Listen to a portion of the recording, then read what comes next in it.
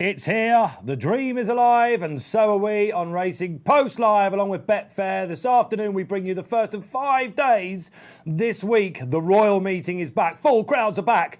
Could you have imagined this weather? Fast ground as well. We're going to bring you all the real-time action here. If you're new to the show, welcome along. Myself, Dave Orton, with you all 5 days. Some of the best talent anywhere. Tips coming flying thick and fast very shortly indeed. 2:30 through to 5:35 every single day. So up to all the ITV races. That's the terrestrial television if you're watching in Britain. If you're not, and you're international, konnichiwa, good day, and howdy, because we've got international flavour back.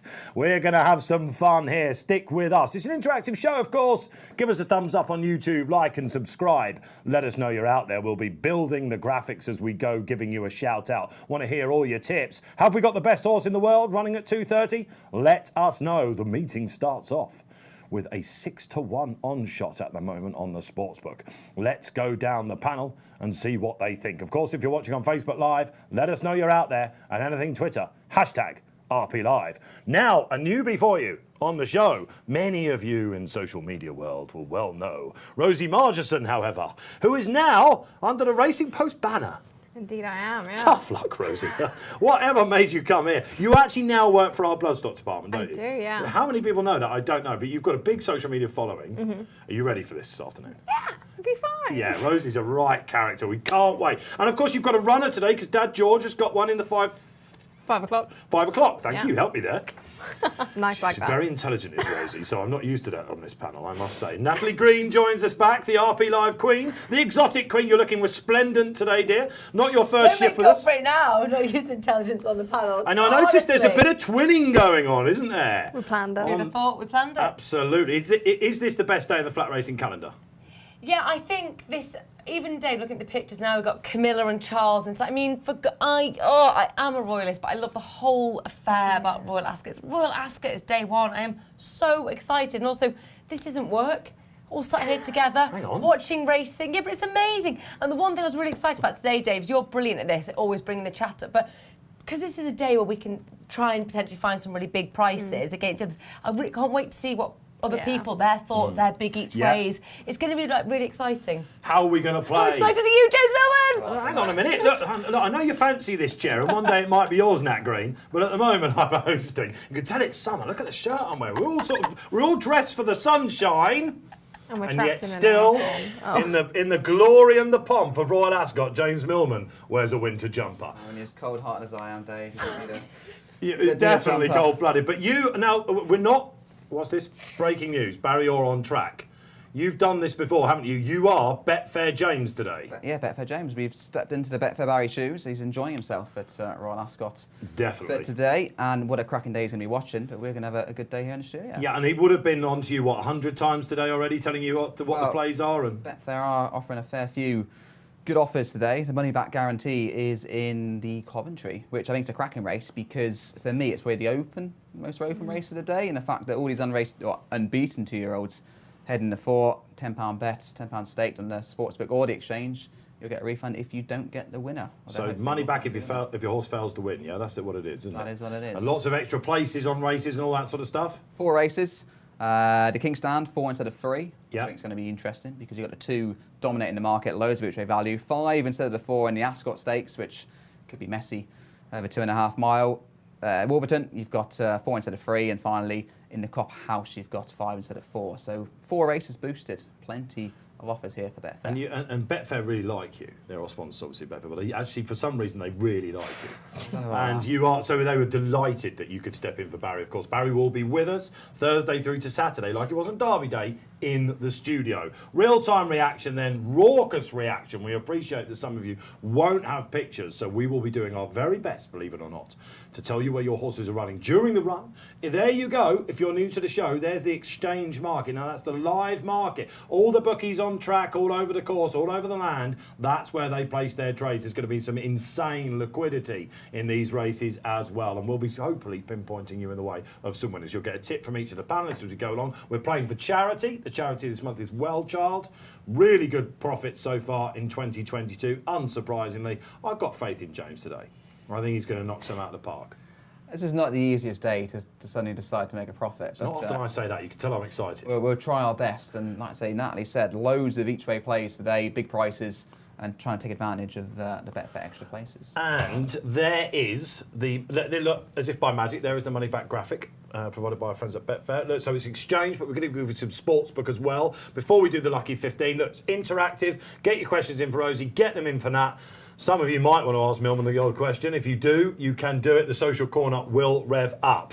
We're going to be going head to head as well. 5 days starts here. Isn't it wonderful to see the royal carriage going down? It is nice, isn't it? It feels like it's been forever since that happened. Sad the Queen's not there, but maybe they've snuck her in.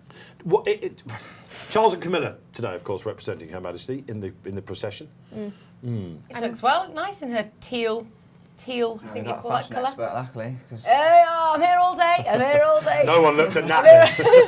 Polka dots actually very in this year. Oh, Dave. well, They're evidently. very I in should have. this I'll tell you year. what, tomorrow I might try and find some. They say don't wear checks on television, of course, but polka dots is Nat well. This is fine. Absolutely fine. But isn't it lovely to look at the crowd? I mean, look at that lady's dress there. So I know people can't see pictures and watching the show, but it's just all the parade of hats, the sunshine, all the flowers.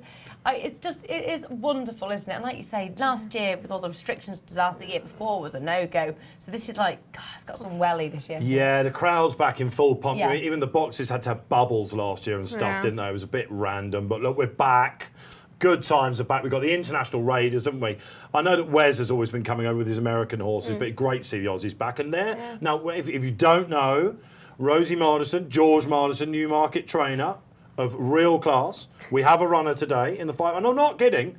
Some of our favourite horses. We'll be learning a bit more about Rosie as we go on, but you have seen the Aussie horses, haven't you? Yes, up close and in person. Are they just at the bottom of the garden or something? Yeah, no, I just let them in. I stole them from Charlie Fellowes' toddled down there. They didn't Is that where they notice. are based? Yeah, At a Charlie's? few of them. And there's some Americans at the National Stud, but the Aussies are at Charlie Fellowes and they're in Lambourne with Charles Wes is based Hills. with Ollie Sangster usually, isn't he, from memory? He's not at the moment. He went to Chelmsford. Did he? Yeah, he decided to go to Chelmsford and then That's straight to interesting, Ascot. isn't it? Well, Chelmsford, to be fair, they've just got a new outside grass track. So to be fair, it's quite a nice spot. They're probably wooing him because they want it to be a Breeders' Cup sort of type venue, don't they? Well, later Aidan on? brings them over for it, so... Yeah, all right, great stuff. And how were they looking? Gleaming, weren't Yeah, they? of course. They've all been in the sun for way longer. All the English horses like... Yeah, We've It's been great to freezing. see. it's not been a warm Meg before. So we've got the best horse in the world in the first. We've got the two best sprinters, theoretically. All right, we might have some of the best 2-year-olds running as well. We've got some long-distance races for you as well. Keep your tips coming in. We've got Lee Mottershead on track for us all week as well. As a roving reporting team, we'll be trying to get a word with our senior reporter very shortly indeed, so we can set the colour for us. What are we going to be looking out for? I'm going to come to you, James, with this if you don't mind. Horse, because you are an assistant trainer as well, believe it or not, and not just a trading extraordinaire as well. I mean, honestly. TV personality. Well, we'll get into that because his confidence is brimming at the moment. If you ever see Right, James sky on high. racing TV, he is it pains me to say this, but I think I'll take a little bit of credit for you. You're a rising star on that. And what happens when the weather gets like this? Well, to be fair, fillies are probably the worst because the change of temperature is actually getting us pretty extreme because for the last probably month or so it's been below average temperatures and we're heading into a really warm week. Today's not going to be too bad, but I think as the week wears on, Friday, Saturday, it's going to get very warm and you're going to see a few of these boil over and past history tells you a lot of Aidan O'Briens do that and it doesn't actually affect them too much. But I think the 2-year-olds in particular, big day for them. They're going to be awash with sweat, some of them just not taking any experience at all. And then that'll probably be key. Horses like Stradivarius that have been there and done that will be a lot more calm and relaxed, you'd imagine. We're good. Of course, the temperature rising as the week goes on. So we'll get a word from James, and we've got two horsey people. I mean, in fact, I'm surrounded, aren't I? I'm the only one who's the sort of imposter here, aren't I? I'm going to have to put my tipping hat on big time. And now, shall we try and beam into the track? Those are the words for the Epsom Classic weekend. You've got Lee Mottershead's dulcet tones from the track. Our senior writer, we believe, is somewhere there. Now, let's see if we can beam in. Now, this is live television. We'll see if we can get him. He usually just appears out of nowhere, Lee. When he was at Epsom, he had to go to the bins to get the best. Yeah, he did. And it was for a generator as well as something. I think he had to contend And with fireworks these smoke different things, blowing yeah. at him I as he was thought I going saw him across. creeping behind a bin. Now I know I why. know why. All right, we're not getting him through at the minute, but we will try and get there. Lee will be setting the scene for us all week. I'm being asked if the trophy's in here as well. There's a tipping trophy. We have a tipping trophy. And someone's come in and nicked it. I don't know. Anyway, we'll wasn't get us. that in a bit. Because we I'm are taking going it to home. try... Sorry, I forgot. And we're going to try and outdo each other all day, okay? And you out there have your favourites, of course, with the tipping. Don't worry, I'm here for you this afternoon. Nat gets very, very competitive, double very. Are you one of those, Rosie? In my case. I should be for someone that rides as an amateur jockey and as a trainer's kid, but I'm quite chilled. Are you? Just whatever. Yeah, whereas my sister's like, she'll kill people to win. Because I've lived like that for so many years, I'm kind of like, it'd be nice to win. But Riding siblings like Patrick and James Millman, of course, and Patrick's seen James off, of course, so...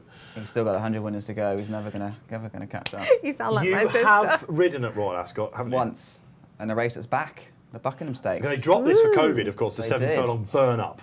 How'd you fare? 10th of 26, I think it was. That's a minor win, isn't in it? the middle, and not too bad. No prize money. Oh yeah, you got your excuses when we were talking about that. The earlier. draw, That I think it was wrong one side. of those years where every jockey wanted to be on the stands rail, and I was drawn about 4. So it's just literally you heading diagonally across and wasting ground. Just a bit of housekeeping. Very fast at Ascot, isn't it? And week. it's something that we haven't seen proper good to firm ground for a little while, is it? So a lot of people lauding that and saying just let it be. They put 8 millimetres of water on, we're hearing. Slightly faster, according to the going stick, on the stand side, which is often the case anyway, when it's a sound surface there. So we expect that they might be coming nearer the stand side as usual. So high draws on the straight track. Do you remember last year when they went to the Hunt Cup, everything that had been running on the near side, so nearer the stands, if you're watching on the television, that's the closest to you, high numbers, as I say, were winning. And then our very own Betfair Barry went for his long-range anti-post nap Astro King in the Hunt Cup, smashed off the boards, led a furlong out, and it bumped into Real World, who went on the far side. Turns out he's running in the first race, of course, who's a Group 1 miler. You never really know what you're going to be up against in these big handicaps, do you? No, could be anything. We've got a few runners later in the week as well, haven't we? One of my favourites, everyone's favourite ropey guest is turning out. Chubby. Is that what you call him? Chubby? You were going to get loads of this from Rosie. I absolutely love it. Chubby. Is it what, Chubby. I mean, a man after my own heart, obviously, but we can run. Don't you worry about that. Some of us need slower ground. And is that what he needs? And he goes to the Buckingham Palace, doesn't he? Yeah. That's it. He's just a barrel with legs. He's great. If he finishes better than 10th, then you've got one over James, haven't you? But he's Mr. I'm Ascot, sure he will. isn't he? He's normally in the top 4, Yeah. guaranteed top 4 or 5. Yeah, it's fair to Each say way, Fine's winning always. slightly hard. And you said to me yesterday when we were chatting, didn't you? He needs to know he's not been in a race. So it's great to get these insights. We'll be doing this throughout the day. Yeah, he's a bit like me, not competitive. Yeah, so he just like, kind of, yeah. So if the jockey really goes, oh my God, you've got to win, he's like, oh yeah, of course I will, I'm trying, and then he'll get to the front and be like, oh good God, here we are. Whereas, my old boy, he's like, must get to the front. Chubby's like, in a minute. Being beaten at home and work. I hate to break it to everyone, yes. He does. So Being if you beaten. don't know who Bean is, we're going to be finding out who Bean is because it's fair to say you've got more than one social media account, isn't it? Yeah. And Bean is Caribbean Spring, He who is is the Caribbean 9-year-old Spring. star of the stable, who is also Yeah. a social media star. Poor tap. If you're out there with a keyboard at the moment, want to know, go and find Rosie on Twitter. You can find Bean as well. We've been talking about that. Bean has 180,000 TikTok followers. That's the sort of class of animal that we're amongst this afternoon. And we are going up in the world, absolutely, let me tell you.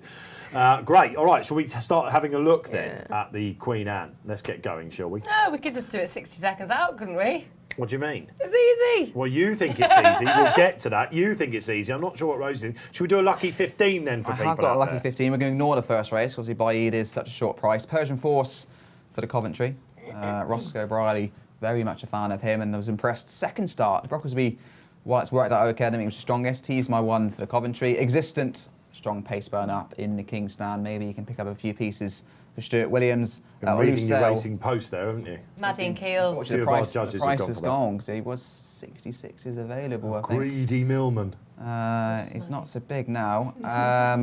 Aristia, Sean Levy in the 535. For the Hannons. I thought Sean gets on well with his filly, and also Lucelle in the St James's Palace. Is that Hannon treble that you're expecting? Hannon Galore and Stuart Williams. Yeah, so it's going to pay £1 each way, lucky 15, potentially 50 grand, which would certainly boost Boost Wellchild.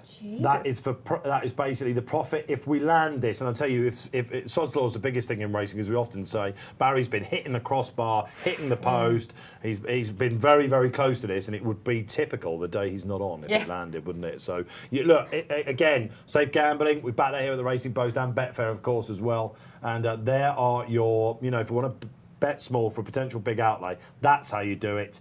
And there's what James is going for: 305, 340, 420, and Aristia in the 5 o'clock. Wow, that would be a knock it out of the park, wouldn't it? So, all right, okay.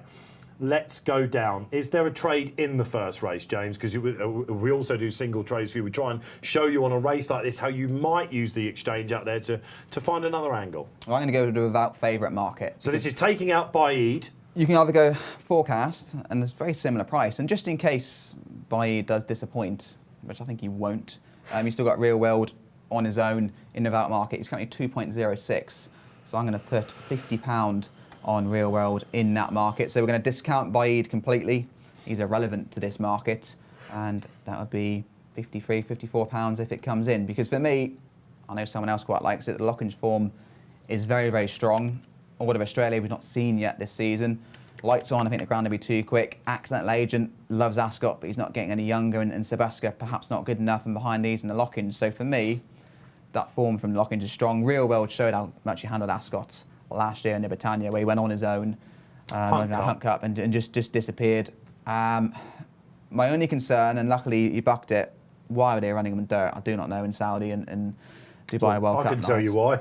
But what's the point when you don't get any money? Well, no, it filters through to stable staff, doesn't it? And you're suggesting they don't need the money to run in No, he Saudi. wasn't winning any money because he's not good enough on dirt. Yeah, but their prizes over there are ridiculous and they need to be represented. That's why they're there. A waste of time. It's not just they didn't run him thinking it'd be a waste of time. Luckily, he's come back okay because a lot of dirt experience can destroy a horse. And we saw that actually last year when he came back to Ascot and won on the back of a disappointing dirt campaign. But I think he's very good. The problem is BAAEED looks exceptional. But yeah, I know someone else quite likes the Locking's form. Well, let's move down, shall we? So James going for the short price favourite in the without market, without the short price favourite. Good start. Okay, let's go down. All right, now this is going to be. I can see something coming. Imagination. I can see it in your face. You've had a good long look at the race for a couple of weeks, and we're going for. I know it's very obvious to people listening in, but I was pleased with my forecast in the Lockings. I got it right with BAAEED and Real World. I love Real World. I do actually agree with James that when we showed he wasn't acting on the dirt, I probably would have jacked it in then because, he's out there and bring him home. And thankfully, he's got a bit about him because he then comes and reproduces on the turf. And look, Real World is a seriously decent horse. Yeah. He's just running against a superstar, an absolute out-and-out superstar. So I do see it, BAAEED, Real World and Chindit. Look, I have to give a note for Chindit because he put it up, no, he did not put up to him, but he put up a good run in the Lockings. Yeah. And people must think, it's so predictable, as if it doesn't always go like that. Exactly the same 1, 2, 3. It could be the same 1, 2, 3. And Chindit, I've got a bit of a soft spot for him. From his debut at Doncaster, he's not the biggest Chindit. He's quite small, he's quite compact. Is he unbeaten at Doncaster? Doncaster's his track. I don't mind a little pocket rocket. Order Australia, personally, I don't see it. And then away from the Locking's form, what else is going to put it up to BAAEED in Real World? So, like James as well, without market, you can get a bit of money, but I'd rather just go for it and do the 1, 2, 3 because I find it just so much fun. And if you're going for a 1, 2, 3, you think the Locking's form will be replicated? Yeah, BAAEED, Real World. Not even a combination. No, for new viewers, we did all of Cheltenham Week. And we got to the Midlands Grand National, which, let me tell you, once you've done all the Cheltenham Week, and that was doing 2 shows a day sometimes, it was serious shift. We came in and we were a bit starstruck when we were and we were like, where's the pub? and it's Midlands Grand National. A lot of people are like, Cheltenham's over and that sort of thing. But you knocked a combination trifecta out of the park. She's been insufferable. She actually said, if you can find the clip, I will be insufferable. And I got the forecast in the Lockings BAAEED. And so the exotic queen, she's called. This wasn't just some sort of label. So if you want to do that, is there a... What would that pay? Let's test your Barry credentials. It won't be as good now as we think. We had it in the Lockings, that was great, but you just got to think of fun ways. BAAEED's going to be one of those just in people's play spots and people's, in multiples and things like that. But for me... What are we thinking? What price are we thinking, Mr. Orton? Go on. What kind of ballpark figure are you going for? Come on. This wild bet? I'm going to go... You'd hope for something like over 5s, wouldn't you? Probably. 4 to 1. I was going to go 9 to 2. Yeah, 4 4 Nearly to hit 1. the crossbar already. That's You were going to the go lower or higher or lower. We can do all that. Oh yeah. Rosie, do you think? I mean, you don't have to going with agree. that. You're going with that. I'm going with that. I mean, you obviously think the BAAEED will just win, Yeah. and you want to see BAAEED win. It's fair. Of course. Yeah. If he got beat, I'd sob. I sobbed when Enable got beat. Yeah. It's just you want them when they get to that point and they're unbeaten. You want them to be unbeatable. Otherwise, it's just like crushing that little story. Yeah, I agree. And it's about stories and narratives, and that's what we latch onto. Yeah, we know you're out there, guys, and we're going to see what you like. I've got the chat up here. We've got a wonderful community here, Rosie. You're getting a lot of love in it, actually, and the numbers are off the charts. You can get it up if you like, but I don't want to put you off No, occasionally. don't do it. You know, our stalwarts out there are brilliant, but occasionally, you know, you can see the odd what's that sort of thing. But fun. we've got some shrewdies out there, and this is the biggest week of the year for a lot of them. Cheltenham versus Ascot, Ascot versus Cheltenham. Where are you at? We've done it a bit at the post and trying to, you know, sort of gauge popularity. Lots of people coming up. Barry last week on the show, definitely Ascot. You know, Oh no, it's like Franklin BAAEED, definitely Frankel, definitely Cheltenham. definitely Cheltenham. Yeah, well, you got a bit of jumps in you. I'm You- Ascot. Ascot, yeah. Ascot. It's wonderful. I think it's the best week to attend, personally. Oh, I don't like attending that much. That's because you have to drive a horse box and do all the I'm hard not a work. fan of the top hat and tails. To be fair, I think I don't Betfair envy Barry you. probably carries it off a little bit better. But 30 degrees at the end of the week, I think Barry's going to be very happy sat in this studio. it's going to be It's gonna be Cheltenham for you. sweaty. I'll be Cheltenham. This is a good day one, though. We kind of, I think, day one beats perhaps day one at Cheltenham and Ascot. Yeah, fair point. But I think then Ascot kind of waters down a little bit, perhaps. But yeah, it's just both cracking meetings, different things to enjoy. But I'm surprised they're not marketed the King's Stand better. Like we've not seen too much Nature Strip Well, we'll get versus to that. Golden Pal because We'll that's get a to big that. day. BAAEED has been marketed as the next Frankel 7 from 7. We're working our way up Quite right. towards 14 from 14 or what. Yeah, it could be for like an Frankel. X Factor thing, couldn't it? Australia versus America Yeah. versus the UK. All they needed to do was give it to RP Live and we could have done it perfectly. So, but look, we are aware this is a huge day in Australia, but look, we've got some social activity coming in. There's loads of it out there. The guys have to build it. They're doing it. And Ronnie Front, first of the week. Ronnie, welcome along. Ronnie Front. Yeah, and again, these names, they can catch you out. They can sometimes be a little bit misleading and they could mean something else. But he says Sabuska is a big price without BAAEED and Real World. Now, I know why this one's come up first. We've got Dan Walsh, the producer, in with us all week, and Sabuska in the without is one of his big plays. I am also going in the without market for a bit of a flyer as well. My worry about Sabuska is, although he's got form in this race, he loves the course and distance.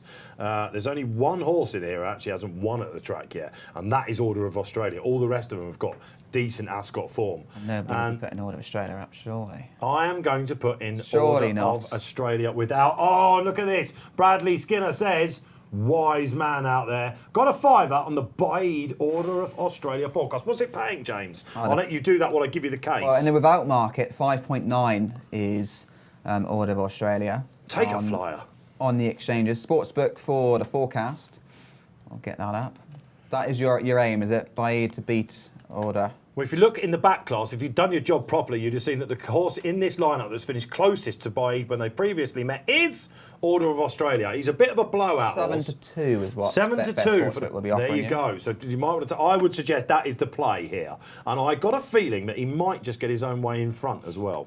He's drawn his stall 6, so he might be able to get. And then You're laughing. fitness What are you will kicking? suddenly stop one It's out. me, isn't it? I know it is. It's fine, Rosie. You can do it. A lot of people are doing it the out there as well. Bloodstock group chat just keeps coming up, and Miriam's just accidentally put a very large bet on accidental agent. She clicked the wrong one. So your Bloodstock team watching this, of course, they will be. They'll be like, "What's she gonna do?" Absolutely, and they're Don't having a worry, little punt Kevin out Blake. there. Kevin Blake had a good mention for Accidental Agent. Did he? Don't Betfair worry, ambassador. won it in 2018, ran really well in the Victoria Cup last month. That was Maybe Kills' wild most card. insufferable moment when Accidental Agent won. We've said it many a time on this show. Well, if he brings his A game, he's a blooming good horse. And Kills' tips started brilliantly that week, and they tailed right off as well because it was peeing with rain, and Accidental Agent won this many moons ago. Good afternoon and good luck, everyone. Oh, now this is interesting, says MI. Juan Elcano, the nap of the day, in what a lot of people are calling the most impossible race of the week. It's the Wolverton, our final race of the day at 5:35. Good to have you out there, MI, as well. Funny enough, I'm not going to give it away too much, but I'm not going to be too far away from you there. Historically, there are only 2 horses that can win this, according to Kevin Morley's excellent trend column in the Racing Post, and that is the top 2 favourites. It's not helping us much, is it? But the winning most trainer here in the race is, of course, Aidan O'Brien. We've got Ryan Moore on there in a brilliant year. And Order of Australia. 2 horses have won this in the past 10 years. First time out. James Millman, can you tell me which they were? Animal Kingdom? No, you're in Dubai. And he also totally blew out in this race. You've had an absolute shocker. Circus Maximus for Team O'Brien, and again a very wet day. That doesn't count. You can't. You got to ignore that year. That was COVID year. Yeah, you can't put that year in. Well, because that's happened. wrong. It's a fact. No, that's wrong. You deal in facts. He tried to train to be a solicitor. It all went terribly wrong. No, because that shows you the Calaboo's mind. No. You can't be having that. And okay, and there is another one to blow you out the water again. 2014, Richard Harron's Toronado, who again was a 4-5 shot in this very good race. This for favourites. I mean, this is the coronation of the older milers. Usually, this race, isn't it? What do we make of BAAEED? How good can he be? What's he going to do? Of course, we'll know all about the breeding. He shouldn't really be running over a mile, should he? Yeah, but See the Stars just creates incredible horses. I don't think it's necessarily, okay, maybe he's not bred for it, but I mean, he creates a sound mind, which I think makes a huge difference. He's got Stradivarius, Emily Upjohn. They're incredible creatures. And BAAEED's showing that in the way in which he's racing. He does seem very uncomplicated in that, doesn't he? If there is a niggling doubt about him, it's probably what I call this. I lifted my fist there, Rosie. What's he doing? The big man. And that's what I would call good to firm ground. I think that William would be telling us that his best would be. Thankfully, it's today. Yeah, if it's like later on. But what we should have asked was a bet the market with the amount of length he'll win by. Now this is interesting. I think this could. I heard you talking on the morning show this morning, and DJ was saying it's going to be huge, but I think they will let him rip. Let's find out. Right, it begins here. Royal Ascot 2022. It's the Queen Anne on the straight track. Off they go. Pretty much everything away fine, but maybe Accidental Agent and the old Sabuska, they know all about the game, don't they? And they're already looking out from the back. I'm delighted to see Order of Australia out in front. Chindit settling a little bit better today. You can see Real World, the Hunt Cup winner from last year. What company he's keeping now? He is in around about 3rd place, just ahead of BAAEED, and Lights On, the filly as well, for Sir Michael Stout, who won at Sandown. She comes into it of career best. This is a big step up for her. James, what's the market saying after 2 furlongs? Identical to the pre-race. They knew nothing at all. There's no change whatsoever. 1.15 BAAEED, he went off at 1.16. He's tracking real well. They've split away from Order of Australia. He's leading. This is interesting. So Real World now leads his old rival BAAEED and Lights On, and Ryan Moore, perhaps shrewdly, splitting into 2 groups already on the near side. Chindit poised to pounce their Accidental Agent. Sabuska lather with sweat. Rosie, what is this just game over already or what? No, not necessarily. They're merging again, aren't they? Real World still travelling well in front. Yeah, 1.1 now BAAEED. Order of Australia starting to fill his lungs. He does look vulnerable. I'm not happy to see that. Chindit on the near side. Chindit, Real World. Now BAAEED is starting to ooze up to them. And with the pressure on them about is he the best since Frankel, will he let him rip? 2 furlongs out. Nat? Yeah, I just want Chindit to keep with them my miniature Wootton Basset. Come on, my little miniature Wootton Basset. Real World's giving it a good Real go. World's having a go at him here. No, don't worry. God. This is not good for the distances if you smash them. Oh, thank God. The 2 are coming well clear. BAAEED has got his procession. And again, it's workman-like. It was around about over even money with most bookmakers, wasn't it? Just over 3 lengths. Oh, what would we call that? 2 lengths, Millman? Yeah, it might not be quite the 3, but what a horse Real World is, because he's destroyed a pretty good Queen Anne field, and BAAEED hasn't really been asked a serious question to win that, and BAAEED is just very, very good, and let's see what he can do when he does step up in trip. Perhaps the Juddmonte could be an absolutely fascinating contest. We've got loads of time to talk in between the races. That's a great thing about these festival shows. You can really pick the bones out, and there you've had your first reaction there. And look, I mean, it was relatively exciting for a minute, Rosie, wasn't it? I mean, he's never looked in serious danger, has he? No, but there was a brief moment where Real World looked like he was going to go with him. And you just have to sort of consider if BAAEED hadn't continued to keep picking up in the manner he did, he might well have just kind of got to him. And then if he didn't pick up again, maybe. But I mean, then as soon as I sort of screamed, it happened again, and he went away again because he's just that good. Yeah, and I wonder, there's still something. I don't think he's at his, happiest is the word I'm looking for, on quick ground. We'll get you the time of that because this is going to tell us, we've got the best horse in the world running. He's going to tell us exactly what the straight track is doing here.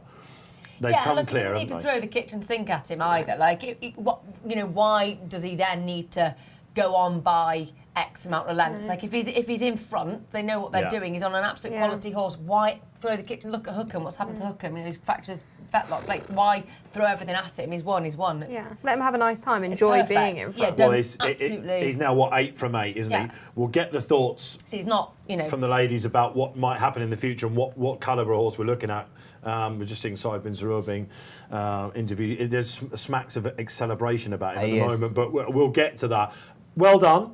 Well, thank you because very it's for much. charity, I'm going to say well done. Because World Charters has been boosted. We've paid off the lucky 15, whatever happens. So let's hope you're following Betfair Millman today. It's a good thing. Because Betfair Millman has got the, he gave you the forecast, and of course in the without market. A lot of people were going for that as well. Didn't quite get your... I was a bit gutted about that stupid Order of Australia in the way. He kept going longer than I thought he would. The chameleon, Yeah. who is an interesting character on some of the feedback we get. No Frankel there. Now we're starting to build the narratives. Right. He's more controllable than Frankel, which is far better long term. William Haggas hasn't got to spend hours and hours trying to get him to settle what Sir Henry was doing after that 2,000 guineas where really absolutely blitzed the brains out of him. So for those people that aren't aware of what we're talking about, because we are aware that we've got some international viewers today of all days, Frankel, of course, the best horse that any of us have seen in our lifetime, that's for sure, and won this as a 1-10 shot, beating horse called Acceleration, who himself was, according to the ratings, better than what BAAEED has run to so far. People are now comparing BAAEED to Frankel because since then, See the Stars, BAAEED's daddy was before Frankel, was he, or was he after? He was before. He was before, wasn't he? So we haven't had the proper 1-1-1-1-1 unbeatable horse since. No, but his was Enable obviously was the queen. Yeah. Educational debut for Cedar Stars. With fillies, weight for allowance and all that, the ratings are never quite comparable. Whatever you think about that. But this horse is uncomplicated, as James says, unlike Frankel, who's a complete whizzer, right? And the late Sir Henry Cecil did what they thought was one of the best training jobs in history by keeping his mind sound and getting him to turn up without going nutty and going down the heath, and all that sort of thing at Ascot. But here we are looking at a horse that will obviously draw comparisons. The ratings yet, people like Paul Keeley, who you spent the morning with, will say, well, Frankel would have beaten him by 6 lengths. And there will be people crabbing this, guys, because he's only beaten his old rival less than he did in the Lockinge. I'm going to stick with my theory. I just don't know why you have to throw the kitchen sink at him on good to firm ground. When you're looking at longevity, you're looking at a superstar. If it was my horse, I was the jockey, I was the trainer, just win. But you don't need to go absolutely crazy and risk it. Look, you've got to be honest. These horses are fragile, and what you want to do is look after them. That's my thoughts. The other thing you're going to have to do today, as Betfair Millman, is as these anti-post prices coming in, I might have to help you there because I'm actually getting emails as well. So when Barry usually says, we're with this for the Sportsbook, Dave, I've got it in front of me as well. I'll help you for one time, all right? One rate, you're going to be helpful for one race. Just one race I'm going to help you with. God, I'm in a good mood today.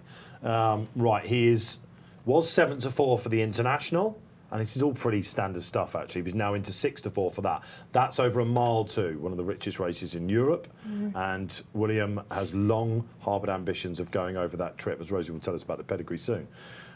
There's also the Sussex to think about, which for traditional milers, which is pretty much all he's run at so far, that's where you go. And then at 4:20, we're going to see Caribus, our Guineas winner, who gets the weight off him. This is why the flat season narrative is so good.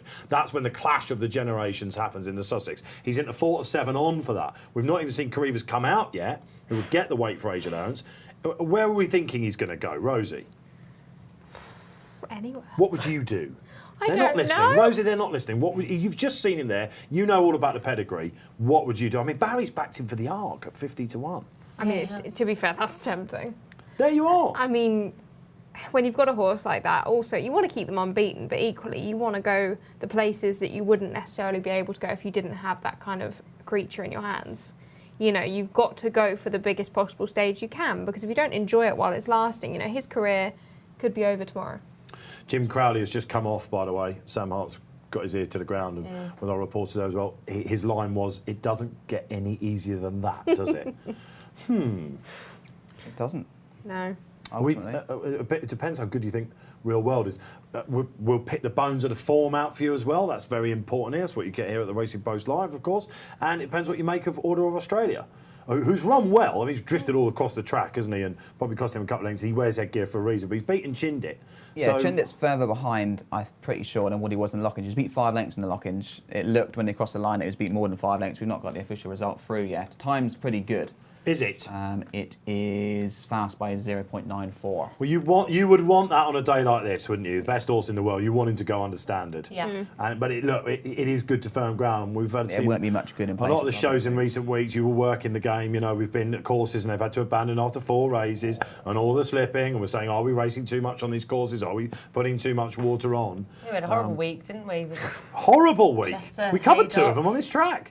Chester and Catterick. Beverley and Haydock. 3 of them. Catterick have no. Catterick? No, thank goodness No, they they raced didn't, on. yeah. No, they carried on. That was the one when everyone was like, okay, we've really got a problem. The Yeah, sky's now turning what's purple. going on? Yeah, very, very strange. BAAEED, it's so exciting, is it? But yeah, I don't know, Sussex Stakes just looks obvious. I mean, the only problem with the arc, from my opinion, is just Emily Upjohn and the fillies, the allowance, like it's massive. I mean, just look at the pass, it's massive. Well, you'd look for Massive. 3-year-olds, and if they're affiliates, even better, isn't it? What I would say about that is if you have followed Barry in, and you are, and again, he's a brother to Hookham, isn't he? Or is he? He's a brother, isn't he? Yeah. Who was tried in the 1-6. St Nedra over a 1.6 further than the Arc. Yeah. Hookham, sadly, on the sidelines. We're hoping to see him again when it's looking slightly in doubt. After his Coronation Cup went over a 1.4. Fingers crossed. Now, William Haggis has got beef with the Arc because he believes he should have beaten Enable, of course, all those years back with Sia yeah, Class, Sia Class. when James had to go all the way through that and Frankie had kicked, hadn't he? You know. That was sad. And you know, creature of habit, he's going to want to get that Yeah,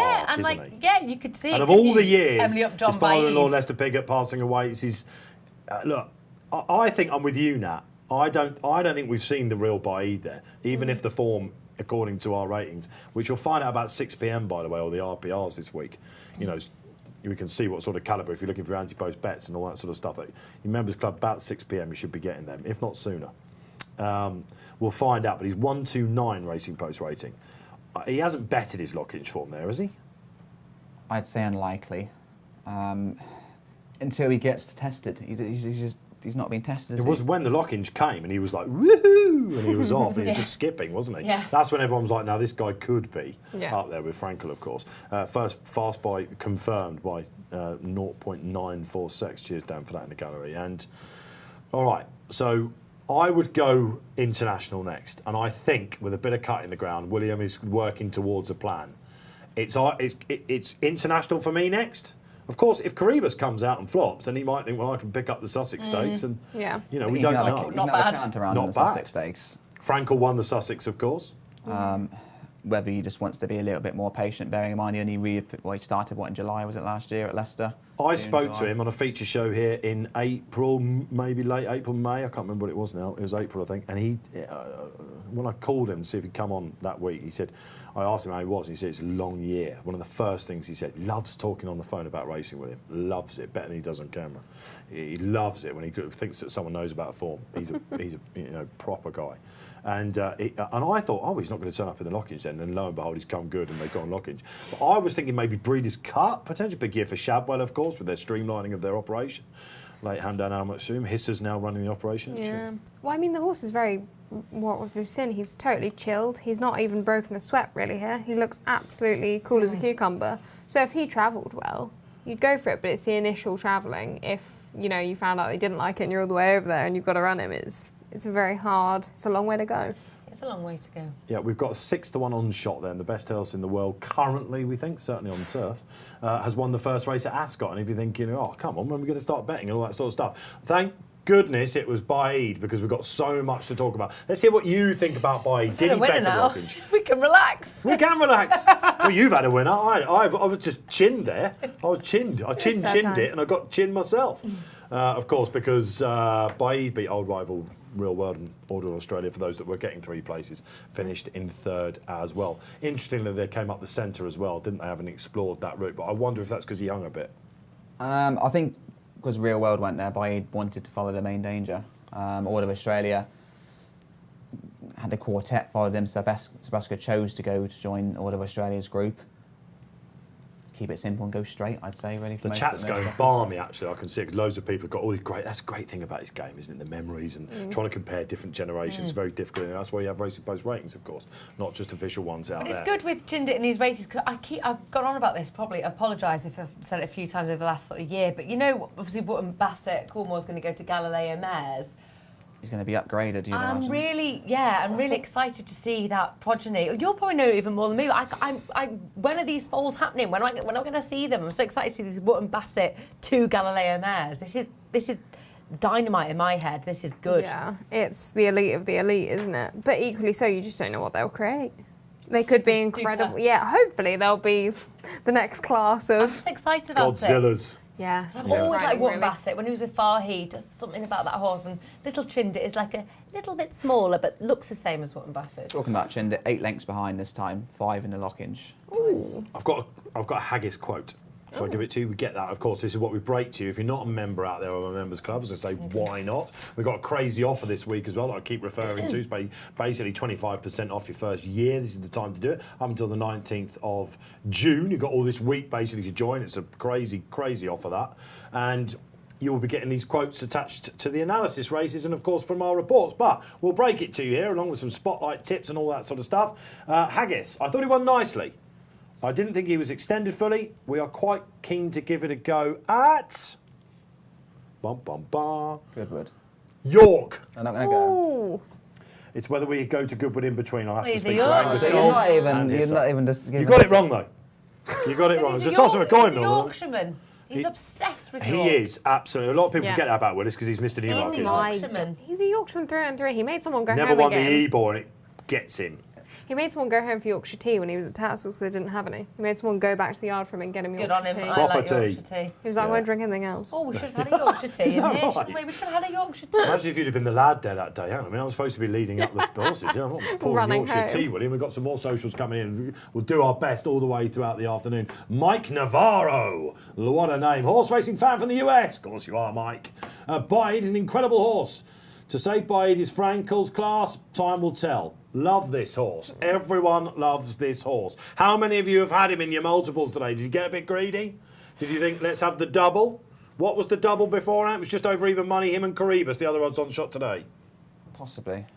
The choice of his 1 to 6 was so short for those that are It was joining the drifting because multiples. Caribas was 1 to 2 when they started talking about it and it's gone out a bit. This was the double today that the books out there were a little bit wary of.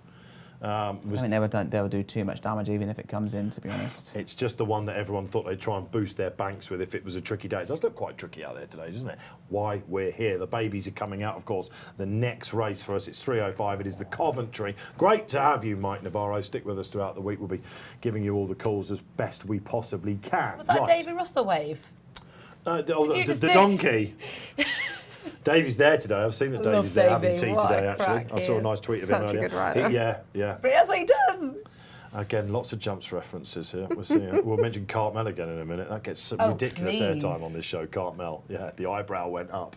Love We can all do eyebrow. Well, most of us can do eyebrows on this panel. I'd Can you do imagine. one, James? Can you do one eyebrow? Probably not. Go on, James. Let's see if you can do an Wanna eyebrow. try? No, Go on, James. I've got no dead inside. We shall work on James's eyebrows. Now, listen, it's a long week Dead out there, inside. guys. The numbers are really good so far. We know you're out there watching. If you want a longer range, bet to have. And let's face it, some of the prices are crashing out there as these races develop. It kind of shows trends on, stables in form, jockeys, all that sort of stuff. We have got some help for you. We scoured the racing world. Nat Green was even on it. Let's check out some tips from the guys out there. Right, Batch's best tip for Ascot. For me, it's a horse that runs in the Coventry on the Tuesday for Aidan O'Brien, Blackbeard. He's won his first 3 races, Dundalk, last 2 at the Curragh. He's not done anything too flashy, but what he's done has impressed me. He just gets down, gets the job done, and I think there's a lot of improvement to come. So enjoy Ascot, have a good one. As the wall behind me indicates, I'm a huge fan of Australian racing, and I think it's going to be a huge week for Australia and New Zealand at Royal Ascot. I'm tipping Nature Strip to win Tuesday's King Stand Stakes. He's the highest rated sprinter in the world and also the joint second highest rated horse in the world. And although Golden Pal is very good and very fast, I think Nature Strip can be faster and better for longer and win the King Stand for Chris Waller and James McDonald. My best bet for Royal Ascot is My Prospero in the 420 on Tuesday. He was very impressive when winning at Sandown last time. Should like this track. He's improving and he should be too good for Caribus. Robbie Wilder's anti-postman here. My best bet for Royal Ascot is Cadillac in the Wolverton Stakes. I just think that Dave is a terrible favourite here. He's not going to get the soft ground he wants. He's 8 years old now. He's going to be past his best. I wouldn't be surprised if he didn't even run. And I think this horse is just really on the upgrade. Just Carrington mapped him out for this long time ago. Really liked his run at Leopardstown last time. That shows to me that he's on the improve. He's a really good juvenile as well. Just feel like we've not seen the best of him. He's going to have conditions to suit. So Cadillac for me in the Wolverton Stakes. The best bet of Royal Ascot for me takes place at 3:05 on the Wednesday. It's the Queen's Vase, and the horse in question is Eldar Eldarov, who is trained by Roger Varian. He's a horse who's really caught my eye. One run at 2 and another at 3. Won both very easily. We don't know how good he is, but I think at 10-1, I'm happy to take a chance that he's going to be too good for them. My best bet of Royal Ascot comes on Thursday, day 3, where I like Mandobi in the King George V Stakes at 3:05. He should love this distance as it falls right down the middle of his range, having won at 1 mile 4 and 1 mile 1 in his last 2 starts. In his most recent outing at Thirsk, he made all to defy top weight and eventually won by just under 5 lengths. The ground at Thirsk in his last outing was good to firm in places, so judging by the ever unreliable British weather forecast, the ground at Royal Ascot should look to be ideal. There's a huge case to make for him, with William Haggis having had a fantastic season already and at the current time of recording operating at a 23% strike rate. That's without considering the exciting jockey booking of Tom Marquand. Well, my Royal Ascot nap runs in the 5 o'clock on Thursday. It is the Britannia, and it is the Charlie Hills trained Juanis, who I think is still really well handicapped off a mark of 91. I thought he did well to quicken up down the outside to win at Sandown on his reappearance. Of course, he won 2 of his 3 starts as a 2-year-old, and when he won at Ascot, he had none other than Hannibal Barca back in third, a leading candidate for the Irish Derby. I think he could be a stakes horse masquerading as a handicapper. That mark of 91 really interests me. I think he's going to have a really successful season. And the Britannia, the valuable Britannia, I think Charlie Hills has had on his mind for quite some time for Juanis. It's interesting that he hasn't ran since April. That's a long time to put a horse away. I think Charlie thinks he's well handicapped. I think he is too, Charlie. That's Juanis in the Britannia, the 5 o'clock at Ascot on Thursday. Hi, Ross Briley here. My best bet for Royal Ascot is El Caballo in the Commonwealth Cup. The 3-year-old sprinters are a pretty good bunch this year. The likes of Eraz, Tiber, Flow and even Perfect Power dropping back in trip will all have a say. But they can't seem to beat Carl Burke's El Caballo. He's only been beaten once. That was on debut when a lot went wrong and he got beaten by a group class horse anyway. But give him a stiff finish at Newcastle and it doesn't seem to stop him. A speed track at Haydock and he still gets his head in front. He's been round a bend on synthetics, on grass, you name it, he's done it. Yada in form. There is a slight concern that if you rise him too prominently, that the extra stiff finish at Ascot might well find him out. But it didn't stop him at Newcastle. And provided he gets a good draw, I think El Caballo is very much the one to beat in the Commonwealth Cup. Gets everywhere, that Briley, doesn't he? Some interesting backdrops there, weren't there? Indeed. Yeah. Some good tips though for you. A range of tips. Was there? G-Rod was in a good mood, wasn't he? His little eyes, he was beaming. He was sort of looking away from the camera, and everyone was asking where his Labrador was and all that sort of thing, because he looks like he's become vision impaired. And let me tell you, he hasn't. G-Rod will be back in on Friday for you. He's still lauding it after Desert Crown, of course. We've got some great salon coming for you this week. We really have. Let's have a look at what's going on now then, of course, as we build up to the Coventry, the first race of the babies, the 2-year-olds coming out. And Tom O'J continuing on the BAAEED. Frankel, chat says, Frankel wasn't impressive at Ascot in the St James's Palace over modest Zoffany.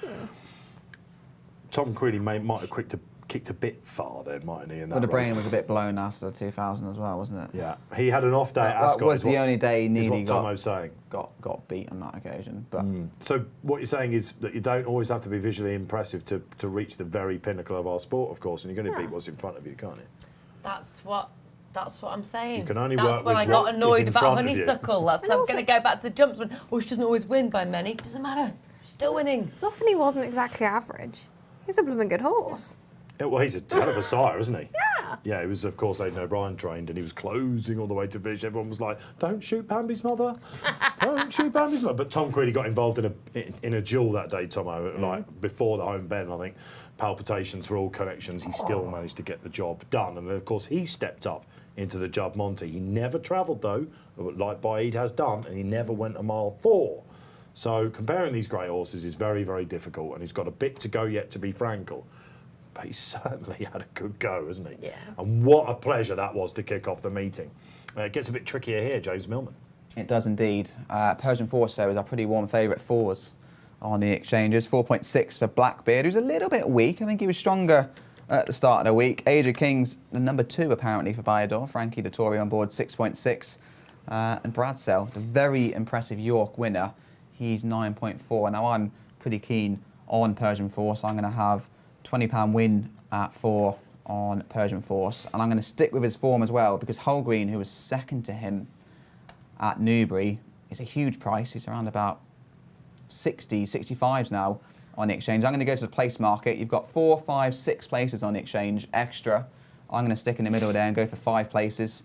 Holgreen is 5.5 on the exchange for 5 places. I'm going to have £20 on Holgreen at 5.5. So that's my 2 bets on the exchange for the Coventry. And remember, it's a money-back guarantee race. So yes, this is the money-back special race. You can see the Betfair offer there. If your horse fails to win, you get your dough back. Might need that because there are 13 last-time out winners here. Persian Force, the unbeaten Brocklesby winner, is good enough for Team Hannon. Richard's never won this, but his dad won it 3 times, so the yard know very much how to win this race. Before we go down the panel and see who's in agreement, Matthew Samuel comes on and says, Harry Time is overpriced at 33s in the Coventry. We've got a 1 to 6 on winner on the board so far. Punters will be hoping for a bit more love with the value. Could this be the one? With the pace collapse in the race, he can pick up the pieces. All right, we'll give Harry Time a mention very shortly. Now, you might have noticed that making its way back onto the show, get your hands off it, Nat Green. Last time you were on this, on Derby Day, it was yours. But so far, and I think that outright winner actually was BAAEED. So Rosie has at the moment got this. Look, you've given the charity a boost, James. It's neck and neck at the moment. What we do, we have a bit of fun. This is the in-house tipping trophy. Now, you said, hang on a minute, that does look very expensive. Hang on a minute, Rosie. I know you're used to Newmarket group prizes and all that sort of thing at the very trophy light. cabinet. You need to make a little bit more effort lifting it to suggest a heavier. But you're 1 from 1 on the show. You reminded me during the break that you are that you are 2 from 2 at Ascot as well, because you rode a charity race. And did you ride Bean there as well then? Yeah, in the charity race. In yeah, the that was charity Bean. race, yeah, amazing. Yeah, So, have you ever ridden at Ascot? No. You get on the horses. Aw. Yeah, I do. Why don't you do a charity race again soon? Because Does it always come your way? Is it like, an invitation to the boat party? No, I've been asked quite a bit, like with Jack Berry, but I've got 2 dogs, a cat, a pretty useless husband that needs looking after, and Dom, if you're watching, I understand don't worry, your I've got all pain. week. Enjoy I'm the only break. joking. My husband's amazing, but I've got my own stupid young horse that needs lots of ironing out. So at the moment, Dave, I haven't got time. They're troublesome individuals, aren't they? What husbands or horses? Wait till you try children on for size. What was your record at Ascot, Mr. Millman? 0 from 15, 16. But you have ridden at Royal Ascot. I have ridden at Royal Ascot, Calibre yeah. of person I'm working Only with. once, twice in the winners' enclosure, 3rd and the 4th. But yeah, our horses don't like Ascot anyway. But Your horses that are doing well this year? Low level, but we're having a few winners. So hard to please. You talk yourself up. And Graham Rodway's livid with you. Next time he bumps into you, he's got beef with you because you've been having winners all over the place. He goes, he kept telling me they were rubbish. You're having doubles and... They're no superstars, unfortunately. You were on a 5-timer a couple of weeks ago and you moaned about that. You had a second. One got beat. Hurricane Allen should have won it. Can't say that. I feel like if you clipped what James said before about when we said try and do your eyebrows, he goes, I'm dead inside. And then if we put it on repeat, and then to a bit of background music, that would get more TikTok viewings than you can imagine. And you've seen him since he's been on RTV, haven't you? Since he comes into this studio now, he throws the mic between his hands. He's got an extra button undone, a bit like me today. He's got charisma. He's now doing to camera on his own. Mr. Dave Orton. And no commission come my way yet. If only I was, with your charity backers today who are somehow in profit. Now, I'm going to give you the floor, Rosie Margarson, here, because you were nodding along. Not a lot of people do that when Millman's talking, but you were, because you see that Persian Force line of form here, don't you? He stole my choice. Holgren. That's my choice. You both have it. That's fine. You've gone for BAAEED first because you just thought I just wanted to win. I share. know he'll win. Yeah. And now you're going for a knockout, aren't you? It's 40-1, but Havana Grey is absolutely smashing out the park as a first season sire. Bloodstock hat on. It's sickening. He's 19 runners, and he's 11 more than his closest, which is Sioux Nation. Like that's insane. Like it might well end. The Flying Five winner, of course. Yeah, but He trained on from 2 to 3 as well. Carl Burke. Carl Burke, Richard yeah. Kingscote. That was one of his previous Yeah. Group 1s, wasn't it, before he went and won the Derby? And I mean, this horse is 41. Andrew Balding trains it. He's currently leading the trainers title. Well up to And- winning 2-year-old races, of course, Andrew Balding during the week. I think it's silly that he's such a big price. Okay, that is very interesting indeed. I must admit, I hadn't looked at him too much. David Probert on. Tick, tick, tick, tick, tick. Let's see what David Probert, the rider, told our reporters during the week. There were only 3 runners at Newbury last time, one of them Persian Force. He had to make the running. Not ideal, he's hinting at there. He looks to have more fair chance here because he wants to get some extra cover, and Ascot, with the stiff finish, will suit him well. He's quite a talented 2-year-old. His work's been very good. And he's drawn in 7. Not too bad. Big market move though. New favourite. Ah, here we go. We've got a new jolly in the commentary. Millman, who is it? Blackbeard, 3.95, 4.9 each Persian Force and the second string Age of Kings. So the market is just starting to alter towards Team Ballydoyle. Big prices, the rest. But yeah, Persian Force not as strong on the run-up to the commentary as what he was this morning. He's very strong this morning. They're going down, so we'll get our horsey people to keep an eye on this. I mean, because there might be something, I don't know. Is he? I mean, and again, look, we are talking about a firm in Blackbeards a lot, aren't they? That they do like to have a go at their 2-year-olds during the race in the ring, and the money is coming now for Blackbeard. He was easy to back during the day. The unbeaten Blackbeard, Natty, who wins? Yeah, it's more complex than meets the eye, this race, really. You can see the love for Blackbeard, very expensive purchase from a powerful team. Persian Force, I do like. I don't think it was the best Brocklesby that he won.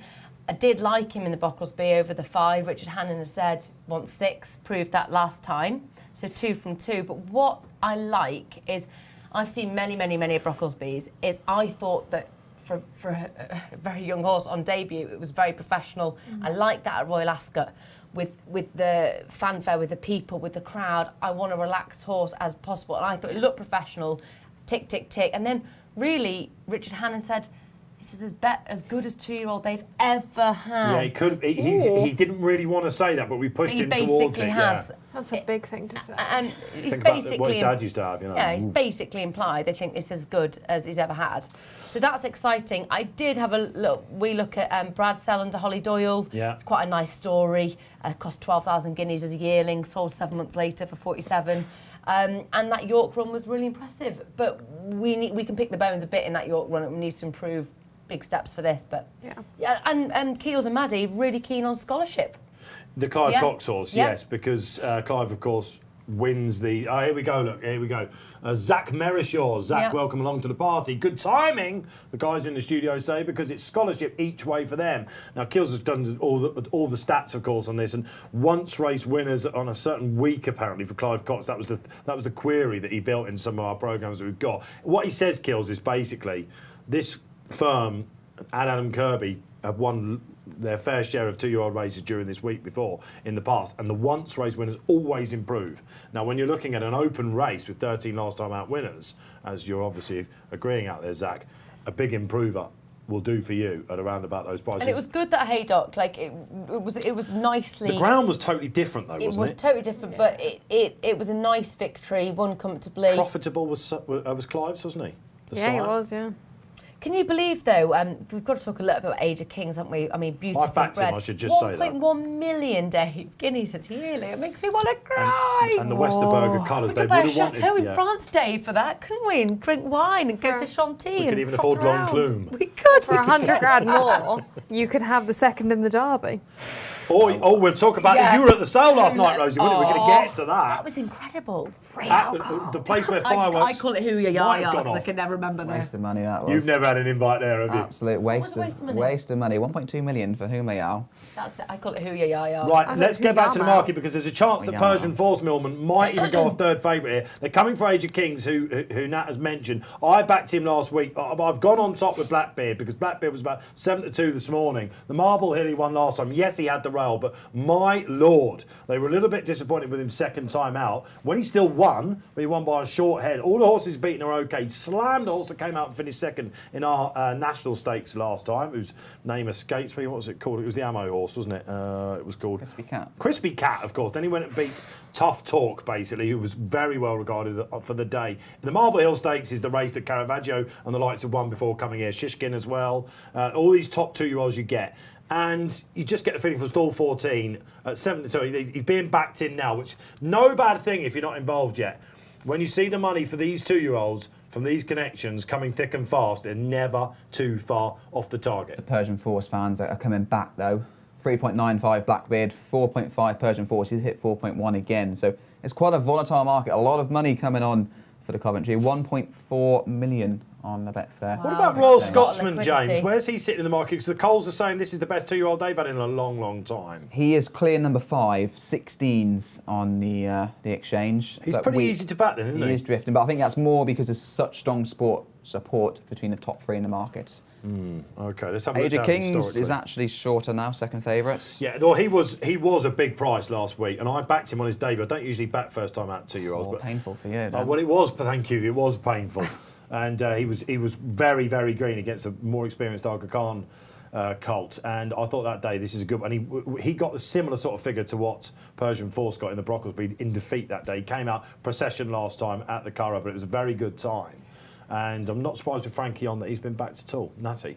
He's a bit of a beauty, not Is third, he? isn't he? Oh, you told me to keep my eye, Dave. I'm sorry for interrupting you. Blackbeard sweated up there, isn't he? I was thinking interrupting. You were doing a sort of an impression of an animal there. I don't know. I just thought he looked. No, I I thought can you see went why people Pirates of the kinda go- Caribbean Blackbeard. That's what you went. Yeah, but you can see why people kind of like looked and probably seen him in the paddock and gorgeous. I'm not sure you can say going a bit Johnny Depp anymore, can you? But, Oh yes. let's hope he stars. Case over. There you go. Yeah. Oh yes, absolutely. Judgment down. Blackbeard is sweating up. How much emphasis do we put horsey people on looking at them down at the start, especially the 2-year-olds? It's 23 degrees. Yeah. I'm sweating. He's very dark. Not worry about it then. It's a very dark colour. Tracks the heat. Yes. Does it? Yeah. I think if they're jig jogging, if they're particularly looking around as if they've never been there in their lives before, that's something to more consider. Sweating up just generally Yeah. is He has quite got a his own norm. hand down at the start, actually. He does. Just seeing that. Which is something that suggests he's an edgy type, right? Yeah, or they've got so many staff, they take every single precaution by Doyle, so you can look at it in both ways. Of course, of course. Okay, so let's remind you of the tips then.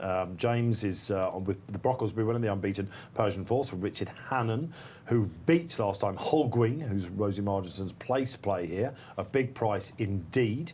Andrew Balding, one runner in this race, one winner, of course, and it was Berkshire Shadow last year. So And Holguin won the same race that Berkshire Shadow won. it's all there, isn't it? Natty, remind us. Yeah, Persian Force, which is a bit obvious, but I am looking forward to seeing Bradsell run under Holly Doyle. I mean, Bradsell, he was a Bradsell. failed breeze up or something, wasn't he? What was He made 48, and then 2 weeks later, he He won by absolutely 9.5 lengths. I mean, if that wasn't a bad race, we're talking about a top. Still for Mark Grant, because I expect the price Is this tag was a bit higher. scorching Coventry? Was a question I asked yesterday. Yeah. It's Yeah. strong. Yeah, and it's strong, and also realistically, it's a bit of a guessing game as well, isn't it? You know Yeah. what I mean? Like They're going to in, be guys. honest, it's Well, Clear favourite Blackbeard though, 3.85, 4.3 Persian Force and 4.4 Age of Kings. Those trio dominating. Royal Scotsman 21 now. He is drifting. Betfair Millman is on a quick double. What about Harry Time for our? It's obviously, of course, Michael O'Callaghan has got some big horses on the week. James, what did you think about this chap? Well, he made a lot of money last night. Oh yes, at the sale he I went. think they were a little bit concerned about the ground. He was going to walk the track before deciding whether to run or not. Well, So that's they're gonna be going a for it. He went little for bit 300 grand bit last of a night. This worry. one.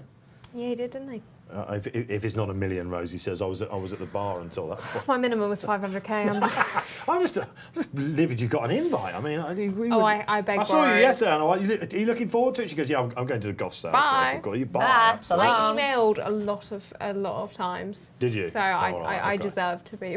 Yeah, fair enough. All right. It's funny that I was just looking at a bit scholarships. It's going to be fine. It's going to be fine. Just taking a minute. He's the first one that I've seen misbehave going forward. Actually, scholarship. But then you kind of keep a BDI on Blackbeard, don't you? Who's still yet to load. You don't want him seeing too many exciting horses. Do you think they bought the ticket for Blackbeard? You can get the ticket, can't you? He's going last. Yeah, he is a bit warm under the cloth, but it's not major. Okay, last one in. It is Blackbeard. Good luck wherever you're playing in the 2022 Coventry. Will a new star be born? Away they go, looking very stragglers from the start. Pretty well behaved. I think it's been a very good crop so far of 2-year-olds, and we're going to see who comes out best here. James says already thinking about splitting. No, they don't want to know the stands rail. Right up the middle, and it is rousing encore. Frosty Nor and Richard Fiery in front. The main trio are all mid-div, all racing together. Blackbeard, Persian Force, and Age of Kings. Where's Holbein? Yeah, a few of them. He's travelling nicely. He was looking a little bit keen in the middle, but actually seems to have settled now. I think they've picked it up again, haven't they? Don't look to be going to break that pace. No, Harry Time's the one joining Rousing in court. Where's Bradsell at? Rousing Court's been a bit keen. Bradsell is there on the far with the white blaze. See Holly just nicely tucked in. She's like quite a good little posse there, Holly, isn't she? Well, she always is. Looking for Age of Kings. The 2 furlongs out. He's looking for a split behind Blackbeard now. Scholarships on the list. Go well. Persian Force needs a gap. He will stay. Blackbeard starting to shake the reins now. They're all struggling in behind. Look, remarkable Force got no run whatsoever. Bradsell down the middle. Blackbeard's in trouble. Persian Force is trying to come. How will he go on a stiff finish? Here comes Royal Ascot with Bradsell. This could be the one. Three coming clear, Persian Force is there. Royal Scotsman in the middle, Blackbeard coming by too late. It's going to be Holly Doyle, the Queen of Ascot Reigns. We've had BAAEED in the first, Holly Doyle and Bradsell. Absolute cruise job, found off the bridle as well. 2 from 2, he won by 9.5 lengths. Could we be looking at a new superstar? Let us know. This is where we'll get the race reaction. We'll give you the time. They ended up nearer the stands rail. Persian Force beaten into second. What a race he's run. Despite stinking in the market, Royal Scotsman was there. And the form looks pretty strong, James, because Blackbeard, I think, held on for 4th. Yeah, I think, though, Bradsell, Royal Scotsman, but isolated on the far side. Ross O'Brien was more concerned about the horses near him. The good fancied ones, both Bayador pair have been down the field. But if you look now, it's right in the centre of the track. Those two have just disappeared, Bradsell and Royal Scotsman. I think you've got a bit of an advantage. Persian Force is an absolute storm. You look how much distance he's put to the horses on his side. But Bradsell, what a buy he was at the breeze. That's just £48,000 for Archie Watson's team. Stall 2. Have that, please. Yeah. I did give the one to. Yeah, you can have it. You can have it for now. We'll give it to credit where it's due. Sorry, Rosie, you dissed it and it's left you. I'll accept that. Stall 2 beats Stall 1. That's the thing. Those two were on the wing in that centre, and I think that was a negative for him in the market pre-hand. I think people were worried because the favourites were 10, 12 and 14, but actually that's played against Ross O'Brien because he's beat all those at the top of the market. Holly Doyle, Archie Watson, of course, he lost Dragon Symbol, didn't he, Archie, after that. He's just had to wait a year, Archie. That's all it was, of course, in the Commonwealth Cup, one of the most dramatic moments of the week. He got his domestic Group 1, of course, and then in the stewards' room, they lost it, didn't they? And then 12 months later, he goes and wins the Coventry. Now, this guy is got to be considered very interesting. I'm getting a show on the sportsbook. Don't worry, Millman, I'm helping you out here. He's 20-1, if any of you fancy that. We'll talk about the pedigree of Rosie. Will he get further than this? Coventry winners, of course, they have stretched out in the past. Perhaps now that the Commonwealth Cup, the feature race on Friday, is around, is it the 5th Classic, say some? They do tend to stick to speed. It was an even break, Rosie, wasn't it? It was nothing untoward there. Yours was a bit keen, wasn't it? Well, considering, he lost the race. You can see what he meant about the cover, David, beforehand. Yeah. He lost the race about here, Hogwen. He just, bless him. It's only they are so inexperienced at this point, and no matter how much you do as a trainer, even jockeys will tell you, nothing compares to the actual race itself.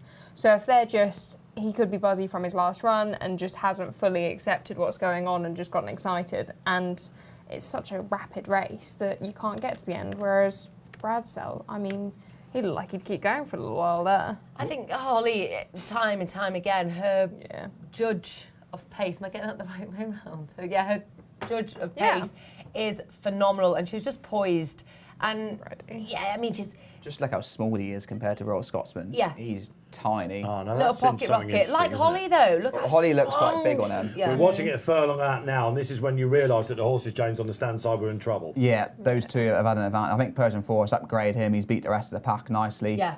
Brad Beard's run an interesting race, isn't he? Because he's up there for a share of the lead. He's done. I would suggest he's done best of the pace setters, and yet he's coming back at the finish. Yeah, he's nice, big, strong type. You'd imagine he'll see further as well, and perhaps more long term.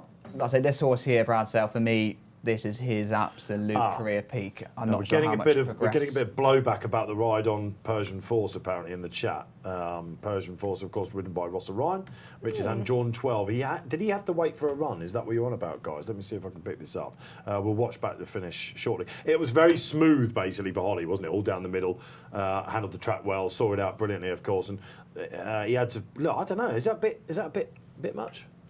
What, blaming Ross Orion? Well, a lot of people saying, should have won. This is the point we just wheel the armchair out, isn't it? Yeah, Rosie's Get a whip and put a laughing. cap on, isn't it? I mean, the armchair. it just depends. It's just massive pocket talking. They're 2-year-olds. If Holly didn't get any cover, and her horse has done extremely well. It's clearly quite a good horse. Yeah. That is also probably quite a good horse. Look where that it's may have drawn. got a bit trapped in. It's quite buzzy when you are. Sometimes you want cover, but when you're surrounded by horses and you're a youngster, that is so exciting. So he might not have been able to settle it early on, and then you get to the end and it's like, well, I ran out a bit of steam there, mate, because about 10 minutes ago we were battling. So there's just easy so many. to say, yeah. Can't we just have a little plasticine? Can I make it a little Yeah, just armchair with a jockey on, a little whip, and just go? Armchair jockeys out there, the ladies are saying, guys. I think so. We're going to get. There we go. so Paul much Foley abuse says, now. I don't think that race will turn out to be up to much. Oh. Okay. Well, I don't know. Look, if you take Blackbeard, this is what I was trying to say, who's run his race in fourth, I think we can say that. And Persian Force, who got the best figure for a Brocklesby potentially ever, has finished in third. And Royal Scotsman, who beforehand the Jungle Drums were beating for, his Goodwood form has worked out. He was beaten, of course, on his debut at Ascot, and maybe the slightly easier ground for him as well. But Noble Style, that's definitely a nod to the horse that missed this race, of course. And Wallbank. Now, this is one of the great things about the week, isn't it? You've got horses that are running later on this week whose form just gets bursted in, bright lights. Wallbank, definitely, for the Persian Force team of Ammo Racing. He could well be putting it up on the Thursday in the first race in the Norfolk to the Antarctic, current favourite at the moment for Team O'Brien. Asia Kings didn't run his race, did he? Quick turnaround, 13 days is blown up for him. Looking for some others. Watch it back, you get all loads of eye catchers for this. He wouldn't have, I don't think, would have been near the finish, but Remarkable Force got absolutely mullered in the run at one point for Sylvester de Souza. You look back and you try and find it, don't you? He had the bonus of being John's free, so he might have got hampered, but he had the dream run tracking the first and the third. Better Coventry than the last 2 years, can we say that? Last year, Berkshire Shadow beat, he runs in the Coronation, of course, so it wasn't a bad race. No, but he beat Eldrick Jones, Vintage Clarets and Oscar Macedo, slightly forgettable horses. Of course, we had the biggest price Royal Ascot winner ever before that, Clive Cox's Nando Parado, who also beat unforgettable horses. That was an awful and then you go back to Arizona, of course, in 2019. So it wasn't really since Calix has won. Very good horse Calix was in 2018. Wow. What are we looking at then? Let's get some. Bobby Kimber comes back. Bobby, welcome back on this biggest of weeks. O'Brien horses, not been in form lately. I'd avoid them at all costs this week. Savage. Big statement. And we were chatting about stable forms, weren't we, before we came in, James Millman? We were. Ty Appleby's yard. Lots of winners. But in a yard where he's got so many superstars, quite a few aren't even running because they've scoped bad or they're not right. And his winners were coming in novice races where literally the Appleby horses have to turn up and have a count around and go back to their stables. So question marks to me whether they're perhaps in peak form. But it's always hard to tell because in the 2 weeks up to Royal Ascot, you're going to have a quieter spell because all your big horses are going to be readied for the main meeting. You're not going to be having lots of winners really going into the run-up to the meeting. So it's, I think Ross Briley, who was in there earlier, described it as the Nicky Henderson effect. He had a pretty torrid time heading into Cheltenham, but let's face it, the horses he was running then were not the flagship horses, and come Cheltenham, a lot of them fired like he expected them to. I wonder if that will affect the price of Man of Promise in the King's Danks. I thought it was quite a big price actually for Charlie Appleby horse that's done really well in the winter in Maidan. I just thought, God, that is a big price. He's a potential fly in the King's Stand, which comes up next, by the way, that guys. was a big price. We're watching back the finish here. Again, let's have a look at this Russell Ryan. I mean, look, we're seeing it when he's out in the Open, actually. I think he's had absolutely every chance, doesn't he, from Persian Force. There's a lot of talk about the switch, actually. Aidan O'Brien now, older of Australia, ran one in the first, didn't it? He got a Racing Post rating of 115. All the handicapper boys are... Okay, already done. I can give you the RPR What, of the BAAEED. higher? Lockinge mark, 129. Yeah. What's Real World done? Has he approved on that? I bet he has. Yeah, and they've got Real World. They've marked him up on the Lockinge form. And chinned it down for him. Chinned it the other way. But Order of Australia, basically, a Racing Post rating of 115 is £4 off his best. He needed to just chill. He pulled enough in that level of contest, but anyway, he's 2 winners from his last 26, Aidan O'Brien, to give you some context of the social clip there. He's got a hell of a lot of horses, though, to be fair. 26 isn't that many. And it's a long week, isn't it? Yeah. It can turn it on its head. We could talk about leading trainer and jockey, can't we? Five of those win the Derby as well. And you can go into on Saturday, and Ryan could be 10-1 and still walk off with a trophy. We could have a thunderstorm. I know. I'm just saying, like, there's so many factions and things that could happen that's completely out of our control. But if it's true, I mean, they must be a little bit nervous of that, the idea, because I mean that's what we had thunderstorms at Epsom as well, didn't we? We got this sort of heat. And down south the M25, it's quite polluted around here, isn't it? Not like where I live, I know, scumbags, aren't they? Absolutely, no, like the Cheshire Cat over there. Samuel Hart in the studio is giving me all the quotes today, and we've got a Holly quote. Off that performance, off the back of that performance, the world is his oyster. I mean, you're going to say that, aren't you? But that's a nice quote from Holly. Yeah, and she's important for the game, isn't she? Worldwide, the eyes are all on... Look, everyone this week, we talk about this slightly now, now that it's opened up again, it's hugely corporate these days, Ascot, right? And people from Japan will be coming over. There'll be all corners of the world want to be at Royal Ascot, don't they? For the pageantry, whatever you think of that. This is the one week where we do dress up, isn't it? Yeah. And we do give it the large, and we are the envy of the world, Her Majesty, etc. I liked it.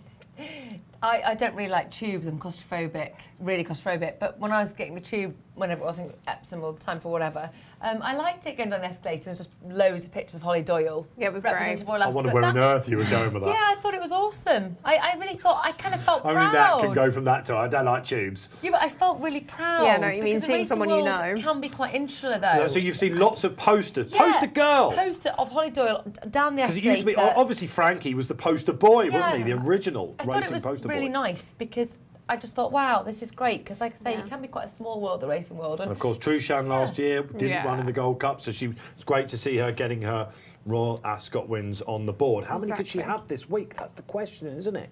Get them in. Keep building. Great numbers out there. Welcome along this afternoon. We're 2 races down all of a sudden. When do you start to get FOMO, like fear of missing out? So it's like FOMA, I should call it, shouldn't I? Fear of missing Ascot.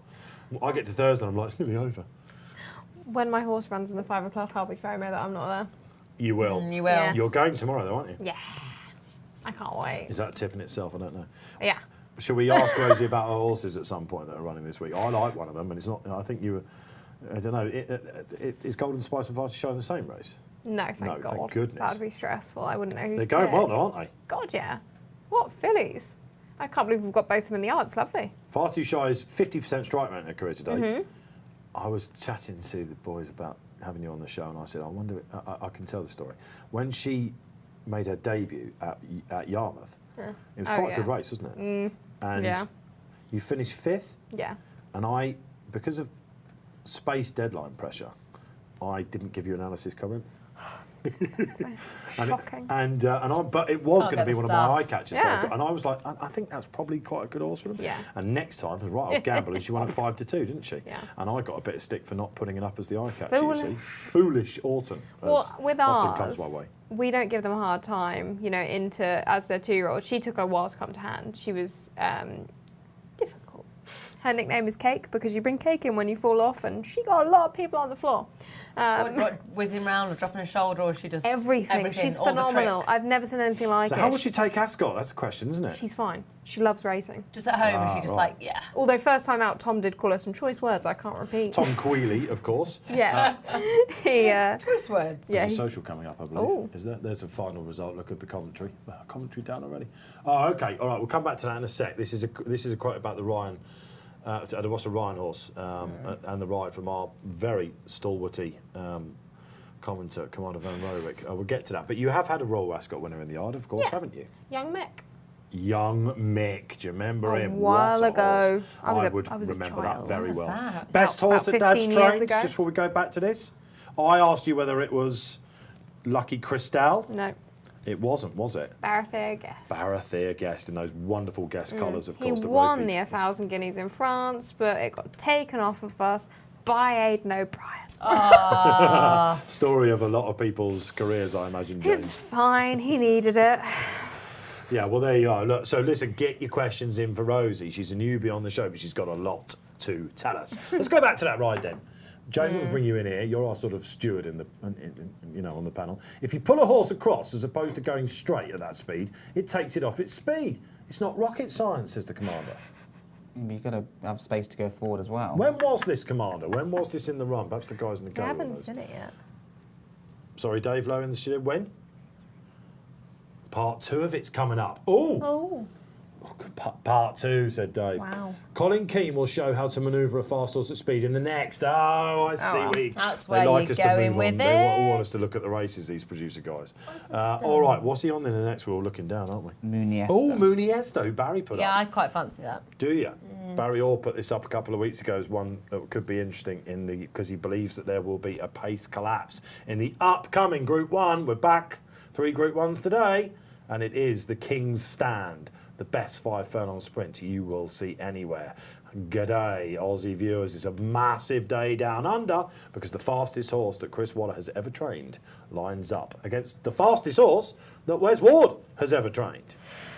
True, but you just don't know, Dave. Golden Pal goes. He's gonna go like a rocket.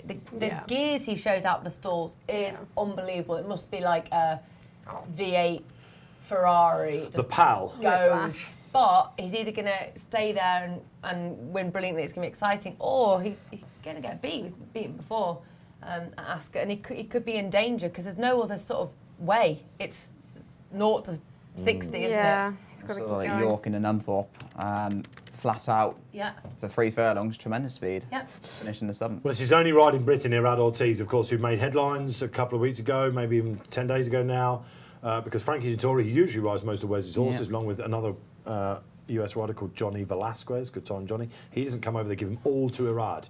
And Irad, who is the hottest property in America, aggressive jockey. If you're watching a show I did yesterday, we've done a Royal Ascot preview, of course, on What a Shout with Oisin Murphy. He was saying a very aggressive jockey. And one ride he's had over here, and it's not so much the horse as the track that they're worried about. Yeah. And he went off like a scolded cat in the Nunthorpe. It's not, they don't have anything like Ascot in America, do they? No. So he's very good at it in the But he States. very nearly won a Norfolk. And Paul Keeley But said, he when we were didn't. on this panel, he said that was one of the worst Norfolks of all time. And Oisin went, I won that. And he didn't win. Did he? That was hilarious. It was true, the lead yet. So the commentary time, guys, but it has keeping out there for you. So 0.94 in the Queen Anne, we broke standard. We've broken it in the commentary. 1 minute 13.02 equates to slow. Oh, slow, sorry. I thought I said fast by 0.726. I was thinking, when was your Royal Ascot winner, did you say, when you were a baby? About 15 years ago, Young maybe Mick. even more. Type it into the racing You know, I'm section. just looking because I've just realised that my in-laws had a Royal Ascot winner with Life is Life in 2001, which I'd the same, totally forgotten about in the Queen Alexander Stakes. That was my first ever. They don't even real- have flat horses. Really? What Ray had a winner, did he? Yeah, Life in is the Life colours? with Michael Jarvis in the colours. Michael Jarvis, remember it? Michael Jarvis, Yeah. he trained for Ray, didn't he? Yeah, Ray Anderson Green, of Philip course. Robson on board. 2006. And you 2006. That's what I was just trying to get in my head. So Young we were Mick was quite a a bit very before. like Right. the Margarson stable have popular horses because they tend So to go. You're quite a bit young. I was trying to really, I was trying to work out your age. Rosie's the baby of the 27. panel. I was trying to work without out your question. age. Oh my god, I'm so old. Oh, I'm done. I'm quit. Please don't leave me. 27. I'm 36. Are we the same age? I'm afraid you're a little bit older. For Christ's sake. Just give up riding. Jesus. All right, okay. Look, it's a vintage panel, should we say that? We're two races down at Royal Ascot. We're watching Golden Pal get chinned in the Norfolk itself. He led for a long way. It was really easy to back So Golden Pal has been to Ascot once. He's been chinned by the Learjet. On the while, people thought that it was a weak They Norfolk. were quite spread out, actually. They came well clear. And Golden Pal has showed himself in America to be the whizzer that Wes told us he would be. He didn't turn up at the meeting last year because he had a hold up. And he went to the Nunthorpe and he basically set it up for Winter Power, who re-opposes. James. Pictures? Is that him there? Yeah. Oh, with the pony. He does look beautiful, doesn't he? Cornwall, of course, now have him. He wasn't racing in the Cornwall colours since then. Irad comes over, obviously knows him very well. They've drawn in stalls 13 now, they're near the stand side. I think we're all agreeing he'll lead. You'd say there's no other way around I the don't ride. think he knows how to... Yeah. Is anything quick enough in the race to lead him? No. There's one horse in there that is? Yeah, I know who you're going to say, Winter Power. What do you think about Winter Power? I was thinking a nature strip, but... I don't think Nature Strip would want to be I don't think Nature Strip does want to do that. No, I think Nature Strip... No, but Winter Power can go at the clappers. Yeah. Yes, she can. Yeah, no, she can. No, I don't think Nature Strip will want to do that. Oh, isn't that amazing? That horse, so 7-year-old, won 8.7 million. We're not quick enough to lead foreign sprinters. We're just not. Generally. No, we're not. We're not. No, you're right. We're not. We're not. That's a lot of Or prize Nate could have money, done it back in the day, and horses like that, Yeah. You're right. Furlongs. Okay, here we go. We're bigging up the King's Stand. It's coming. This is one of the races of the week. The internationals certainly think it is. Money coming in for Golden Pal, says Big Toe Dan 50. Look, you're part of this social media world. You must get these names more than I do. Honestly, Big Toe Dan 50 says Golden Pal will go favourite. Is the exchange not quite mirroring? But he is coming back in, isn't he? 3.4, 3.45. He looked like he might even go off 100 to 30, 7 to 2 earlier, which is 4.5 on the exchange. Yeah, they're very, very close. And what's key actually is nothing else has been backed really. Next in just now, Man, I promise, Twilight Calls is definitely a little bit on the weak side, having been a bit of a whisper for the whole week. Now Joints 3.4 at a pair. Golden Power Day for me, I'm going to lay in for a place. 1.86 in the market, because I think you might well win. Go big or go home. Or you'll bomb out. So 1.84 now. What place market are we talking about here? I'm going to be stingy and go for 3. just so you. Just in case. Well, look, we're playing for charity here, so you're keeping your head on. Keeping it simple. Like it. £50 lay. He's now 1.86 for the 3 places. So our liability is £43. Profit of 50 if he does bomb out. See, Nature Strip is only 1.71 in the place market, so they are a little bit more confident that he's going to run up to his form. Whereas Golden Power, I'm a little bit unconvinced whether he will last. Sportsbook, 4 places instead of 3. And on that reason, I'm going to put up Existent as an each-way angle. Stuart Williams is run out. John Gosden used to run over 7 or a mile. He's done well, dropped in trip over the winter. I'm going to take advantage of the 4 places. He's 20 to 1, and I'm going to have £10 each way on Existent as well, just because extra place market, they're going to go flat out. For the first time ever, Marco's going to be able to hold him, and I think he might just pick up a few pieces in the place market. Well, the commander is back, and he's basically agreeing with you, isn't he? The 2 market principles do not have the ideal conditions. I'm going to take serious umbrage with this in a sec, and the track will eat them up. I'm also going to take umbrage with that. IMO, in my opinion, says the commander. Hence, you're looking for horses like King's Lynn, who was unlucky in the race last year. So O'Sheen was very positive about him this year, wasn't he? Yeah, he obviously rode him in the King's Stand last year when he got stopped in his run.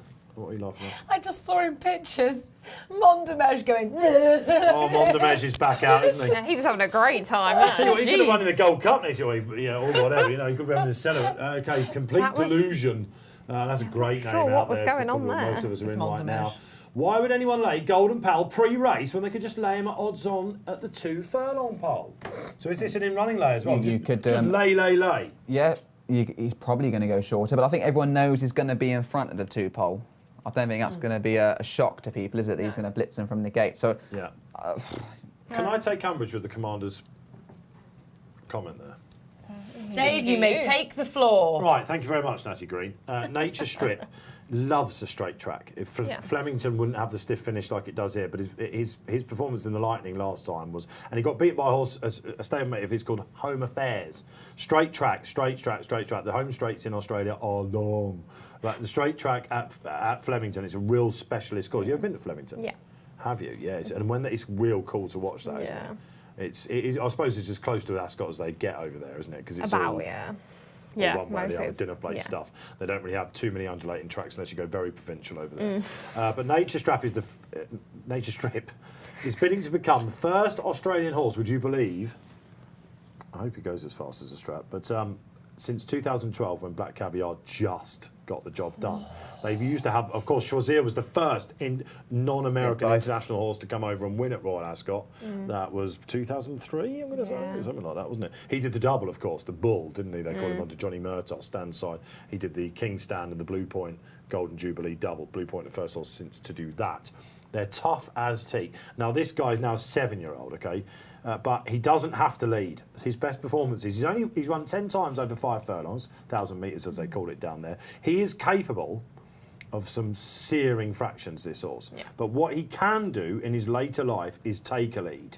He's won the biggest sprints down there, the TJ Smith Stakes, which he took on his prep. It was third time lucky down there. And that was the run when they thought, OK, if we get a place, we're going to Royal Ascot. It's been the dream of the owners, despite the lack of prize money in comparison to Australian runners, to come here. There was a period, the reason why they've not won it since 2012 is because the prizes are better in Hong Kong. Oh, the Everest. And they are. The Everest. 12 mil, absolutely, which of course this chap knows all about the Everest. He's a monster. He's been beaten 4 times, I think, over 5 furlongs. It's something like that. And each time, I think he's been beaten 3 of them when he's not led. However, they have started to train him differently. If you're watching any of the media, the great media of Great British Racing and whoever's had Chris out there, Chris Waller, he's been talking about how he's been getting him to breathe differently and relax. This is a genius. Sorry, Graham Rodway, but this is a genius. And this is the Australian Aidan O'Brien. He's done everything down here. He's the trainer of the Great Winks. They are going to happily take a lead here from Golden Pal. There's a lot of talk on the panel I was on yesterday of going, they're just going to, sort of burn each other out or ignore each other. They draw right next to each other. They're not going to be able to do that. No.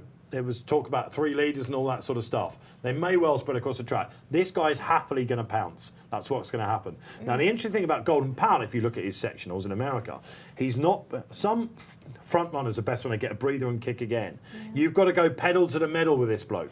He can break over 800 metres 44 seconds, which is very hard to do at the top level. He regularly does it. He burns them off from the front. Anything that He tries to go burns with them him, off. So comfort zones. Will he get Nature Strip out of the comfort zone? I'm going to say it's unlikely, and I've got him on top. Market says yes, though. 3.25 Golden Pal, 3.4 Nature Strip. So it's...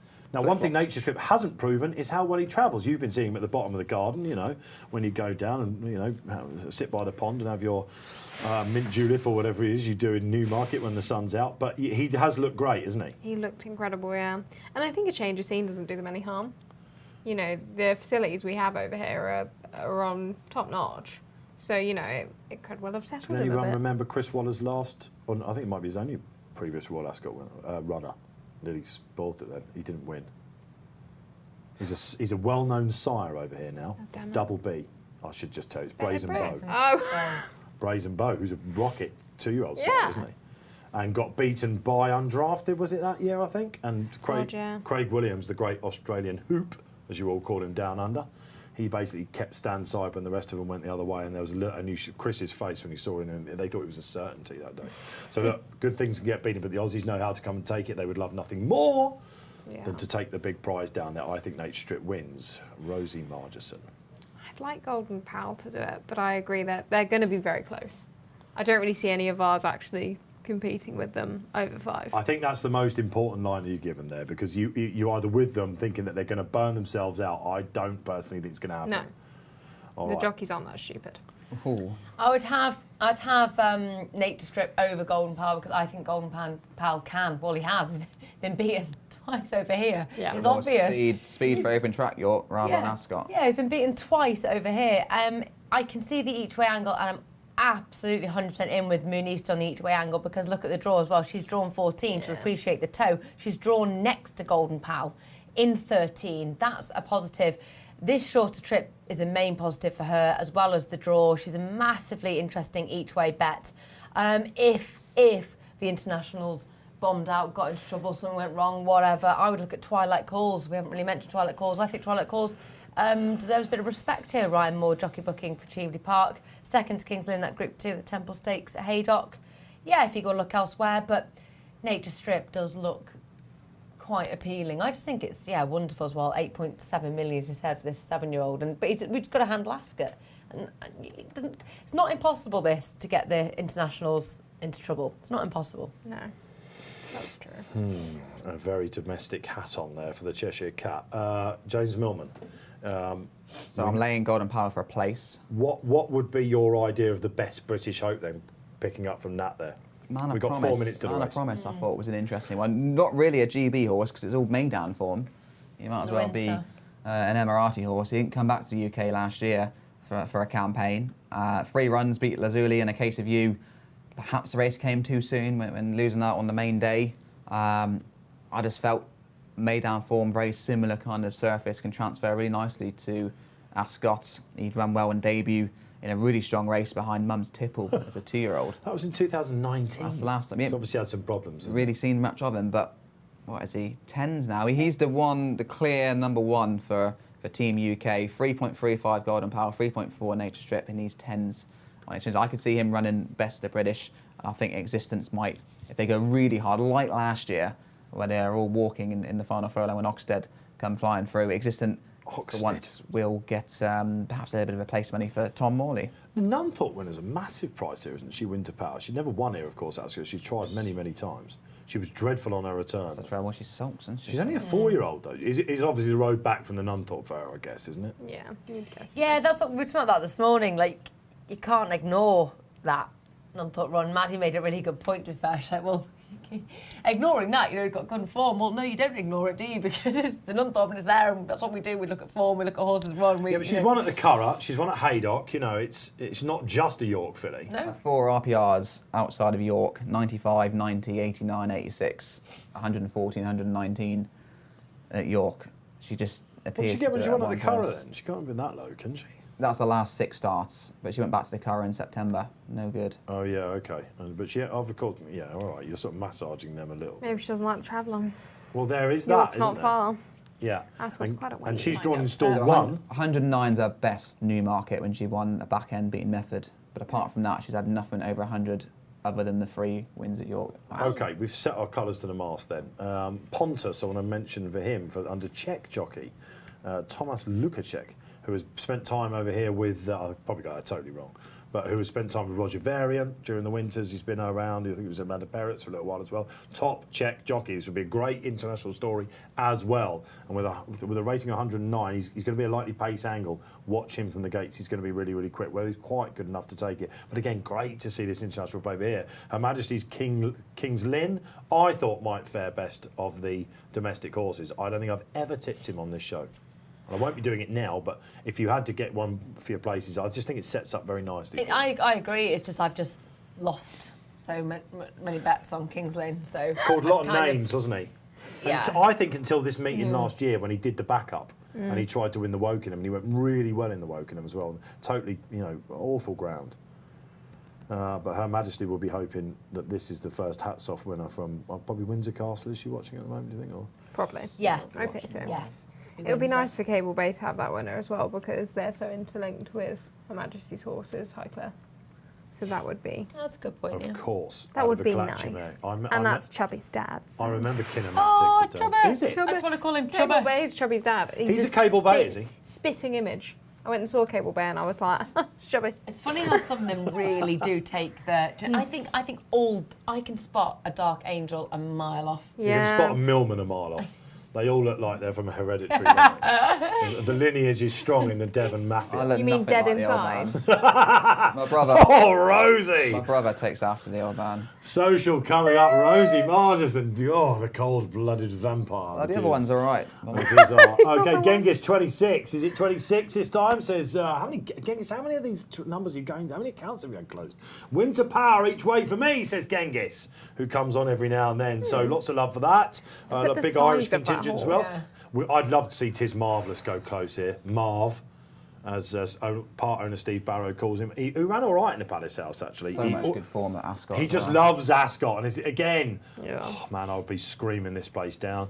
We've got Cardem in here, of course, the Palace House winner, who was given what Charlie Hill's, his trainer said was a great ride by William Buick that day. He burnt them off a bit mid-race, didn't he? Another pace angle, Jamie Spencer getting on. Pace angle, Jamie Spencer? Don't have to say that. They've got Equilateral, who's got a great first-time out record as well. We've not seen him for 444 days. Wow. St. Lawrence, who caught the eye. We're talking about the outsiders now. First time up. Not so good 9 days ago. Backing out quickly for the Deers and probably a social runner, I would imagine, in first-time blinkers. Roger Varian, Andrea Razzini, though, does have talent.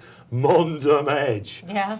Are they going to give him a week off? Well, no, never. But even Keel's mentioned him this morning, just saying. I mean, if you're a Montemège fan, whatever. We won't be keen today, that's for sure. Keels has backed him, Can we right? scroll down, Millman? Can we? I can't even see the price. That must be On so Montemège, huge. he is, he's right at the bottom. It must be what? 220, second bottom. Wow. I'll tell you what, are they both calling you Millman? It's great if it is. I would love this. And why? Does everyone call you Millman? Why were you a Millman at I was William going to Hill? go, Millman! Not many people call me James. Yeah, you were Millman at William Hill. We worked together on the radio a few times. Ah, the linkage is there. Did you ever The ride against radio. James, Rosie? Did you ever ride against No, I James? ride against my brother. We rode against Patrick quite a bit. Yeah, young Claddy. Yeah. He's always in the Forgot about back view, isn't he? He's always in the rear view No, mirror. they're usually in front of me, to be fair. I just get lucky You're just very trying to get out of your occasionally. cold-blooded Yeah, I quote felt now. it Dead then. inside is actually what she said. Well, a lot of people Right, would agree with you, market, but he's though. in profit today, so we've got to give him a bit of... Market though, 2.92 now, Golden Pal. Wow. So we're going to have a He's clear a bit- fav, yeah? Getting He's a excited. bit fresh at the start, He's isn't doing he? a few little bunny hops. He's like, I mean, blink the eyes and this race is over, right? Isn't We're it? 2 minutes over. Oh, come on, Ascot. Oh no. Well, he's half the problem because he's walked You down. think that's rubbish, do you? You think it's just like, Oh, it's what's the problem? frying when they go over the time. It Ascot annoys me. are notorious for this, though, Yeah, Rosie, aren't a lot they? of race courses are. There's And like a list. internationally, it's rather important down Island. under that they're all... Oh my god. They're all watching. Are you out there from Australia? Let us know if you are. He's massive nature strip, isn't Oh, he? it's beautiful. Huge. He's Love wearing a hood love down to the chocolate. start. I don't think that's something he'd do down under. Correct me if I'm wrong, local You're viewers more- down there. But more a he's man. able to wear the hood to the start here. That's quite an interesting move. I don't blame them. Just the crowd. They've got Home Affairs running, of course, on crowd Saturday is as well. different, isn't it? Here? It's huge ass. And of course, the implications for horses in the Diamond or Platinum Jubilee Yeah. this year, if Nature Strip whizzes up, Home Affairs, that 9-2 on the Sportsbook yesterday is going to be well under pressure, isn't it? We see that throughout the year, at Ascot. Horses that start a certain price on the Tuesday, if their form is being franked around, like Warbank, I'm assuming in the Norfolk because of the commentary form has now crashed. So what price will Home Affairs go? Let's get some more socials up as we 3 to wait for them 1 to go on in. the sportsbook. Is he already. now? That is Wait, going, more? all right. Yeah, Golden Pal and 5. Nature Strip won't be in the frame. It's sort of taking them a Millman. Look at this, Richard Polofsky out there. All right, I okay. don't know, looking at pictures, Lay it in the looks front like Nature two. Strip might just eat this ground up and just, I mean, he is. God, he's bigger than I am. That- He's got a he hell of has a had a few stride. issues from the stalls He before. has. He has. Once, as he's got older, it's started to happen. Yeah. And he wouldn't be one. And look, this is the fastest horse that Chris Waller's ever trained, but he's not a black caviar. I mean, who is a black caviar, right? But Miss Andretti that won this race for the Freemans, she probably was rated slightly higher as well. But he's just a worldie. This, and while it is a shame, and I hope we don't say after the race, oh, if I need to come around like 2 years ago because they were due to come in 2020, Yeah. and they've had to wait. I hope it's not beyond him. Montemège is wild. Montemège can't wait. Golden Pal's like this. If he was a human, like, I'm in, I'm ready. Right, I'm ready. Come on, let's go, let's go, let's go. I'm ready, He's ready, just ready, got one ready, thing in ready. mind, and it's called ping, isn't it? It's He's gone in very early for anyone that has back Golden Pal. He took himself straight in. He couldn't wait to get in Problem the is- stalls. Wes wouldn't know how to buy a ticket for that. He'd just be like, No. who cares? What is Get it? it in. Montemège is not happy, Oh, you know. no. 3 to 1. 3 If you Golden got Pal, speed, 3 put him on the 3-5. lead, says Wes, of course. Montemège is livid. Jesus Christ. Heels, can you hear me? Now, Keels has backed Montemège, which means he will come probably last because he's the Well, he is- archetypal he is- cliff horse. He isn't is he? second last in the betting. to be Well, he was fair. running on the all-weather in December and January, Where's my wasn't he? Twilight Poor calls? sausage. I want to see Twilight. Yeah, let's have a look for the there. Sheveley Park horse. There. Who everyone believes is sitting on a biggie. Could this be it? I can't have him because he's raced twice in group company. While he didn't get the best of runs, Hein Kingsland last time he's been beaten. And I know that Henry Candy is the master and all that, and I massively He's just been respect it. but- disappointing though, isn't he, really? Yeah, I know he's a traveller, and you could argue the draw as well. A lot of talk about the draw on the straight track when he ran in the Palace House. You didn't really want to be high, weirdly. And we're talking about Caribas, of course, coming up shortly. Would have swapped the draws in the Guineas, would it have been a different result? Oh, He was Montemège drawn low. upsetting everybody. Just He is causing a bit Honestly, of drama. Mondemesh, I bet just Rosie do finds one, that would massively you? amusing. He's You're doing a bit upsetting of... Kings Lynn, you're upsetting Twilight Calls. Just get your act together. Yeah, Golden Am I the Pile's been in drama? for a Is it long me? time. Mondemesh is winding everybody up. So for viewers that you can't see, he's got the got a hood rug on. the Yeah. rug that protects his side. Did he go in first, Golden Pal? Yeah. Yeah, one of the Dave, he first. couldn't wait to get in. He Oh, he's towed quite the happy. handler in. Yeah. I'm not joking. Yeah, Ready? listen, mate. I'm Ready? representing Ready? Cornwall and Please. I'm from the States. Just get me Get in. out my way. Ready? Oh, no. If you're on the fav, Nature good luck. Strip's going to be in late. What do you want? Nature Strip going in late. Now, gone once in again, on like I his say, Want to go in the at the end of the methodical day. plan from the Wallers. It's been everything to a T here for Team Australia, and this is going to be exciting, guys. We'll do our best to call it. Oh, I'll it's do our so- best to go to Millman we and don't find wanna out be what's too going on in the late run. here. You can, of course, see the market as it's happening. If you are having a betting running, you'll see it all developing. Mondemesh. Mondemesh is just doing what Somebody just got Mondemesh does. headbutted. I mean, imagine having a Mondemesh account. We don't need Maybe any you more. could do multiple I'm accounts. sorry. No. Rosie, we don't need any more but see, headbutting, the and we'll view difference it with with Bean, he behaves at the races. He might be awful at home, but he behaves at the races. We can forgive them when they do that. When they're like this at the races, it's just stressful. Last chance. He's being Yeah, unruly. this is Last his chance of chance. Mondemesh He's with it because being there are some naughty. at the back waiting, and we Go on, are go now on. 6 minutes No, over. he's not going in. International viewers, he don't fancy leave it, does it. he? Leave Well, it. he's giving the owners a day out. No, he's that's for taking his sure. goggles off. That's out. Yes, all right. Okay, it's probably Cam Hardy on, isn't it? I would Ooh, yep. imagine. Yeah. He's yeah, been given his yeah. chance. Cam Hardy's going. forward. Oh, you'd be so upset. He's 50s on the get all the way- exchanges, Winter Power. All right, Imagine- then we're going in imagine trying to third bring him race of the back. day here. Then I'm 6 trying to we're carry him covering, back of course, down here that on RP track. Go on. Live. Existent, many people's idea of a pace collapse prohibitant. He will be there. Nature Strip. Go There on, he my old is. boy. Good. In he Look goes. at that. Right. Oh, wait, no, wait, no, that's no someone's good. rearing. Logo Hunter flying and rearing as they get ready. The top hat start, and obviously you see that flag And they're down, off. and off they go. And Logo Hunter not great away. I'll tell you what, Golden Pal, I don't think was great away either. He wasn't. He Loose missed it. horse. We've lost one as well. Who was it? We've lost one out the back. But the thing to say is Golden Pal was not that well away. He's It's soon rushing up Pontus to the for the front. checks. Here comes Golden Pal. He's only got one way of running, and now he's in his share of the lead. I'd suggest James Millman. That's a bit of a nightmare. Yep, 6-1 in running, 2.1 Nature Strip, who is centre field in plenty of space for Nature He's Strip. poised, and I'll tell you what, Tis Marvellous is looking for him, and Twilight Calls is looking for him as well. Mooney Esther there as well, Nat. Iniesta, yes. Winter Power far side with Golden Pal's Arecibo. stopping like a This one's stone. gonna Rosie, win. what do we got? Come on, Nature Strip, he's on the bridle, too far on gonna count. do Golden it. Pal's gone. This is a massive blowout. What's this? Acclam Express. Nature Look, what's this? Look at this. It's Acclam Express in the team of Twilight Calls. And this is one for the Aussies. Twilight. Twilight Calls is Yes, coming. go. There's only as well. But the strip is blazing up. James McDonald. He knows how to win. Unbelievable scenes. Here for the first time this week. The Aussies have their time in the sun. The first race since 2012 when the Great Black Caviar stumbled over the line in the Diamond Jubilee. That was easy, wasn't it? A Nature Strip, accompanied by the loose horse who the girls are looking for. Jamie Spencer. Oh my Kadeem. goodness, it was Carden. Carden helped. We're looking for the He places, did. guys. Something to run Twilight at. Calls and Acclam Express, who's run a worldie, is third. Twilight, well done. What's this on the near side? Mooney Esther, 4th. Happy days. Mooney Esther fourth, we think. Extra place First to thing to Betfair. say, Golden Pal, James Millman, fair play, place laid, blowout. Right. When He he just blew- doesn't like it over here, does he? Blew the start, chased up. He went 1,000 to 1 with 2 furlong to go. Yeah, there he is. Spencer. Jamie's all right. Oh, we didn't oh, actually see it. It was so fast. They'll probably show us a replay Well, there's soon. a lot of carnage. The Logo Oh, Hunter wow. reared up in the stalls. He was near Golden Pal. I imagine that's setting him off. Irad wasn't ready. Away they went. You can't James be making it McDonald, It's not who of another course Buick. spent a summer with Mick Fantastic- Shannon, didn't fantastic rider. Brilliant rider.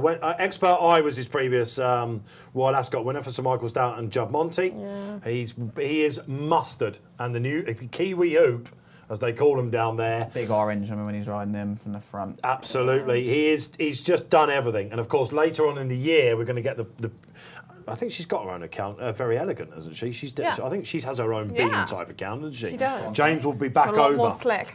Yeah, well, so we should be seeing her, the great Melbourne Cup winning Mary beat our very own Dave, of course. She is coming back for the art now. Chris Waller, wow, what a story. I'll tell you what, keyboards will be burning all over the world here because the Aussies are back. We've had all the problems with the pandemic. We had travel that was shut down. They weren't able to come over. What price now do you think Home Affairs? Wow. Ooh. Who runs on Saturday for the same connections in the Diamond Jubilee, Platinum Jubilee? Was freeze. What now? 2s. 2 to 1. Shaved a point off it. 5 to 2. Nature Strip. They wouldn't back him up again, would they? Isn't that a hard race? If I was the owners of Nature Strip, I'd want to go again because you've got nothing to lose. Beaten a short head, of course, at Flemington when they met over the straight track by Home Affairs. He slightly missed a kick that day. The way he day. hit the line, you'd say 6 isn't going to do him any harm. That is what you No, call you're right. a proper sprinter. That was good on the panel. We were all over Nature Strip, so everybody eat it up and did. But I'm so happy my Twilight Call was 11-1 in second. That was great. Fair play. No, please, And he okay. is sitting on a biggie, isn't he? And Oh. you're not always going to bump. I mean, he's quite...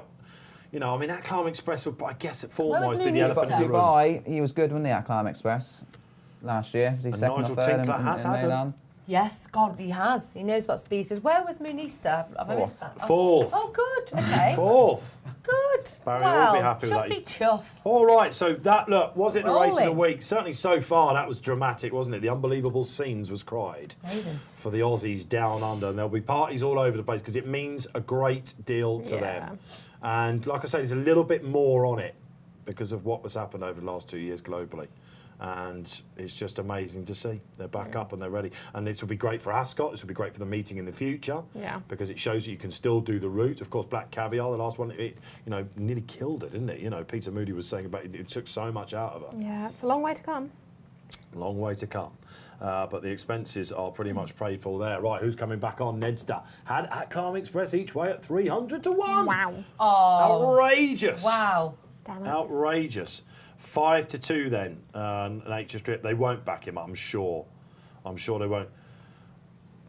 There's a stewards we're hearing about the start of the Yeah, they'll race. find out if Cadem's a runner Well, they, or not. well, they yeah. probably. Well, if what happened to Buick, where Epsom Yeah, is as bad yeah. as you know, because there was one going up, On but Blue they let Trail, them go. wasn't it? Yeah. It's not. Well, they did the right thing. I mean, there's a lot of goodwill out there now, isn't there?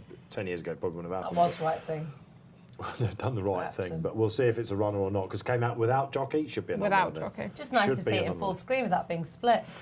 It was a bit of a weird thing to see. Yeah, oh dear. Oh, what she said Political, Nat now. Green. Who knew you had it in you? Savage. And we're watching the strapper down there, as they call them, the head lad. He looks happy. Well, you would be, wouldn't you? And you'd be going cha-ching. Not just in compared to what he'd be winning back. But No, exactly. they will 8.7 go million already. and they will land back. There will be like the Beatles arriving in the States. You know? Okay. So Here we go. Riz- They're opening the gates.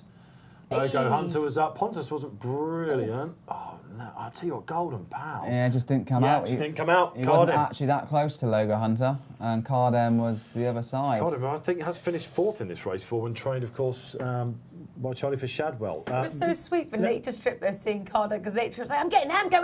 He's like, doesn't know he's a loose horse. He was so But the Czech horse has wanting. got some speed. He's Oh the yeah, one that, Pontus was that leading made the run it. in. But look, how many times we say on paper there looks like there's a pace burn up, and it I mean, these jockeys are onto themselves, the pair of you, but they just don't always read the script, and you Well, to be can't. You can fair- only do what your horse is capable of doing on the day, right? Winter Yeah. Power. Most of these are just did what I flat out. thought Winter was Power gonna- was flat Yeah. out on the Yeah. farm side. So pleased for Nature Strip, and it's at this point 2 furlongs that we knew. Let's have a word about Golden Pal. First in the gates. That will be a bit of inquiry. I'm You wouldn't be happy. not ideal, but like it's all gone wrong. Wes is Twilight, just so bullish, it wouldn't matter to him. He would have probably just said, whatever, guys, you know. Twilight Calls. What a run from him. He's landed a big one. Apart from the All right, there's a delay with ITV Racing we're hearing as well, so what's going on there. A quote from James McDonald, the Kiwi hoop. I don't know how many Ascot rides he's had, but that was definitely his second winner. So lucky to be on him. He's an absolute freak of a horse. When I saw the horse riderless, I didn't realise at first he was riderless. I couldn't believe a horse had managed to keep with him. Oh, right, so he thought, what the... Loose that's horse- a great this? comment, Loose isn't horses it? run quicker. That's a great comment Funnily because... We do. Yeah, we just had a little how delay there, rangy guys. he We're is, back though. with you. Nature Strip, the range of his back. And The he's comment just, from James McDonald there, then I couldn't believe a horse was going with me. So he probably thought to himself, no! Oh, he's got no rider on him. Happy days. Well, it does tickle you when people say, "Oh, they don't enjoy it." The racehorses don't want to do it, and the loose horse is like, "I'm winning." Yes. This I is just think, if a racehorse doesn't want to go, it won't go. Well, Look at that's- Montemare. yeah, he said Look at no. horses in the National Hunt that just don't go at Yeah. the start. Not today. Don't worry about it. If they don't want to go, they won't go. Don't worry about it. What a race that was. 3 down then here on RP Live. Again, a reminder, we are with you all week long. We'll be with you until, what's the penultimate race on the Saturday? ultimate. Well, it's Queen usually the Alexander's Queen the last Alexander. one. It's a response there from I was Rosie a little bit Morrison. sad that I lost my. I had it for about a second. I knew you were going to like the trophy. Look, you can come back. You've got 3 more stabs at it, I believe think it or I've not. crooked my And neck. one of your I own. was so excited. My neck's like... Yeah, no, just... Because I'm 36, you see. Honestly, I've got 10 years on you, girl. Yeah, You but wait. I've told you, 2 dogs, 1 cat, And a husband. a husband, and A 2-year-old and a rising 7-year-old. Ooh, he wins. I see your hand. I've met your lovely wife. She's an organiser. Yeah, I'd rather be a husband than a wife, not gonna lie. Oh my God, I would love to be a husband. Yeah, it'd be great. We digress slightly. Conti Partiro. It would be great, wouldn't it? Conti to Partiro Who? Well done. where's his handicap winner? Everyone forgets that when you're saying about how many Wes Ward winners are there. Gay Waterhouse now trained. Yeah, down under. And we should talk about the sales a bit last night, Rosie Margarson. How long have we got till? We've got 20 minutes until Grebus comes and struts his stuff. You went to the Goff sale last night. This is a relatively new thing, isn't it? Well, it seems that way, but no, it was on before the pandemic, and then obviously pandemic shut it down because it's effectively what you'd it's a summer party with a sale attached. It's very well done by But Goff. the Aussies were up there, weren't they? Oh God, it was littered with them. There was more Aussies than English. They bought the Derby secondly. We had Charlie Post, our brother from another mother, was on the show For 1.2 on Saturday. million. He said that's going to go for over $1 million, and because obviously with his bloodstock out on as well as Pinnock out on, So much money. That it did go for over $1 million, and Gay Waterhouse is going to take him down under. Yeah, she was very excited. So It was I bet quite nice to see. she's brilliant, Gay, isn't she? She is just world class. What a woman. All right, okay. All right, a few gremlins in the system, but we've had them fixed apparently, so all Oh. good. You're still with us. 3 races Can you down. imagine an all-female panel? We just keep having this little chat. It would be. I'm hoping you're hosting that one. We'd miss all the racing. I would watch it, but we wouldn't tell anyone what was going on. We'd just like, woo! Yeah. Deviate. It would be pandemonium in here, no doubt in that. I'd enjoy it. Well, listen, it's on. It's on. There are some absolute enough. rising stars. Yeah. Okay, talking about rising stars, could we see one in the next of the 420? We move on then. We have already had got a star. BAAEED strutting his stuff. Ran to his Lockinge form, said our handicappers, but real world improved. We, of course, had in the Coventry, what's his name? I should have gone to know a lot more about it. Brad Seal? What we talking about? Oh, Brad Brad Sale. Sale. Brad Seal, is that Yeah, what we're going Holly to say? Doyle, Archie. A rising star there. Yeah. Holly Doyle had her winner. Archie Watson compensation for the loss of the Commonwealth Cup. And we've just had Nature Strip burning the trail. The connections look thrilled. James McDonald. James McDonald got any other rides this week? Obviously, he's going to be He on had visa Home issues. Affairs. He did, didn't he? On whether he's allowed to have outside rides. I think he is. No, he is. He's riding today on Tasman Bay in the Wolverton. A few He's people got- have been fancying that one, Oh, we haven't they? just get. I fancy Tasman Bay. You thought he'd run well. Don't give it a go. Anyone? No, because we're not covering it, are we? Oh, yeah. No, it's the...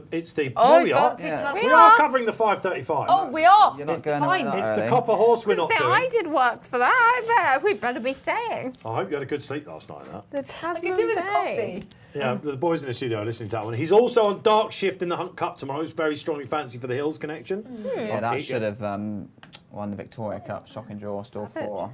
He's also on Mr. McCann in the Britannia on Thursday. He's got Tam Marwi potentially in the Buckingham Palace, and he's not jumped up on Hierarchy. Home Affairs, but he will be. I'm pretty certain of that, unless Ryan's going to ride it, of course. Do you think Ryan would ride that? Oh, we might see Cornwall, it. isn't it? Yeah. Otherwise, he's riding Hierarchy. Well, what just happened there? You suggest they're not going to put anybody that's not Ryan on it. Well, yeah, I suppose, yeah, you're probably right. Ryan will probably sit. That's interesting, isn't it? There's a story brewing there. The greatest jockey in the world, riding for the greatest connections in the world and one of the greatest trainers. True. Do you know what, Rosie? You're going to just love it here. We have the best team ever. Dave is brilliant at always talking about the guys and about the producers that get the show on the road. Do you want a coffee? Ah, They're just amazing. Does anybody I'll seriously have like chocolate. I'd like a triple mocha chocolate latte latte, please. Have you not seen our machine? No, we can get that now. We can do one, says Dave Lowe. All right, yeah, maybe we do need a coffee because we need to fill our lungs. It's the halfway stage here. We can have some oranges or coffee. How are you getting on out there, people? 3 races down. Who's got the lot? the We had Queen, one person. Who Princess was it, Anne. of course? That was Ned Stewart. Was on the Atclam Express, who's won a whopping Outside, race the in whole Perth. lot, even bigger price than Wonder Edge before he didn't want to. Cardem was a non-runner. Okay. Good feelings all around the place. If you're on Cardem, worry not. As it should You'll have a be. V next to his name next time out. Peace, baby. V. And everyone, peaceful vibes. B, People B. not happy with the ride on Persian Force. Apart from that, any luck stories, let's build it up. Home Affairs, of course, bidding to a double on Saturday for Chris Waller. Now been tucked up in the betting for the Diamond Jubilee. Yes, Natalie Green. I've got an unlucky story. Go on. I really fancied light infantry in the next. It's a non-runner. Oh, is it? And Dave, I've done so many notes. Oh, Well, okay. why is it a non-runner? That's a shame because he was a bit of an eye catcher in the Why? Guineas. Ground was Could it be too the quick. ground? Too quick for. Yeah, they're not. The light Simcox infantry? are off. It will be ground now. It's, Ground. unless something Naff untoward's excuse. happened in the stables. It's all, not 8 out of 9 times. It's ground when you're doing these late non-runners when racing commences. But it is coming up J'agree. to the 3-year-olds St James's Palace Stakes, where we have our Pile in Guineas view, I winner think. Caribas and there he James. The double that they were talking about anti-post-wise on a tricky day was BAAEED and Caribas. He has been slightly on the slide, having been as short as 2's on in places. Yeah, he's 1.97. now Pushing on exchanges, evens. So nearly getting you even money. Mike Prospero is next in 5.9. 9.2 Mighty Ulysses handicap. Silver bowl for him last time at Haydock. Maljoum 11.5 and it's big price as the rest. Before we go on with that, I'm just getting a quote from Chris Waller. This is interesting.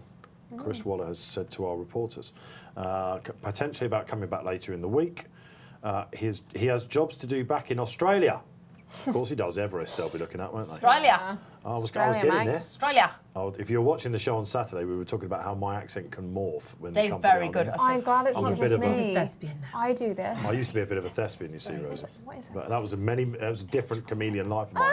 But he's got a job to do in He was a Australia. lion in Lion King. We'll see how it comes out of today, and we'll make a decision later in the week. That's what Chris Waller has just That said. is horrendous. So it's not actually. Thank Well, you. I need someone Irish to I was win the this, Lion and and the I can Wizard do of my Oz. Irish That's what she's accent. laughing about. That's good to have that, isn't it? How did you get that information? It's coming through. We've got a team working on this show. We've got social A team. team? Benny Boy Blackmore is out there today very running good. that. We've got the There's guys in the people. studio as well. We've got the crack. Good. Listen, you've joined the crack team here. We are Chaos. the top Well, you know, I'm team. getting messages too, but it's definitely not about that. What's coming up? Are you going to be with Caribas? We're going to find out what Rosie Margarson thinks. We'll find out what Natalie Green thinks. We'll find out what you think, hopefully, as well out there, because the Guineas winner is coming out. Historically, ticks every single box. James Millman says he's on the slide. He's Could not he yet even. go off odds against? 2.06. He's odds against. Odds against. And this is the real market, people. For you new viewers out there, this is the Betfair Exchange. This is, never mind about what you're seeing on track, fractions, all that sort of stuff. This is what they're really trading on course. They're looking at everything. Look at that. We're looking at the parade ring, and it's actually not that many people. Some isn't it, I decent suppose? lawn mowing That going is on some there. lines. That is line I envy. always say the flowers stand to attention at Royal Ascot. Yeah, When you that's go, a nice way to put isn't it? Someone once said that to me. One of the bowler hat don't chaps said that mess to me around. years ago, and I thought, nicked. That's nice, actually. And they do. It's the place where everything. This is the biggest week of the year in racing. some Really, hours. internationally, it certainly is. With the envy of the world, great to see the Aussies get one off the mark, isn't it? Will this be going to Charlie Appleby? That's the question. Let Yeah. us know. James, what's the play, please? The play is going to be Lucelle. He's 30 on the exchanges. Now, I thought he ran an absolute cracker last time at Newmarket. Missed the break, which was unlike him, but it was good to see him see out the race so strong. He's got loads of form. In the place market, 4.9. I'm going to put £20 on him in the place market because Caribas, I think, will win, but first time around the bend, weak in the market. But I'm not going to go in all and lay him odds against, to be honest. I think that's too big a price now for Caribas. So I thought he's going to love the bend. Look at you getting confident. It's not just on RTV that you're getting confident. You're getting Barry. You're confident now, aren't you? Not only are you going to back the sale, you're going, I'm having a great time. I'm feeling good. I know the job now. I'm also going to lay. Well, no, Caribas. I'm not going to because he's odds against. Yeah. He's too big. So you're channeling Barry because Barry often puts up lays in the selections before we come on air, and then he sees the price drift out, and he responsibly says, "I ain't getting involved in that price. That's a silly price. Let him win." But you know? back what Jane said, I thought one thing, I'm happy to have egg on face, but I thought the one thing Caribas would love, because of his pace and power, I thought he'd love coming around the bend, Ascot. I thought he'd skip off it and then Let's come to boom. Rosie on this because he's only been at Newmarket. He's only been on a straight track, but at Malton Paddocks there's lots of bends, aren't there? There are quite a few bends. And they do go round bends there. I think Charlie might have taught him to go around a bend. he might well have been- done. He might have gone, oh. Talk about me being good with accents. By the end of it, I'm going to be like Terry Thomas. Hello. I tell you, I absolutely will be with Rosie next to me. And Ryan Gledo comes on. Ryan, good to have you back, my man. Because Mighty has been smashed. That's why the drift. This is Mighty Ulysses, Yeah. who Keels put up yesterday amongst some of our other judges. We'll talk about this chat, but let's go down the line and get all the tips. James is with LaSalle then. You were looking for a Hannon treble. You got third in the first. I think it might be a place treble maybe. I think he's got a good chance from stall 4 of getting into places, that is for sure. Yeah, all right, okay, all right. This is still a cracking race, isn't it? We've got the Irish Guineas second, of course, in New Energy. We've got the German Guineas winner. We've got My Prospero, who beat one of the bankers of the week for Her Majesty, running in the Hampton Court on Thursday. Reach for the Moon, who, if you listened to our feature show yesterday, Oshie Murphy told you would win and was one of the bets of the week. And the race is now cut up, and he's now whacked into odds on. I hope you'll listen to that. Could My Prospero give him a boost for Team Haggis, who, of course, are already on a double as well? The 2 non-runners then check and challenge for Team Knight and Light Infantry. Boo-hoo, says Natalie Green. Jamie Spencer. Could it have something? Couldn't it have something to do with Spence? Could it? No. I would be very surprised. It wouldn't have been, would it? 2:30 before Spencer, of course, he was left in the stalls. He's fine. That was some whack William Buick got, by the way. Yeah. Oh, I was amazed because he's had a history of concussions. He has. I think that's why, everyone panicked. Everyone went, his head. Yes, he had that terrible fall that time, didn't he? He did. All right. But you know when you know, if you're all right, you're all right. Right, okay. I'm going to wax lyrical a little bit about Caribus then, while the guys bring some coffees in for the flagging Natalie Green. All right, it's a longer show today, I've got to say that. Right, Caribus backers out there. I'm with Caribus. I was told to talk for a couple of minutes while they brought those coffees in. Have we not got one, Millman? No, it's just the 2. Unbelievable. You should wear polka dots. This is what happens when you wear polka dots. Wear polka dots and they come from good stock, James. That's what we don't, basically. But unlike the 2 ladies that sandwich us. Right. Caribus backers, first time round a bend. Historically, if you're looking at the trends section, the excellent Kevin Morley will tell you there is only one qualifier from the last 10 years. He does everything right, doesn't he, this guy? Charlie Appleby, a lot been said about his stable form, potentially. We're going to find out. This is the first biggie for Godolphin, isn't it, of the week? Yeah. The biggie. Run that well in the that wasn't a biggie, though. Lazuli ran all right for him in the King's Stand. 8th and 9th. Where was it? 8th and 9th. I think he still ran all right. They've got Hurricane Lane coming out in the Hardwick. One of my favourite horses chocolate you've ever. got? Ever. I'm obsessed with Which they somehow knew. They somehow knew. They knew. You've made your print. Caribus, I'm happy about the turn. It turns positive. Could just light him up. He's installed 2 jockeys amongst That's us. a problem. It's fine. No, it's not. I think it's a bit of a problem. Can be. I'm going to need a bit of luck. Well, you're saving ground, right? It's on better the than round track. 12 and Mighty Ulysses. That's going to be an We issue. sign off today in the Wolverton, right, which is a mile 2 race, a listed mile 2 race, and historically, there have been some freak results, but historically, the lower the better in that race. Okay? 9.5, no. And then a mile and a half up to 2 mile 4, the further out you are, we'll talk about that because we've got a 2 mile 4 race coming up as well. The wider you are, historically, the better it has been. There are reasons for that. I'm being asked to find one. From the Elite Machine of hot chocolate now as well. It is a very good machine. Ground officially good to firm.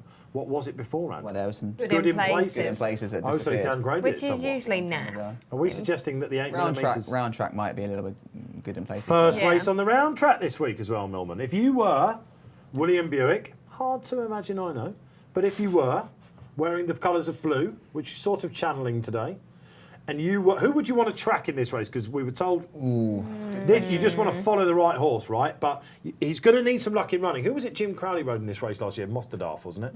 And he got mullered on the inside. Nowhere to go. Oh, there's nothing from Coolmore to follow. Normally that's the rule of thumb. You want to... Yeah, right, OK. Just follow Ryan Moore.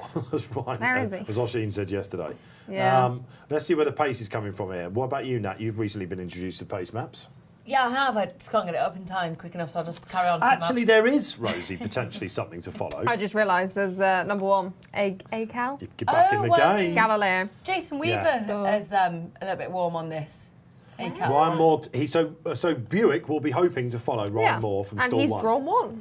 There you what are. more could you want? He's 50 to 1. And they do plan these things, these jocks and connections, believe it or not. Hugh Masson! Hugh, great to have you back for the first time this week, my man. Don't fancy my Prospero. Looks like it wants further. Short straight won't suit. So the reason why Sandown and the Brigadier Gerard card is usually such a good guide for this meeting, not just the Gold Cup, not just the Prince of Wales Stakes, but also this is because they have something called the Heron Stakes. And this is where previous winners run in because it's around a bend, it's usually on good ground, and it's a usual similar pace scenario. But you're right, Hugh, it is a longer home straight at Sandown. And he did look a grinder, didn't he, basically? Against. Can we all agree that Caribus is a ping horse, a whoosh horse? He's got You've got a first to fifth very quickly, pace right? and power. Be patient and using it. When he got beaten at 101 on the exchanges, do you remember in the Royal Lodge, Royal Patriots beat him? He just went too soon. They got it absolutely right, didn't they, in the Guineas, of course. Yeah. When interviewed last week Alrighty. by us, the one horse that William, and he's got Hurricane Lane coming out, you know, who is we expect to win the Hardwick, and get his 4-year-old career off to an absolute flyer. This is the one horse. He's a Guineas winner, isn't he? Yeah. Wouldn't it be great to see our Guineas winner up against BAAEED? If BAAEED goes to the Sussex, this surely, maybe Homeless Songs might be the one. Of course, we're not. Does she run in the Coronation? We're not quite there yet with the decks, are we? We're hoping she does. The Exchange is telling us that maybe not. I think that we need to see something special here from Kareev. So I'm putting him on top. Rosie, Guineas winner. I just really like him. He's gorgeous. He's just a really good-looking horse. He's a Debawi. They're all Debawis, aren't What can you? I mean, he's Debawi bred by Godolphin. I mean, they've done a phenomenal job with what they've achieved this year. It's stunning. I quite like how he carries his head and stuff. Like He's very confident in himself, but he's not cocky. No, he's got a nice way of going. Yeah, I like him. I'd happily have him in the yard. Send him. Yeah. Yeah, send him across the gardens. We'll take him. No, he's just he's a little powerhouse. Okay, so we're thinking he's going to track ICAL. Is that how we're calling it? ACAL? ACAL. I'm good. Happy ACAL. girls if you're saying that. ACAL. And we've also got Wexford Native for last year's winning Connections, but do you remember a Poetic Fair in this race last year? Somehow went off 9-2. Also a Guineas winner and glided on that fast ground. Yeah. The toughest of 3-year-olds that we've seen in recent years. Wexford Native, who again probably is better than he's shown so far. This might be a bridge too far for him, but he's another pace angle, likely with Kevin Manning. So perhaps that draw in stall 2 is absolutely ideal.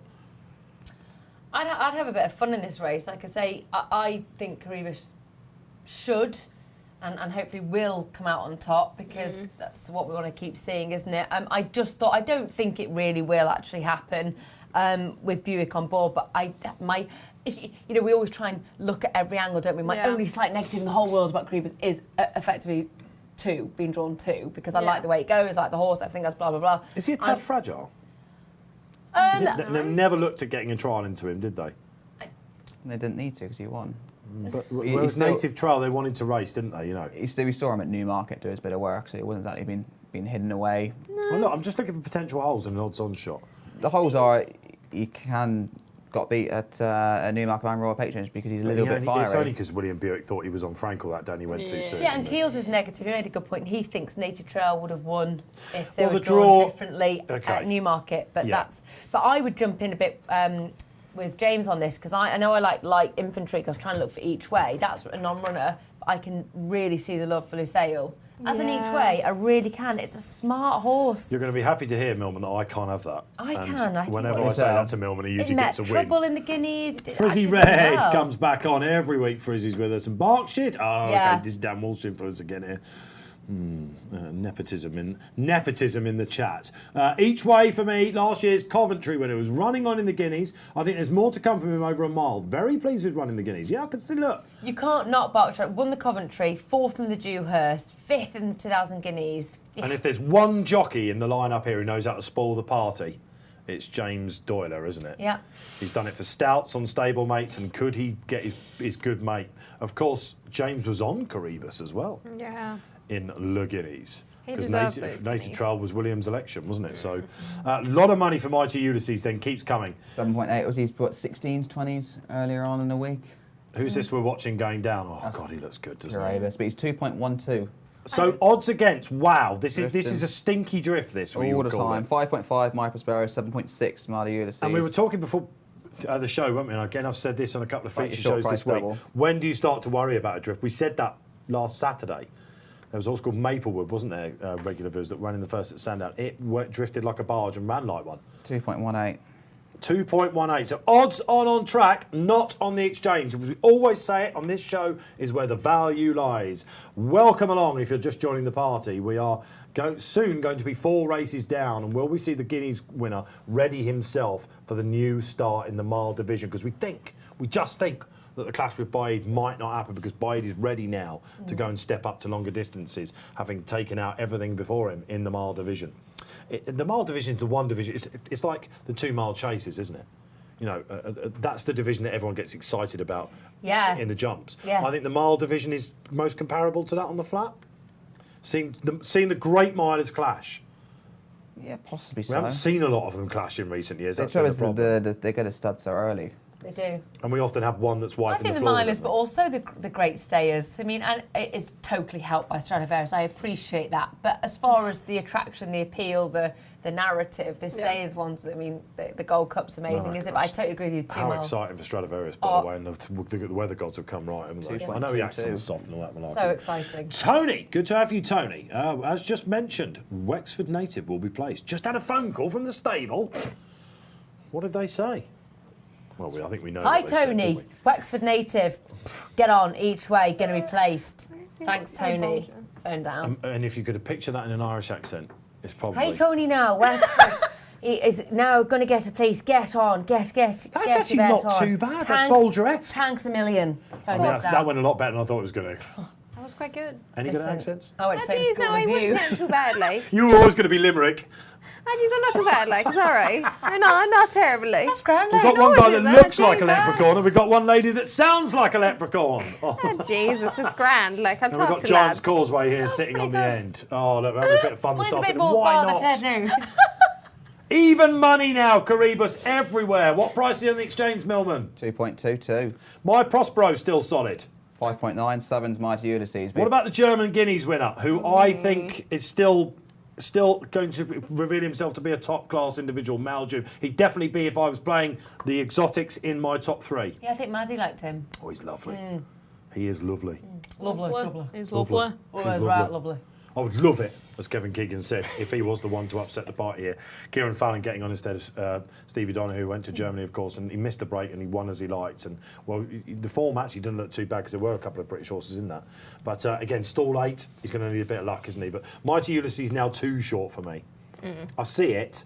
I know he was beaten in a handicap last time, but don't forget the Pied Piper went handicap route from during the COVID year. And they tried to make this into a Derby horse. He was far too keen in the Blue Riband. Bleu Riband. Got it out of the way. The Blue The Riband. Bleu Riband. Rosie's on the panel now. If Barry was here, he'd have to eat that. His Blue Riband. Let's get some socials up. Mighty Ulysses and Lucelle both each way. And then, of course, he went to what we call the Derab Maiden, if you like. Derab won that and then went on to the French Guineas. They run a very good Gosden horse in that maiden at Newmarket. He went to the Silver Bowl. He probably went soon enough, Benoit, did I say it? And he came up against an unbeaten horse who put 50 in you, who we're going to see go off favourite probably in the Buckingham Palace tomorrow? The Britannia, sorry? Britannia. Tomorrow? It's Yeah, a it great is tomorrow, name, isn't isn't it? Who put 50 in you? 117 RPR went for that handicap. Yeah, incredible form. We saw the third came out and won well at Chester, didn't it, of course, in the week. And we knew at the time it was going to be good. And Benoit, as he went past the line, after this race is coming. What's coming after this race? What's he on about? I don't know. Oh, right, My Hot Chocolate. Professional Dave Orton there. My God, this is really on the drift. Who thought at the start of the day we would be able to get nearly 11 to 8? He was early doors this morning. It's 2.2 now. Which is a little bit of... He's got to be worried that all is not A-OK at T and Appleby. Because form-wise... Why is My Prospero not shortening? Because he's always been around about the 9 to 2 mark, isn't he? Still 5.9, 7.4 So Mighty it's Ulysses. just Mighty Ulysses is the big gamble. Everyone with the sizzler that is Paul Keeley. Stall 12, I wasn't sure about because he's worn the hood, they've disbanded that, he can be quite keen. I think I didn't like him in the outside stall. Down the start. Oisin said over the mile he'll settle a lot better, by the way, the 3-time champion jockey, not to worry about it, but I don't know. I've written about more races than Oisin's ridden in, I told him. Which makes me an armchair pundit. A happy one. It's at good that. to have A safe one. the amalgamation of all of our...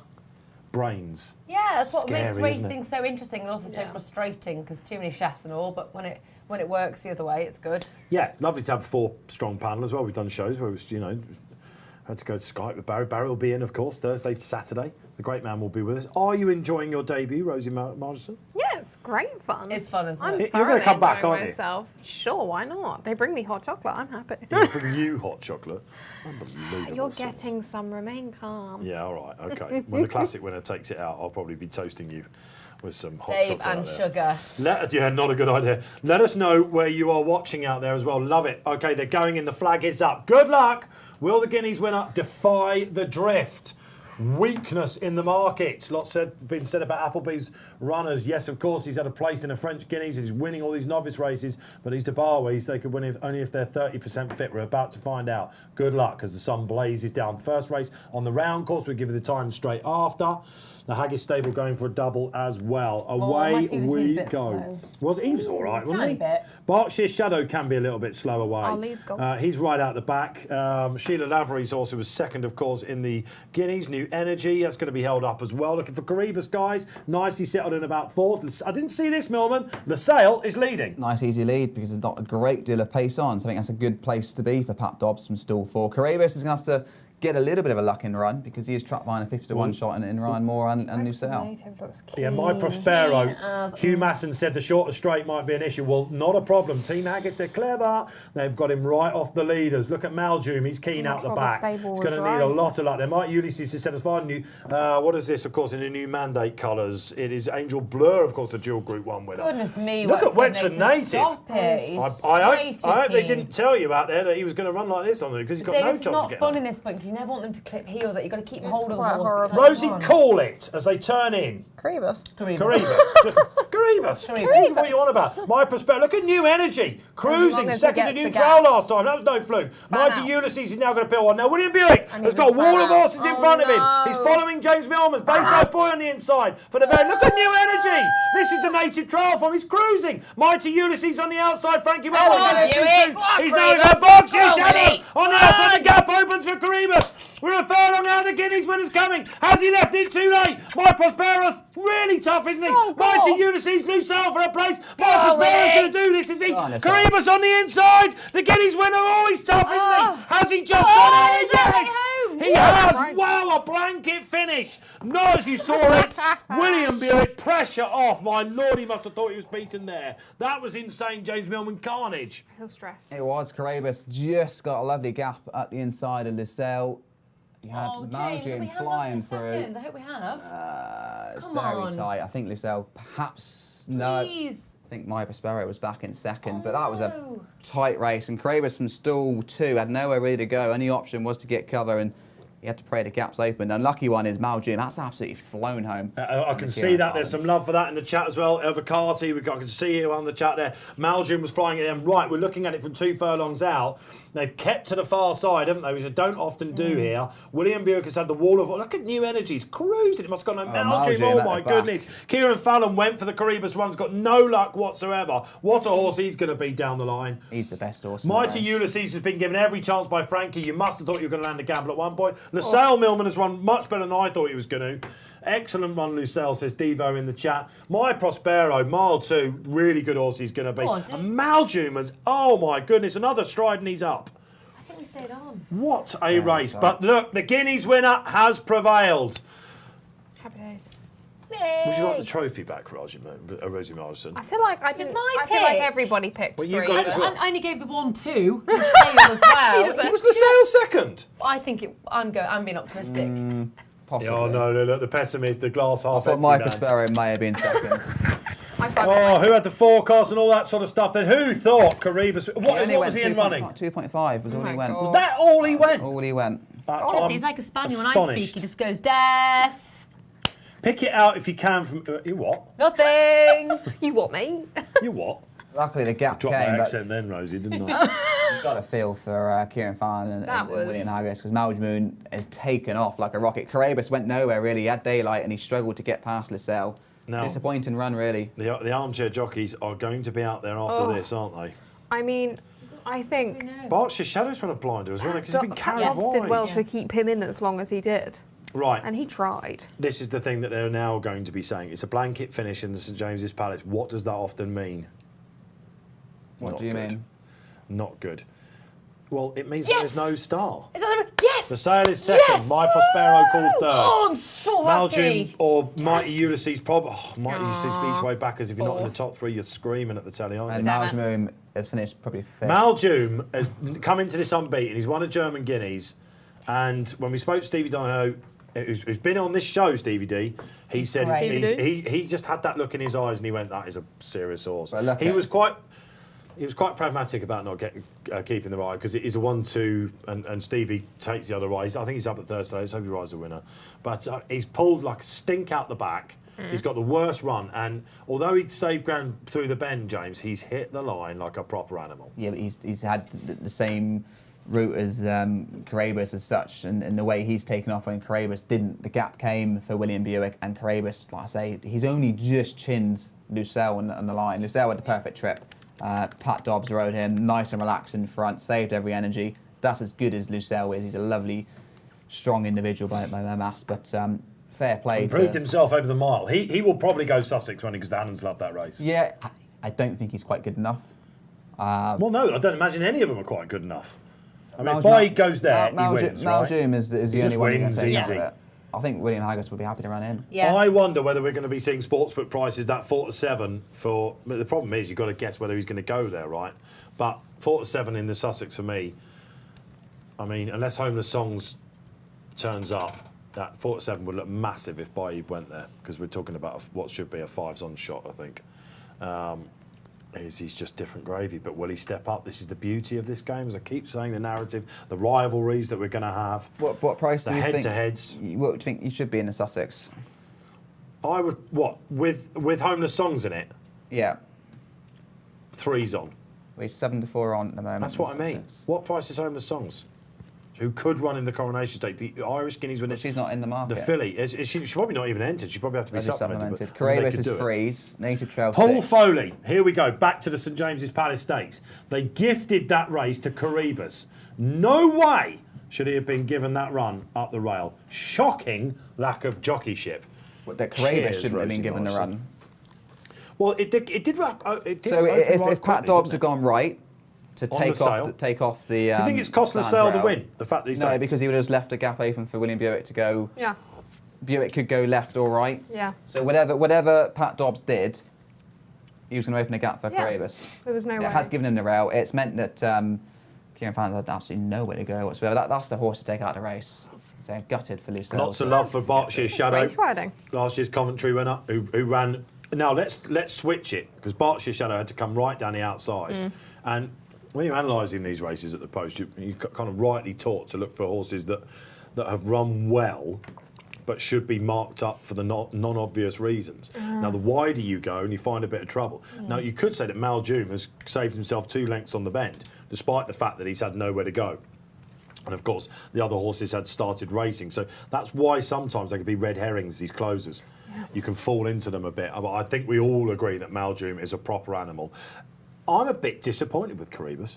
Yeah, she's run bad. He's ran badly. Yeah. And the drift was almost right. 5 in a line. The gap sooner, would you not suggest that he'd have been more? That's the question, isn't it? We'll need to watch it back a few times. You obviously think, OK, Bloodstock hat on, Guineas winner, just got to St James's Palace. Yeah. Son of Tabawi. Fabulous. They're going, Dali are going, we've got another one. Well, I mean, he still put up a performance, given he had to have a turn of foot in a short space of time. That's even harder to do. When you're cruising along like that and you've got to really ask them to speed up quick, it's quite a hard thing to get them to achieve. And Native Trail was dissed in a few quarters after the Irish Guineas win, He was disappointing as well. But the New Energy, last off the bridle in that race, he has cruised through that race, New Energy. Yeah. Everyone thought that he was the fly in the ointment for the form of the Irish Guineas. I'd say, if anything, he's boosted it. I just think as a division... They've all dropped. What looked a really strong 2,000 Guineas pre-race... I think as a crop... is just disappearing into thin air. The time is interesting. It was slow by 0.52. So that watering has definitely, despite the fact the sun is baking it, it's done its job, hasn't it? Yeah. They went steady early. I don't think it was a particularly strongly run race. Kieran Fallon obviously saying he would have won, apparently on track. So there's not an argument with that, is there, really? Yeah.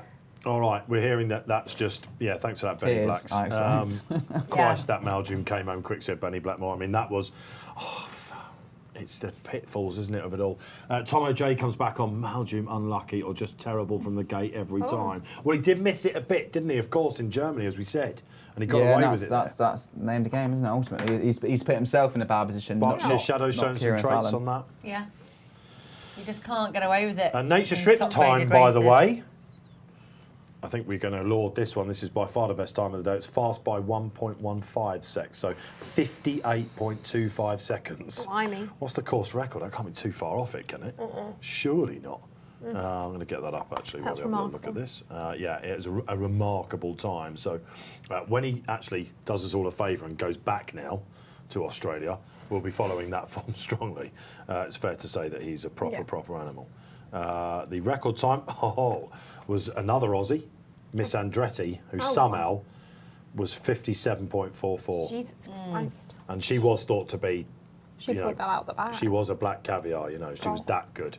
The Aussie sprinters are... It was because of the Commonwealth Cup, we should say, that our sprint division internationally became a lot better. Even the likes of Batash prospered from it, because the programme was so much better to follow for the 3-year-olds. Yeah. They didn't all try and stretch themselves out as Guineas horses, and because of the likes of Blue Point and Batash and Muhara, proper sprinters getting world-class recognition, you see. So, but I'm afraid the Aussies are back up and running, and that was by far the time of the day.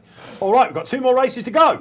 Who knew it goes so quickly, Rosie? I know, How's right? the We've got 2 more races to go. I'm fine, but I'm a little bit now because we've got ours in the next, so now I'm like stress levels. You've been up since like the Larks. We've got 2 more races to go. We've got 2 like more that, where races you're to going with go. Bit. I don't know the lyrics, but... Yeah, clearly you don't know the lyrics, but yeah, I see what you're saying. Only 2 races to go. I got 2 more races to go. Very good.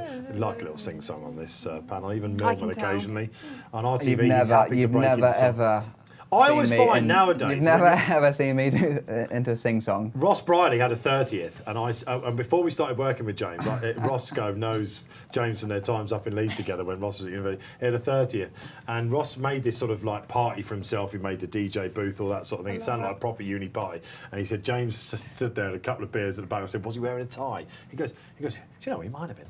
Like this sort of thing, and that's how we first got to know James. I came after a work stint, and then you were in a tie. No tie, but disappeared probably pretty sharpish. You weren't on the dance floor. I'm not on the dance floor. But when you're on RTV, I think you look like you could be doing karaoke. You're that confident with the mic these days. I can guarantee I've never once done karaoke. The concept of microphones, not wafting out. So we've got 2 more races to go. 5 o'clock next. Loads of time to talk. Let's get your reactions out there to what's gone on to the 4 races so far. Caribus versus BAAEED. No hope, is there? Native Trail, that's a boost for Native Trail for me. I wonder whether they will catch it up. But are you all agreeing with me? It's just I hate to say it because it's not a nice thing to say, but it's a pretty average 3-year-old mile division or 3-year-old colt division. It doesn't look great, does it? What about? Desert Crown just head and shoulders. Derby. Yeah, because he can drop back to 10. That division looks alright, doesn't it? Does he win the Arc? Yeah, I'd love him to. I think that'd be great. Everyone would love him to. He is unbelievable. I think he might be best at 10 furlong, there would be my only worry. Against proper stayers in the Arc would be my concern. Just because he's... On deep ground. He quickened, so when Richard went, he went. And the horses in behind perhaps aren't the quickest individuals. I just feel he's going to be an optimum 10 furlong performer. What about Emily Upjohn? And I've got a lot of stick actually recently. I wouldn't have run her saying, why this aren't you week. talking about Tuesday? You keep saying Dave Orton, Emily Upjohn, but Tuesday won the Oaks. I wouldn't have run her this week. Of course you did. Tuesday No, also no was way. slow to stride, just got a better ride from Ryan Moore. It's That was all. Simple. It's usually Rob Way that sits in that. This is why you're here, really, isn't it? Good. Emily Ryan Moore Upjohn's outrated Frankie Emily Upjohn's the Dettori. perfect campaign. Then obviously go for the Irish Oaks, go for the Yorkshire Oaks, go for the Arc. It's perfection. I never would have run it this week. No way. Well, it's just not. She's Epsom's massive. such a hard track, especially for a big horse. She came right at the back. She's a big horse. No, go for the Irish Oaks, go for the Yorkshire Oaks. I'm go for the almost Arc. certain that's the route she's going to go, the snowfall route, and she Makes surely. sense. You would, wouldn't you? Irish, I would. she won't go King George in the back of a second, I don't think. Even though they compared it to John's last winner, not Nabel, sorry, to Garuda. Well, because Gosden has said all the King George, but I think it'd be Irish Oaks, Yorkshire Oaks, Arc. But that's a good point though with Desert Crown. Like if you physically but you compare like a horse like Hurricane Lane, like you say, if it gets really wet in the Arc, that massive, strong catch figure out. Charlie Appleby. Legend. Legend. He is a bit gorgeous. I didn't mean like that. Gorgeous. He's just I think a he's legend. gorgeous. It's his eyes. I've interviewed him a couple of times. I'm always like, his eyelashes You're are so blushing, long. Rosie No, Martin. I used to live next door to him. I was just about to say at the end of the garden, morning Charlie, as you're putting your washing out. One of his dogs killed my chicken. It was a nightmare. I had to call him up and be like, Charlie. Did he just flip his eyelashes at you there and it's all okay? No, James, you luckily never his think wife you're here in came, this so it's studio. fine. Aisling, to be fair, Aisling, his wife's like She's gorgeous. That would have been a great headline on a cold winter's day, I imagine. Yeah. You've got to give us these headlines now. You're working for us. Murdered. Charlie Appleby's dog. Deborah murdered by dog. Deborah. What a name To for be only fair, he did me a favour because God, she escaped every other day, and it was a goddamn nightmare. Every time I'd be running around the village after this white chicken. Applebee's chicken killer. Yeah. But still, he's a legend. Was he very nice about it? Did he buy you another? No. You know, whatever you could. No. Because you had prize chickens. Yeah, was she a bantam or just a She was general? just a pain in the backside. No, she wasn't a very good chicken. Unlike Charlie. But shall I give you his quote? Yes. Finally, Oh, yeah, ladies. sorry. Go for it. Charlie Appleby. Sussex or Prix-Jacques Le Marois next? Oh. So he wants a race with a strong pace on. They basically that is saying he won despite That's fair enough everything going because he wrong. was far too keen on the inside and he's not picked up today like he normally does. You have to give him a chance, don't you? Because of course we weren't sure who was going to lead. We thought it would be maybe Ryan on the inside. It was wasn't the Ryan. best of He tracked Ryan. and LaSalle. Yeah. And when you've got a dodgy stayer on paper in LaSalle, who was of course going for middle parts last year and all that sort of stuff, they're not going to go proper mile speed, are they? They're going to try and run its race. So it was a messy race, of course, and Corribas has still won. What price for the Sussex, James Millman? I was back on the arc for the Sussex. He was 4s earlier. Let's have a little look. I think he's I mean, I've got it in front of me. 3s. 7 to 4 on. It's not changed. 6 to 1 Threes native from trail. well, he's actually 3s from 9 to 4. Drifted. So we don't often say that on this show, do we, guys? After a Group 1 Real winner. World's 8s. Master C's 8s. I mean, Real World is a right price for the Sussex, isn't he? Yeah. If you think Each the way. BAAEED is exactly 3 places. that's probably one of the prices of the summer, isn't it? 8 to 1. Tenor Prism 25s. She's No doing it. BAAEED in the Sussex. Real World just wins, doesn't he? No, only Homeless. What? So if Homeless Songs was introduced, is what I'm saying. I think she's the horse that might, with Yeah. the sex allowance and the age allowance, could put it up to BAAEED. I'm just about. He's a again, lovely you're, mover, Real You're World. reaching, aren't you? You're grabbing for it. It's not really there. Wow, this is the greatest game of all. This, isn't it? Yeah, and as Barry Trying Hall to says, predict the future. and Bruce Millington, who's back with us tomorrow, I like to get the programme book out afterwards and try and map it out. It's half the fun of it, isn't it? So who wins the Arc? Jesus Christ. Desert Crown? Or would it go to a 4-year-old? Could BAAEED do it if he goes? Put Straddy in again. Let Straddy win. Straddy in it again. I still love Hurricane So Lane. game. Hurricane Lane's a good shout, actually. What That happened is. last year? The Strong, he's ground. very powerful. Yeah. He's such a powerful, big-chested BAAEED horse. still 16s if he does go for the arc. Barry's got him Wow. at 50s. He shouted him at the start of the season because of the hook and breeding, you see. And 2s for Desert Crown. 7s Vadani. Emily Upjohn 8s. Long of Hurricane Lane. Bay Bridge is 12s. Yeah, I've got Emily at 12s for the Arc. Doodoo's 12s. Great, that's better. Westover 14s. BAAEED 16s. Yeah, who had the native strip, Corribas and BAAEED dribble? God. That would have been good. Dimp out there in the Lucky one of ours person. are there. We're getting a few chicken references coming up thanks to you, Rosie. Oh, sorry about that. Deborah is no more. Good Emily Upjohn chat we were saying there because you've done a Broadway apparently. I've done a Rodway. Ryan Moore just got a better ride. It wasn't. It was. you Ryan know, Moore, yeah, it was better right. It was simple. What could Frankie have done differently? Ryan went left, Frankie went right. Went wider trip. I think the ground was that much better going that long way around. There we go. I love All right, this. Frankie's still, This of course, makes me waiting for happy. his first Royal Ascot winner of the week. He's going to get 1 or 2, isn't he, Frankie? Always does. Can't keep a good man down. I remember seeing him in 2019 when I was doing a bit for Sky as well, working for us in the mornings, and we were sitting in the makeup room, which was the sort of media. Which you never room left. that's You had to underneath. stay in there a while. And Frankie came down, and he hadn't had a winner on the first day. Not happy. He was because Frankie, everyone assumes is this big brimming characterful character. Nah. We can't always be like that, can he? But this time he was. How you doing, Frankie? Yeah. He's Bit like that. Italian. And he didn't say much to passionate. anyone. And that was the He's day moody. when he went. I think that was or the day. I or thought he the went day too fast before. in Britannia. He went just crazy. We thought he was going through the card again, and then I saw him later in the week, and I reminded him of that.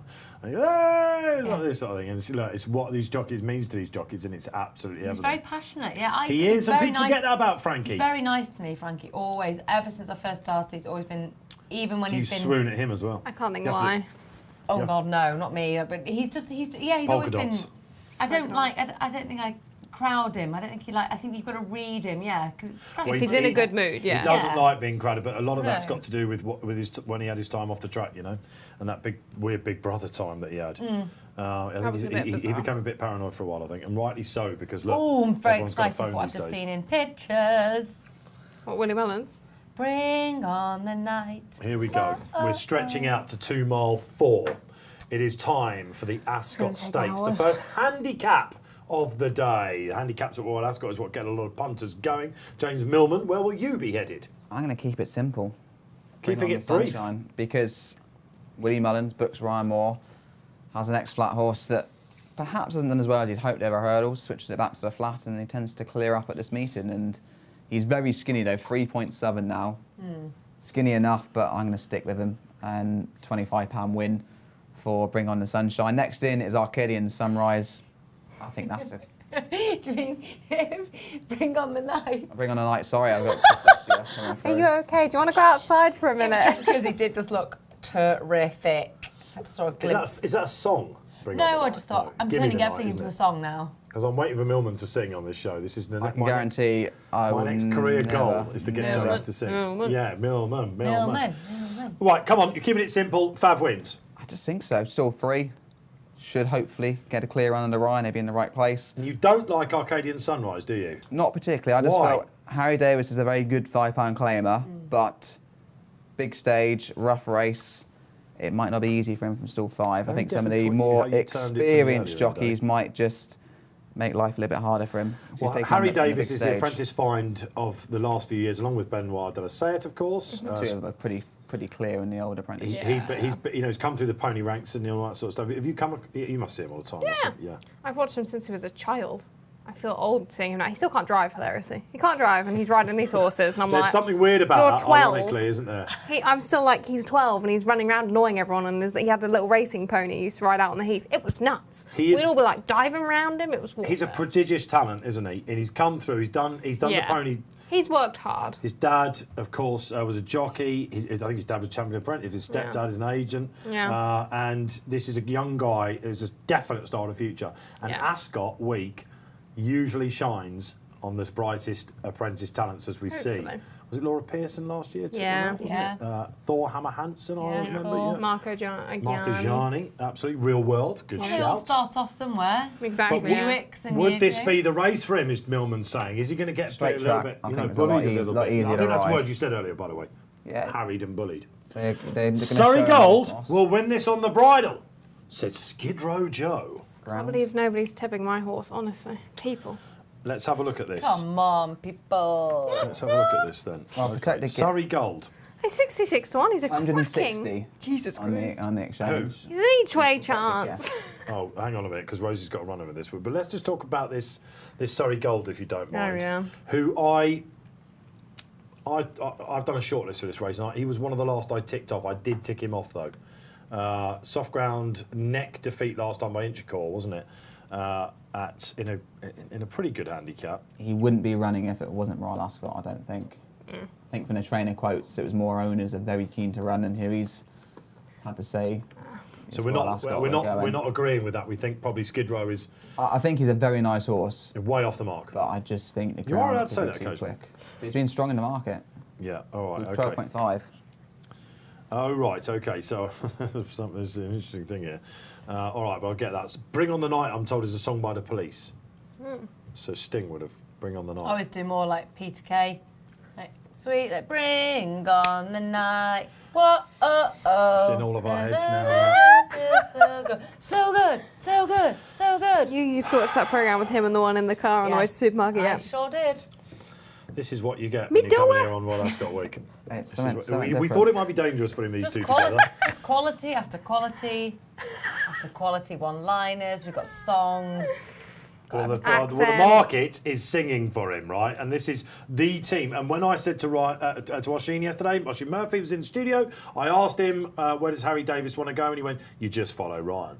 One thing that Millman, that he does in this race, though, you remember Build Me Up Buttercup a couple of years ago in this race? Don't get me started. Oh, no. Another song then. What am I doing? We can look for all the songs in here now. Just to let me down. Oh, dear Lord, dear Lord. I can't cope. He came from get it back, Dave. He tried to come from last to first. I don't think we're going to be seeing Bring Me the Night until still 19. Building Up Buttercup was a difference. But she was, and he got loads of stick for that. Ryan did loads. He was actually one of the only horses, or one of the riders, to come from off the pace on the round track that week. We've got last year's winner in this, of course, Rashoon, who's on the same mark. pesky Ian Williams training him to perfection for the same race. Richard 66. King's coat is on. He'll have his lovers out there. He's the expert eye tip. The expert eye tip is basically the form and analysis department here. They're walking the naps table at the moment, and the national challenge that's out there, and Richard Young has napped him. He's not on my shortlist.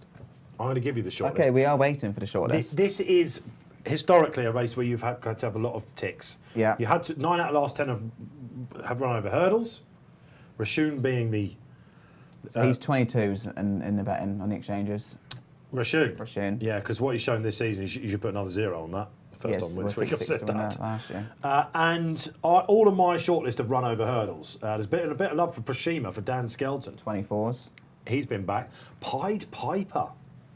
He is of course, used to race for Her Majesty. One of the best juvenile hurdlers we had last year. Ran very well at Cheltenham, and of course just nutted in the Grey Bonnet Aintree. First time tongue-tied Jamie Spencer on. Jamie Spencer knows a lot about Arcadian Sunrise, having ridden him a few times. He was a whopping eye-catcher in the Chester Cup. He's on the shortlist. Scaramanga for Holly Doyle, I think, is overpriced. For Paul Nicholls, definitely been laid out for this race. Stall 1, going to get the Ground 7 trip. What about Moon King? Moon King is go down the list. 220. That's got the extra 0 on her. That has maybe put another one on that, but historically under Liam Canary for Charlie Longston, drawn in 4, he could have won well at a price. And what about Lidford making its You're debut? going 330. 330 on the exchange. Yeah. That would be my shortlist. So I'm going to have a little bit on all of those guys basically. George Bowie, classic winning trainer now. Safi Osborne on, drawn 10. Could have gone in the Wolverton. They're stretching him out. Interesting move this. He has run over hurdles as well. I got rid of Bring on the Night. Do you know why? Because you're stupid. Correct. But 9 out of the last 10 had run in a flat handicap. Experience the issue. He does lack that 6 star. I walked into that one, that didn't I? In fairness. I enjoyed that. My shortlist is far more realistic than yours. Can see the love for Arcadian Sunrise. We've already talked about Harry Davis, haven't we? Coltrane's been consistent. Don't ignore Coltrane. He's close, always prominent, good draw. That was 2-2, Chester. But Bring on the Night is my nap. Do you know why? Why? The lack of jumps is a positive. Yeah, not natural. Because he's not very good at the moment at jumping. Pied Piper would be a much better jumper. And I think a few people sort of said about Bring on the Night, what about the ground? I've heard Social on the little screen. whispers. It's Here fine. we go. Hang on a minute. Hugh Masson's agreeing with me. Lay all the flat-trained horses. Precious few can handle this trip. Well, that's it. Exactly, Hugh. That's why. This is where the jump trains. This is when Nicky Henderson traditionally would dust off his cap. But Ian Williams, George Berber, so... But where's our flat race at Cheltenham and Aintree? Why is that? How is this fair? We have a... I mean, you could ride in that, Rosie. They are for... No, I don't want to ride in them. You could ride in that. You've got to run him in this. Let's go to him. He's a very, very talented horse. And do you know what? He is, if he's I obviously having a knew you good were coming day. in. He very rarely is out the top 3. Obviously, last time it didn't go to plan, did it? He had a bad day. He kicked someone down at the start. He had a really bad This is mood day. a protected guest, sorry. Tom Quealy, Frankel's Mr. rider. P is his nickname, if that's Mr. easier. P. Mr. P. Love it. Love it. There is a little bit of love for you. Mr. P, Bean. Cake. God, it's brilliant. Jimmy. Deborah the chicken. Brilliant. No, he is... God, he's earned us nearly over 150 grand of prize money. We bought him for like... I think we bought him for like 20. 35 Why is he running here? The Guest family only want Royal Ascot runners, winners, The late John Guest, preferably. of course. Yeah, and now their family. And also, to be fair, he's not totally out. He's 66 to 1. No, he isn't. He is not out He's of won it. over a mile 6. He's also run over hurdles, I would like to point out. I was going to say that. He survived. He got all the way round. He was only last by like a little bit. Yeah, wasn't He it? thoroughly enjoed himself. Although Didn't have another go. I didn't breathe for about an hour before and after. It was awful. Did you not score him then, though? Jack Quinlan and Tom Quealy had that job. I ponied him down to start. Because Tom does, of course, ride over jumps, doesn't he? Yeah. Yeah. Tom Red. I didn't realise Tom Red. They were so happy afterwards. It's a funny. Both came last. They were both covered in mud and over the moon. I was like, well survived, lads. But no, he's a great horse. I mean, I've written down here 8-time winner, 10-time second, 11 times third. Brilliant. Listen. Now, what we do on this show when we have a race that's this long, we like to divvy up the commentaries a little bit. Do you think that you can? I mean, Nat pulled it off, and Millman knows how to sort of do it now. Do you think we can get a Rosie Margarson commentary in this? I'll just start Imagine if screaming. Protected Guest was a length clear 3 furlongs out. I've got a feeling the high pitch. No, that would be awful because we then might he'd probably see light stop. shattering and everything.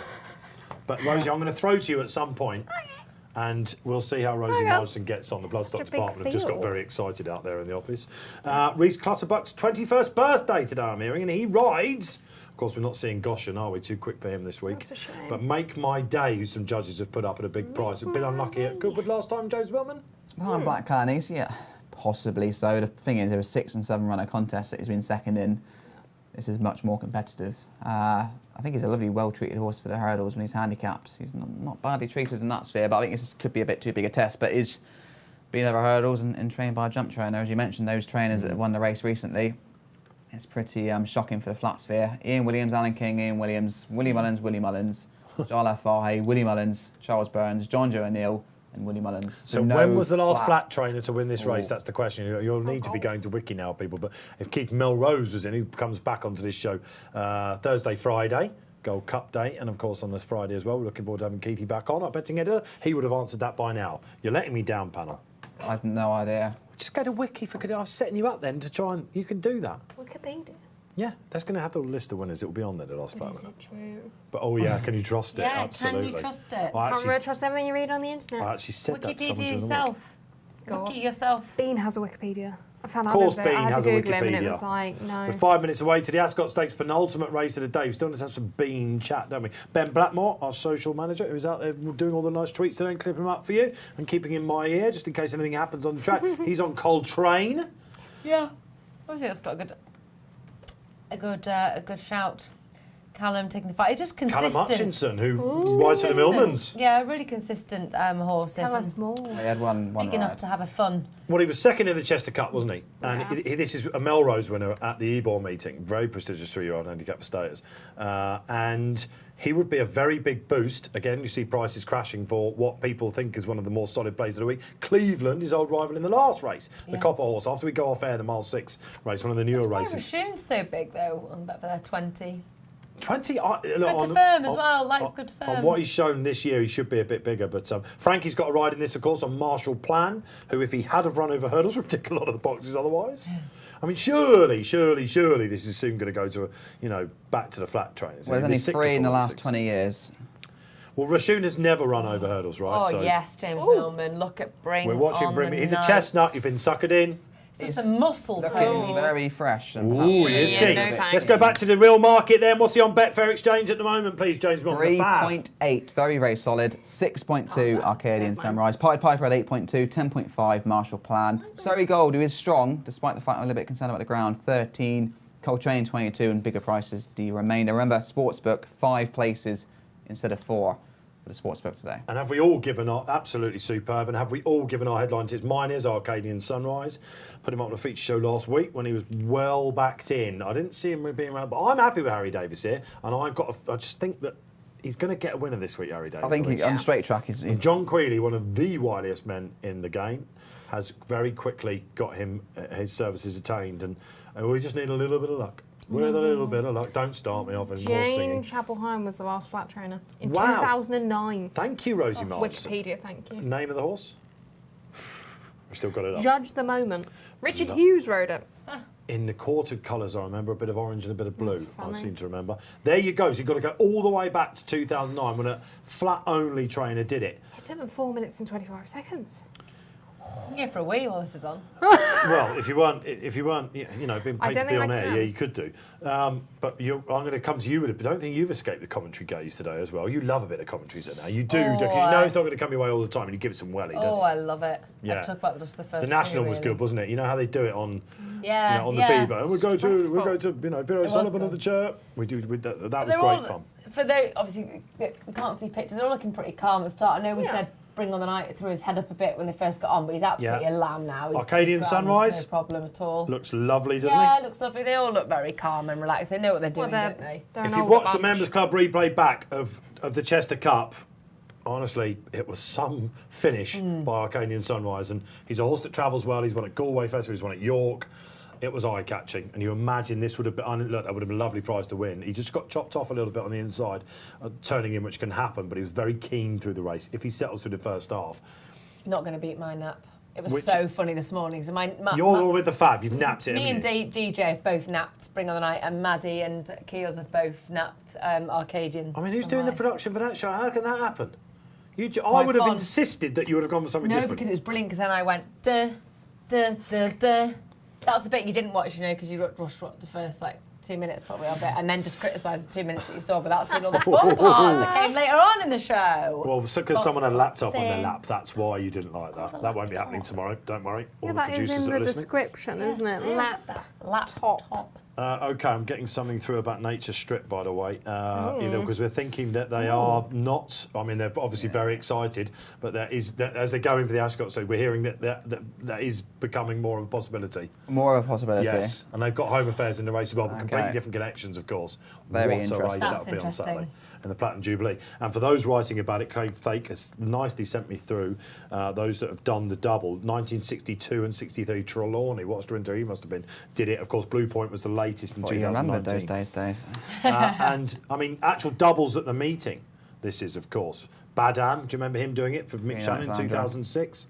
This is the Ascot Stakes, of course, which we're just about to get. Simonon in 2012 backed up after winning for Willie Mullins and Ryan Moore. Ascot Stakes, Queen Alexandra, the final race of the week. We're going to get there for you, but right now it is the Ascot Stakes. They're all in good luck. And the reason why we say a high draw, despite the fact it's on the round track, is good in this, is because there's a big bun fight for the inside, so it can get proper chopped up. Look for Harry Davis, says James Millman. He's right out the back. He's already in trouble. One got chopped. What do you mean he's already in trouble? They're all moving all over the show. Pied Piper's moved. They're all Just Hubert has broken out fine, which I'm delighted to say, because he can show a few issues. Oh, not so sleepy. And Willie Muir's star stay-up can get on with it, and he stays all day, and he's right up there at the moment. Protected guest on the outside. He sat very nice, isn't Well, he? I think Tom's about to lead. Go on, Tom. Send it. Is he thought to just stay? Send it. I mean, we've had a furlong. I mean, I'm a flat girl. Frankie up there as well on Marshall. But I tell you what, Tom's got a nice position. He has. He's got a nice spot. What's this on the inside with the blue cap, Millman? Who is that? Golden Flame. And Johnson also unsurprisingly up there. Holly Doyle's got a really nice pitch look. No buffeting about there. Now let's look for where Harry. Now this is interesting. Something's obviously happened here because Harry Davis, despite drawing on the. Do you think he'll be riding strict to instructions? No, the start didn't go great for him. I don't think anybody told to go at the back. Last year's winner Rashun keeping him company as well. Nap, where's the nap? Yeah, I am very happy. Mid-div with the blaze. It does carry his head quite high, but I'm happy there. Marshall Plan's a funny one. He sticks his tongue out. You see, he hangs his tongue out to the side. Tribal art there for the Johnsons. He's quite keen in about He's fourth. keen, isn't he, Dave? Rock Eagle, who's a very talented stayer on the day, despite having a bit of age on his side. He's got a nice posse. The Max We Can, one of my favourite horses in training. Oh, no. Oh, no, Josh Hubert's run off the bend. No. Oh, no, who's on him as well? Nicola Curry. Don't go Nicola with him. Curry, oh, Nicola. That's so upsetting. She's gone from first to last. He's a right At least character, nobody Hubert, went with isn't her. he? Oh. That has left Golden Flame up front then. Frankie, you see him up the front, One they're less not to going that beat. quick. Right, Rosie Margarson, this is your commentary debut. On the far side they go, out at Ascot in the stakes. Protected guest is near the front.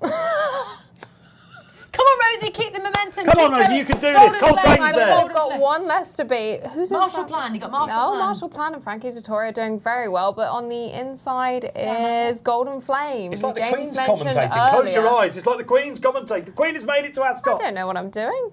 Scaramanga's doing quite well. Holly Doyle, naturally, probably the one to be. She's an absolute pro in these. She looks little and she's very mighty. And Tom is still sat there very happily. You know what? 10 out of 10, Thomas. I will actually make you a cake. I'm happy with this. That is a fantastic sit. It's like we're in Windsor Castle. This is great, isn't it? I'm enjoying it. Come on, Rosie, keep going. Marshall Plan's still... The tongue out is quite distracting, though. It's He's just very like, distracting. It's very cute, but quite a strong look. Not much is changing. Have we got about 5 minutes left of it? No, 2 minutes. There's 2 minutes left. I'm afraid so. We're You've going got to be about okay. 10. Where's Pied Piper, Rosie? In the white diamond and the red. He's towards the rear. Track him Oh, right. yeah, there he is. Yeah. Jamie Spencer tracking right. Rosie Martin, take it back up. We're on the far side. Poor Rosie. Golden Flame remains in front. Holly Doyle's not far behind him. Rashima's making a move. Frankie's still sat there in the good old film blue. 3.85 still. Where have the I favourite, gone? Bring on a night. Pied Piper is 6.4. Look for the Shishkin colours for the Fav. Oh, yeah. Rock Eagle continues Bring on the night. to creep in as well. Look at Rock Eagle. Sorry, Gold, not winning on the bridle, I'm afraid, for our social out there. He's the first off it. Oh, no. he's I'm going not back sure I'd for be it as well. happy where Ryan Moore actually is because there's quite a few horses that he is beginning to make a move, though. You can see He's some hard... thinking about What it. Ryan does in this race is he tracks to the inside. He goes all the way Yeah. around if he possibly can, and then when it comes to the bend, he tries and comes wide He's to just already, get that yeah, run. look at him. 3.3 Oh, in God, that. Frankie's going Harry backwards. Davis is following him. Oh, Frankie's broken down by the looks of it, Oh, sadly. no, I think Marshall it's plan's just gone going wrong, I steady. think. This was so unfair of me to ask Rosie Margarson. Come on, Rosie, because Protected Guess is up there leading. Please keep Come going, in. Pro Rock Pro. Eagle is there as well. Who's this? The Max We Can stays all day. Tribal Art there as well. Look, Arcadian Sunrise No, coming not going widest of all. The Fav's there as well, but I think Arcadian Sunrise is going to pull this off. He's got, look at Coltrane on the inside. Come of on, Ben James Blackmore. Millman, let's get What do we this. got? Bring Come on, then, come on, night. Arcadian! Come on, bring It's on the the Martins night. Battalion! Is he going to be the fastest? Come on, They bring never on the over another night. year. There's something finishing against Coltrane. Arcadian Sunrise and Harry Come on, Davis. bring on the He's night. going to do it, I think. Come on, bring on the Harry, night. bring me the Come on, night. bring on the Natalie night. Green going mid-stage. bring on the Coltrane night. on the inside now. It's going to spoil the party. Wow, and it's another flat trainer. Finally, the hoodoo is broken. Coltrane does it. We saw loads of social out there. Ben Blackmore, our manager of that, is absolutely in raptures. They're all congratulating, of course, David Probert, I'm assuming, got the... It was Callum Hutchinson. £5 claimer. Wow, and he's seen off the Mullins good thing. Arcadian Sunrise has run a blinder. Nice. He's in third. What's fourth, Millman? Fourth. Going gone? Yes, going gone for the Boyle. Jim Boyle, that's a massive run. Rashun, last year's winner, in fifth. Pied Piper Piper only sixth. Ground a bit quick for him, I think. And Tribal Art all the way back in seventh. That was exciting as ever. Are you okay to carry on? Oh, fine, because I talked very much about Bring on the Night and Coltrane, so again, yeah.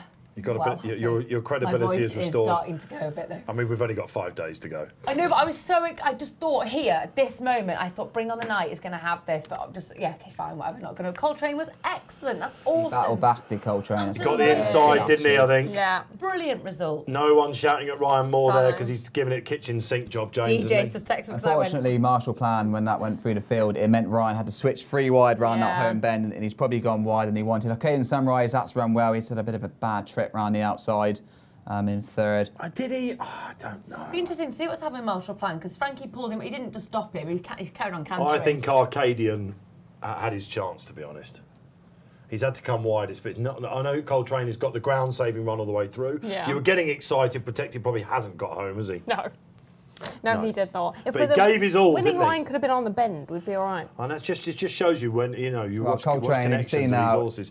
Poor old Marshall Plan will have to hope from the track that he's all right, but if he went quickly He went wrong. backwards very quickly. What else? So we're turning in, and it's where they really started to Home, light it Yeah. up, wasn't it? Just Callum Hutchinson got a dream run, really, through the inside, went round Scaramanga, through the middle there, not interrupted at all. A little bit there, actually. Scaramanga got a bit of trouble with Holly, but again, all Pied Pipers had to switch quite violently. Yeah, as well. Yeah, he Jesus has. Christ.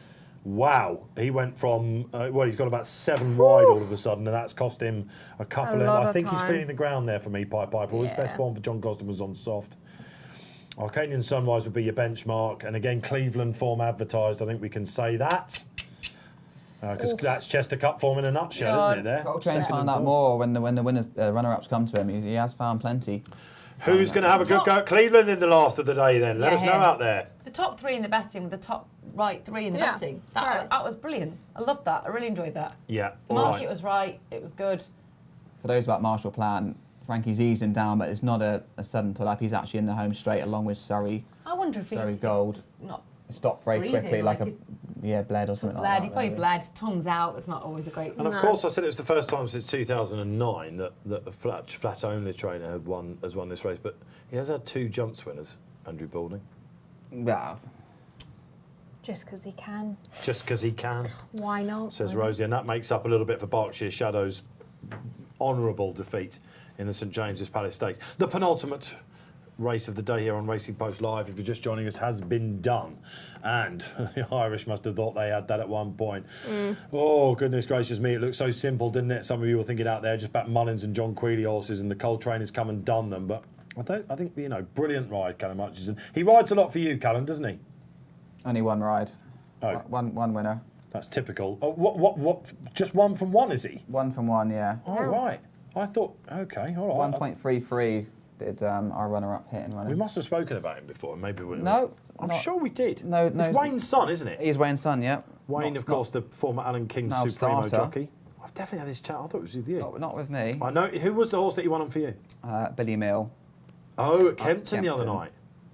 Gamble landed that, wasn't it? It was good to get Billy to win. Upgraded your wheels, probably. Harry Davis tried to mess the race up by going around his outside, but no, Callum rode a winner there. Ground is sky quickening, high. we think, because the Majestic Dawn for the Coles is now Yeah, in but that the last race that we wanted a covered. lot of give in the ground.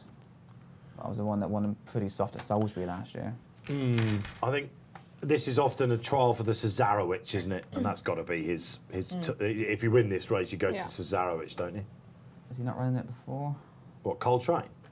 He had a bit of time off. Isn't he a 5-year-old now in Coltrane? Yeah, he is, isn't he? Pass. Didn't run in it last year, actually. No, it's where you usually go. He was It's fair to say that Bring on the Night will be having a look at that, isn't it? And you imagine the Arcadian Sunrise. These great staying rivalries we're going to get. I'd have Bring on the Night to reverse the form with the winner in the Cesarewitch. Why? Because Coltrane staved probably 3 lengths going around the inside. Ryan had to go wide. No gaps really were going to appear. And I think Ryan thought he was on a horse that had enough in hand to go wide. Callum knew that his horse had to take every gap he could. So for me, Newmarket 1 bend over 2-2. Best horse generally wins there, I think. Stall 6 beats Stall 3 and Stall 5 over the 2 mile 4 then. The other long distance race of the day is the final race of the meeting, the Queen Alexandra. Horses do bid to follow up. Are any of these entered in that on Saturday? They can be. Is Coltrane in there? Let's have a little look.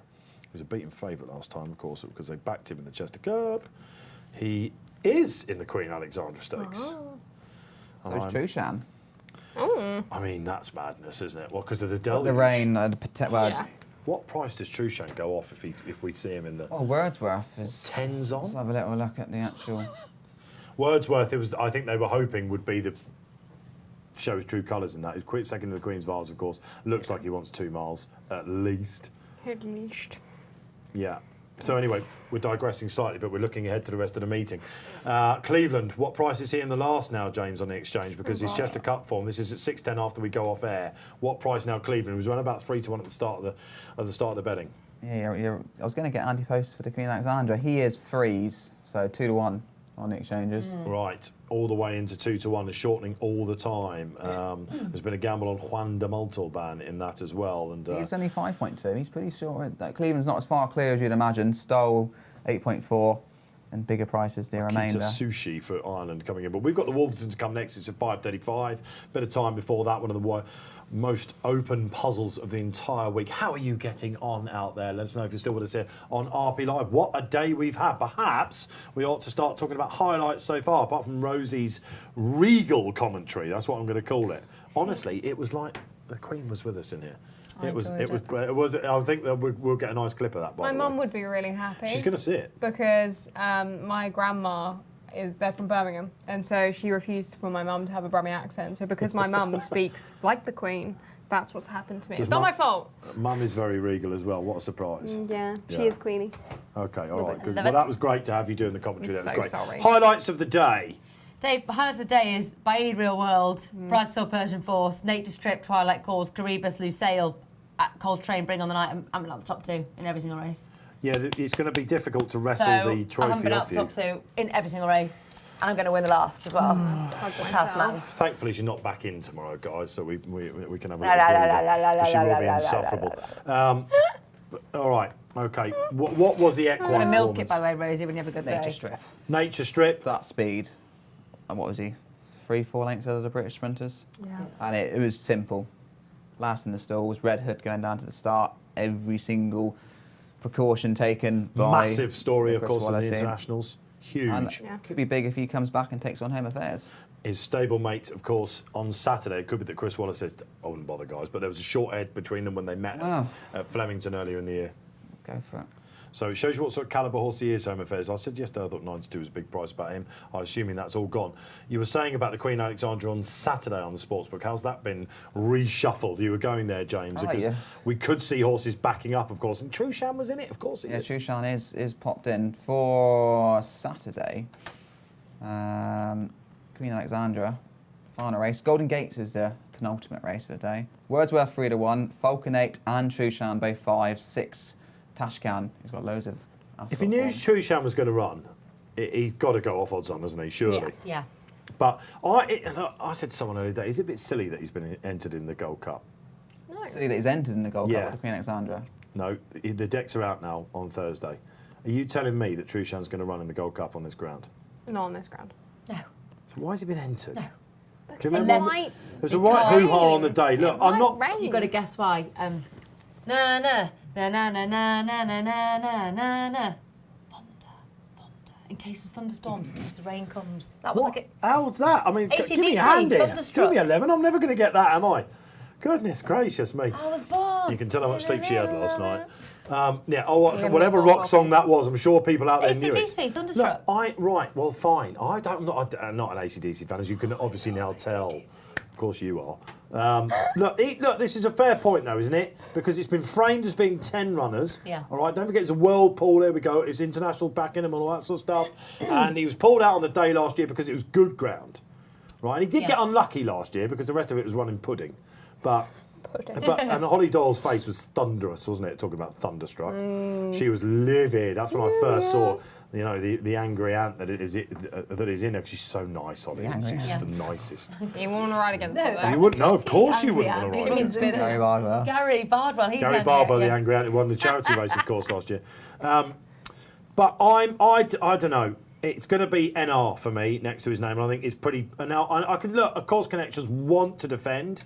But if they've said throughout his career that good ground would be okay, despite the fact he was pulled last year, and we get that. It's something Graham Rodway was having a pop at them around about 2 years ago. Why am I not seeing this horse more? And if he runs on Thursday, Rodders will be slightly aggrieved about this because he's been saying, I've spoken to Kingy about this. King's legend of a game. In my lifetime, no better, sort of dual-purpose trainer than Kingy. Love listening to him speak, love interviewing it, everything about it. Love his company's brilliant. But I just don't see why he's entered. I know he's only won Gold Cup. But imagine if you didn't enter him. I was going to say, it's not going to whiz round. We know that now. You never know. It's not going to. I'm not sure. I just think this. It's Britain. I just think it's making it difficult for everyone else. It's Britain. It could tomorrow. It could turn to pudding. But everyone knows that likelihood of him running is so low. Yeah. But if you didn't enter him and it weirded down, you'd be kicking yourself. Well, let's have a look at the exchange market. So just while we're on this, because we've got 15 minutes, 20 minutes to the last. On the Gold Cup day, it is when is it? What is he at the moment on the exchange? Let's have a look. Sorry, bear with us while we do this. I'm sure. Look, I think this is fair enough. It only says a bit of cloud. 5.8. It's 5.2. It's a 4-1 shot, right? He won the race last year. He won on his return. A lot of people saying, Kyprios hasn't been over. He not even won over 2 miles, the current favourite. Yeah, 2.82, 3.35. On paper, Trushan should be fav, right? So I know Strad's in there, but of course, Dave, you are making a very, very good point. I totally get it. I do that occasionally now. Some of it though, like Saturday 50% rain, Sunday 90%. If that had come 2 days earlier, you don't know. Are you telling me this time last year that the Gold Cup winner, it was, the horse that we think will win the Gold Cup? The best stayer at Ascot in the last couple of years has been Trushan, Champions Day winner and all that sort of stuff. Are you telling me that when he won at Champions Day again, that we're going to see him in the Queen Alexandra? All due respect to the Queen Alexandra. It's madness. So I can understand if they want their... And of course, they've won that. No, they won this race, didn't they, with Who Dares Wins? Or was it that race? I can't remember. Who Dares Wins was pulled out today, actually, wasn't he? Yeah. So, he was a non. Yeah. So, but he's been there and done it. But I'm just surprised. And if Trushan goes on... Because we are expecting rain. And we know how it can turn off the watered ground when proper rainfall goes on it. And this is Ascot. Yeah. It's what happens during this week. Weird curveballs, googlies all over the place. It's just an interesting one. And I was just a bit like, if they hadn't declared, I would have gone fair play. Yeah. Whereas maybe there would have been a tribe out there, I don't know, going, why didn't they declare him the way they could have turned? At least if we see him in there, maybe they're anti-post dockets and all that sort of stuff, I guess. Because now, of course, if you backed him anti-post and he's withdrawn, you get your money back. But look, I don't know. It's an interesting point, and we had a bit of time to talk about it, and I did too. So there you go. It's not like I've got to be in my bonnet, because, like I say, love the horse, love Connections, love Holly. I just don't see it. I think we're all expecting a match now. You haven't been in your bonnet today at all. I don't. I really don't. I really, really don't. I think I'm going to have the winner of the last, though. So do I. Oh, of course you do. With the trophy next to her. It is the impossible puzzle that is the Wolverton. Historically, Gamble's landed all over the place in this race. It was a handicap. The likes of Michael Jarvis, God bless him, the late Michael Jarvis, he used to run group horses in it. You saw it all the time, and we've got to lay them out. Do you remember when Dave won it? He was going to run in it, wasn't it? Another soft ground one. Is he going to be pulled out tomorrow, Dave, do you think? It's just going to be too quick, isn't it? So again, there's another one that's declared, hoping that the weather might change, I suppose. But we know they're not going to run, don't we? Yeah. And all of a sudden, 5 runners in the Prince of Wales Stakes tomorrow becomes 4. It's just that confidence in the British weather and their forecasters is not there. But when he won it, it was we've seen some proper results in this, proper horses. Last year's winner is here, James Juan Elcano, and I, for one, can't understand why he's not Fav. Second Fav, 8.4. 10 points separate 11 horses in the Betfair Exchange. It's got to be probably the most open listed contest I think I've ever seen. Cadillac is your favourite, just sold yesterday for $500,000, I think it was. Was it Were we at the $500,000? bar watching this one, or toasting with champagne, or had you got the train home by the time Cadillac, someone got the keys to him, didn't they? So, I like it. shocking. Very nice. Been waiting for that all day, Rosie. It's been a long I day. can tell. 7.8, My he's our list favourite. goes on. Who are we talking about? Who? Yeah. Cadillac was at the sale last night, wasn't he? Yeah. Oh God! How much did he go for? I wasn't I paying don't know. How any much was it, attention. James? I think it was $500,000. 500,000. Yeah, no, I actually remember that one now. That was quite What happened exciting. at this sales last night, Rosie? Like, There was free wine. alcohol, Free okay? And to excuse be me, my chair forgiven. goes down slightly. Honestly, no, he is a. To be fair, you can't blame him for that. I mean, to have a Royal Ascot winner, that's the price you're putting on that kind of thing. Very highly touted 2-year-old, wasn't he? He hasn't Yeah. quite gone on, but he won last time. Now, there are, again, historical ticks in this race. Top form on a right-handed track. Low draw has been historically very good here. But with £2 between the top 10, it's very, very difficult to say that there should be a clear one here. So let's try and help you out there if you're still with Very us on difficult, this day. this, isn't it? It's not an easy one. I've got Yeah. 4 horses on my list. Let's inspire some confidence, Millman. What's the trade? Well, Aristia, bigger price, dropping in the market at all. Now Even on my list. 15s Aristia. I'm going to stick £10 win and I'm going to go £20 place because Sean Levy gets a good tune out of this filly. She's tricky. She started off well with a win last year. I think she could be one that's interesting at a price. 5.4 in the place only market, £20 in that market there. You've got lots of options, 3, 4 or 5 places on the exchange, and you've got 4 places instead of 3 on the sportsbook. But she is tough. I thought it was a good run at York last time, finishing second, and she's an interesting one. But I thought this was the hardest race of the day. Cadillac perhaps deserves to be favourite, but I might actually roam a you of those that are a little bit shorter. Juan Carlo, 8.4. He probably would be sensible money, I think. If you walked into a car dealership and tried to buy the favourite in this race, they'd be looking through saying, "What's a Cadillac?" You know, it's Cadillac. Whatever. Won't win. Don't worry You'd about see it. a Cadillac. I could see you in a Cadillac. I wouldn't know. To What about Tasman Bay? 14.5. This is Robbie Wilder's The Anti-Postman's nap of the day. He was on Arcadian Sunrise. He was on Twilight Calls. Hard luck, Rob. I wound him up a little bit, going, could be a bad week for you, couldn't it? Because he put all of his... We asked him on a feature show last week to do his top 3, and they both hit the crossbar so far. So third time lucky for Wilders. It could be. Who's out there in the office today? So good luck, Robbie, with that and your followers out there. Cadillac, I just think he'll be a bit vulnerable. I think there are, of course, now Kevin Philippart Defoe instead of Jesse Arrington, of course. Well, not really. All in name. All in name. Yeah. That's of about. course. I think that shouldn't be allowed. Well, Shane Foley's still riding him, isn't he? Because he was jocked, of course. Yeah, so. but like, It's messy. it's the trainer's declared.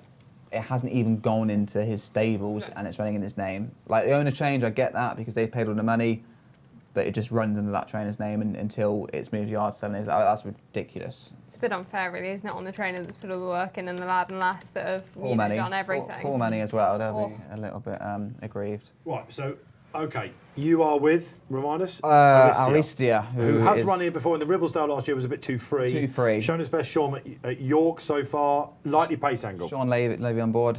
We saw Hannon. My lucky 15's been placed, Persian Force and Lucille, and this is the last leg, so hopefully 3 places will do me for the lucky 15. Fingers Otherwise, crossed. see you in 2023. That's Natalie, it, we're in profit, whatever. that's what matters. Well, whatever child is happens. boosted. You've done a good job today, James. We're back 2018 in the Well Child account. Happy days. It's been a great month. It's been more to come for them, hopefully. Yeah, it's been We've good. won Isn't that. it? That's what Barry's Today? doing. No, it's been since we've been doing it for a little while. Can you imagine? But listen, Barry is mustard at this, and the guys that sit in for him. We should say we've got Kate Tracy coming in and being Betfair Kate. Tracy Betfair. We'll have to call her tomorrow. Won't she? She's pressing the buttons tomorrow. Can't wait to have Kate back. She's at the track today. Socials keep coming in before we go down see what the ladies like. Juan Elcano for me, a Star Safari each way as well. Anyone for Star Safari? Me. Tens. Why? Boys in Blue, Godolphin on a double. Another See the Stars. Another. So we're looking at the pedigree. I mean, they're all. Do they have any badly bred horses? Not what's poorly bred. I don't know. What is a moderate pedigree? They don't do they? Bother buying the badly bred or breeding them. No. Moderate pedigree. Lots of moderate pedigree. There are lots not in Godolphin's banner. No, they don't, do they? No. They just don't do it. But Godolphin See the Stars. Okay, I get that. And this is a consistent horse. I didn't like his draw. No. Which is wide. You can get around it. But he probably is one of the horses that. Again, what price is he, James? Well, on they these do have James a lot of like rubbish horses that they sell. Of course. Cheap. It's great. Cast-offs. Yeah. Lots. But then you can do something with them. I love that though for the smaller trainers that are really good at freshening up. It's brilliant, actually. A useful tool. Exactly. A huge enterprise like Godolphin can have those cast-offs that other people can give. Maidan form, isn't it? He hasn't quite shown it over here, of course. So Wakani goes back. Rosie Margarson thinks that Godolphin will find out the last race of the day here on Racing Post Live. All right. Here we go. VLC Net 1982. Love Tasman Bay. You can see where the link's going here, Natty. Form is solid. First run being the only concern. You're not bad, concerned. these producers, are they? Well, look, the only concern is it doesn't win overly often, this horse, but it is a very sticky, tricky race to get stuck into anyway. I really like Tasman Bay. I've looked through and through. Look, this 4-year-old has some good form last season, if you look back through. I mean, we'll just talk about this. He was basically over a quarter of a mile further behind Group 1 winner Alan Kerr, who's been excellent. Then Goodwood behind BAAEED and El Drama. Latest third in a Group 2 over in France. Dubai Honour was the winner that day. This drop down in grade, which it is, could see him in the winner's enclosure. It was the King Edward Stakes, of course, on heavy ground It's only, last year. 10 months off? 10 months off? 10 months off? And James McDonald takes the ride for his Kiwi trainer, of course. He's already had one winner. I mean, there is negatives about a 10-month absence. He's got the draw, and he would have been absolutely primed for the day, and he deserves a biggie. And he's been gelded. And there's just a few tick boxes. Look, if you're not, don't want to go on the nose, he's still a fine enough price there just to have you each way, isn't he? And It's last 13.5 in exchange. in profit, that's okay, isn't it? Need some glasses then, Natalie. You can't read it, can you?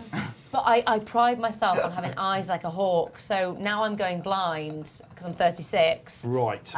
It's disturbing me. It's usually me that's squinting, but I'm going to make my case now, guys, if you don't mind. Last year's winner, Juan Elcano, who showed that the Ryans can still do it, basically, in this race, and the big time. And it seems a bit silly to say that, but he was a horse that ran in guineas and stuff like that, Juan Elcano, and he looked like he'd gone the wrong way, and it was excellent of them to get him back. He had a lower draw last year, but I just thought in this race he sticks out a little bit. I thought he should be favourite. He's vying for favouritism at the moment. It looks like Cadillac will still go off as far. Fox's Tails is there as well in the market.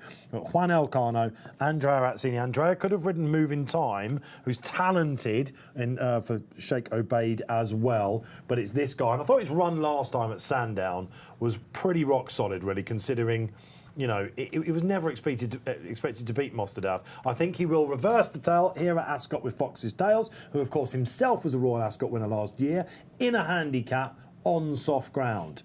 And he's gone a bit as Fox's Tails. A few judges on Juan Elcano, aren't they? I think you can make, it's a good. It's just good a case. price for It last year's reminds me winner, of, it's. Just I'll have a Juan Elcano shot of tequila with a slice of lime. Is that what it is, Juan Elcano? I know, it sounds like tequila, doesn't it? And you would definitely have one. Sounds like tequila. Sounds like tequila. It does sound a bit Hey, like excuse tequila. me, can I have a Juan Elcano, please, on the rocks with some Not wrong, though, lime? is she? How many hours have we been in here? We're coming up to 3.5 rows. You're doing superbly well. Of course, a newbie, a debut. What do you make of Rosie's debut on the show? We're going to have her back, aren't we? Absolutely superb. The applause, you can hear it. The numbers were off the charts today. Kieran Thurwell, our senior producer at home, he said after 10 minutes, Rosie is great. We love, The tick we is love there. Kieran. You're at the track tomorrow, of course. Yes. To see. Far too shy. Yes, I like her. Wait, I might even spoil the party and put her up a bit, actually. This is Rosie. We've got James is like, you thought Robbie Wilder's was mad, didn't you? You never sit next to Nat yet, have you? This is what you get. You didn't do that on ITV, I can tell you. All right, well, listen, have a great day tomorrow. I hope the family have a great time. And, of course, Rosie now works in our bloodstock department. And it's great to have you. You're an absolute find. You're going to be the... can we break this? You're doing something else for us, aren't you, as well? Yeah. We've got a new app, basically, and it's going to be a big thing this summer. I haven't got a newsflash soundtrack for you, but... And our content, you know, AV department, the talented people in that department, were after a jockey, but we were like, hang on, haven't we got one? And Rosie's going to be the face of the advert for the new app that we're doing. Yeah, that's great. That's brilliant. You never thought when you came here you were going to get stretched like this, did you? Yeah. You actually said to me yesterday, didn't you? You were like, I came to do Bloodstock, now one asked me to do this. And I'm like, welcome to the RP. I told my boss to start charging a flat rate. That would be the best way to do this. Absolutely. Listen, Gethin's around somewhere. You can talk to him afterwards. All right, great stuff. Listen, great to have Rosie with us. Millman, what are you doing for the rest of the week, my man? Actually, it's a quiet week at home, to be fair. Feet up, is it? Racing. Yeah, we had a lot of runners last week. No Royal Ascot runners for us, unfortunately. But you've been enjoying the rest of it on the TV. Yeah, Nice. all right, great stuff. And Natty? I'm here every morning for the show. 8:30? Good morning, Ascot. Yes, we come in at 7:30 in the morning. And then I normally go and sit in the sun for You're a little supposed bit. to. Yeah. Well, I left the house at 7:30. It was fine. And then the afternoons today, Thursday and Saturday. Yes, can't wait. We've got Barry and G-Rod again, Yeah, the Derby great, crew, haven't we? brill. So look, I'm we've got real good excited to talent. watch. I can tell you tomorrow's lineup is something special. We've got Bruce Millington in.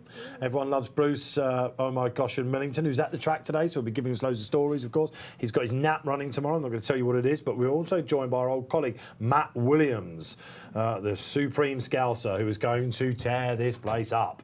And it's going to be fascinating to see, and keeping us all in check will be Kate Tracy representing Betfair. 2 p.m. tomorrow, as it is for the rest of the day. You're back on Gold Cup Day with Mel Rose and Bazza.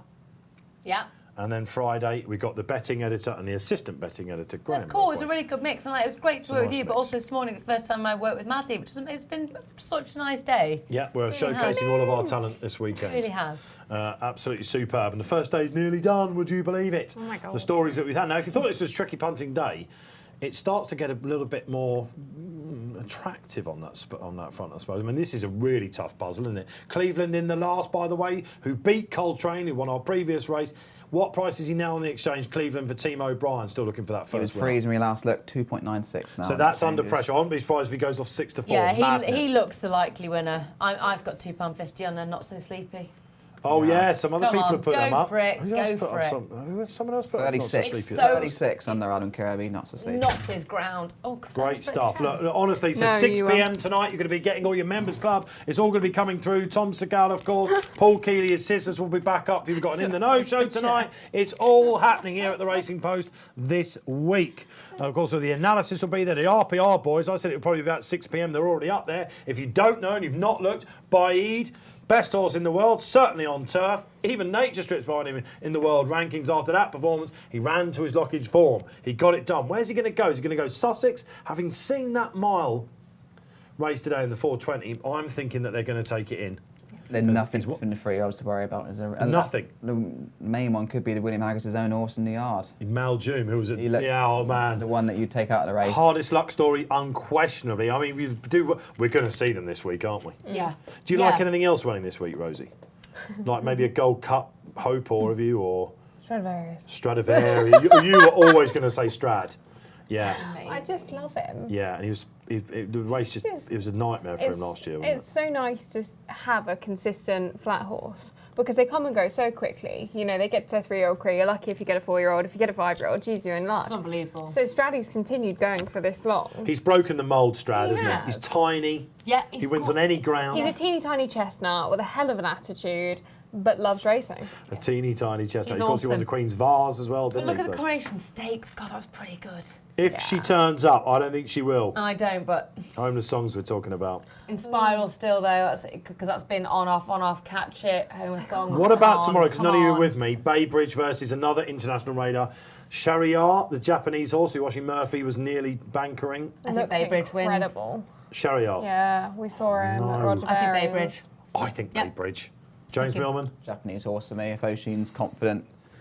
They've dominated the world scene when they've gone America, Dubai. Well, the Saudi Cup, good Saudi. God. That's the only worry Well, for me. look, we're going to be getting stuck into the form of that, but I can tell you, I honestly believe if Baybridge had won in that maiden race, had he been, he's better than that level, Baybridge. He's different gravy. I think he is. So he's my bank for the week, as I said yesterday.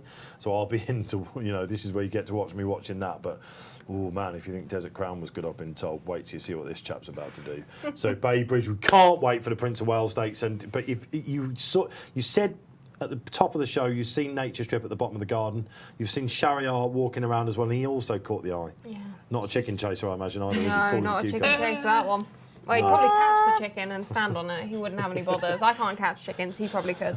Yeah, catching chickens is not easy. I used to have them. I used to be terrified You have to wait for of them them. to open their wings and they go to the ground. They just pounce on them. No, and I think they were going to bite Deborah me head just off. run at you. It was awful. Yeah, they are terrifying creatures. I I used to agree. have chickens, but they got fly strike. They're mini dinosaurs. Not as terrifying as our lovely equine heroes out there. I'm terrified of horses, I have to say. We've got to get you over that. Come and meet my horse. You'd love my horse. I'm not coming up today. Don't come and meet Bean. Bean will probably bite him. I've had my flirtation with sitting in the saddle ended young. It's fair to say. You're all enjoying that one, Millman, Not aren't even you? like to pat them. Oh, no. I love to feed them over the okay. fence. Love a bit of You that. just wanna but get on them. I just freaked out by the fact that if they stood up on their back legs, they'd be 3 times taller Yeah, than you're you, not they really could just run meant the to world. do that on them. That's kind of the plan. No, I know that, obviously. Rearing's but- bad. Yes, yeah, of course. Bad but- habit. Yeah, anyway, Naughty. there you go. Right, this is the kind of exciting, chat you get exciting. here as they go in for the last. You can tell it's been a long day here, but we've had mighty fun. Great guys from the work in the gallery. We've got Will, Dave and Sam steering the wheels. Ben on socials today. It's been great stuff. You're going to see all the clips throughout the night as well. Give us your reactions. Keep your feedback coming in. We love it. Don't forget to like and subscribe. The biggest of weeks is when we go through the roof there. That's what keeps us on the road. We're going to be here every Saturday, God willing, in 2022. All the big festivals along the way. New joint favourite, Fox's Tail, was exceptionally well back from stall 16 for David Pereira. He's 7.2, 7.4, Cadillac, and Juan Elcano is 9s. Wow, a on the quick exchanges. double in the offing then, the market says, for Team Balding. Stall 16 this time for Fox's Tails. When he won at the meeting last year, Oshin went all the way around the inside, didn't he? And how will he handle the ground? Of course, he has finished ahead of Juan Elcano when they were making their seasonal reappearances by Mostardaf, of course, at Sandown. That was last month, wasn't it, of course. New mandate in here could be quite interesting, I thought, for Rob Hornby as well. Didn't turn up in the Lockinge, but might have bounced there. Will he stay? That's the question. Perotto loves the track.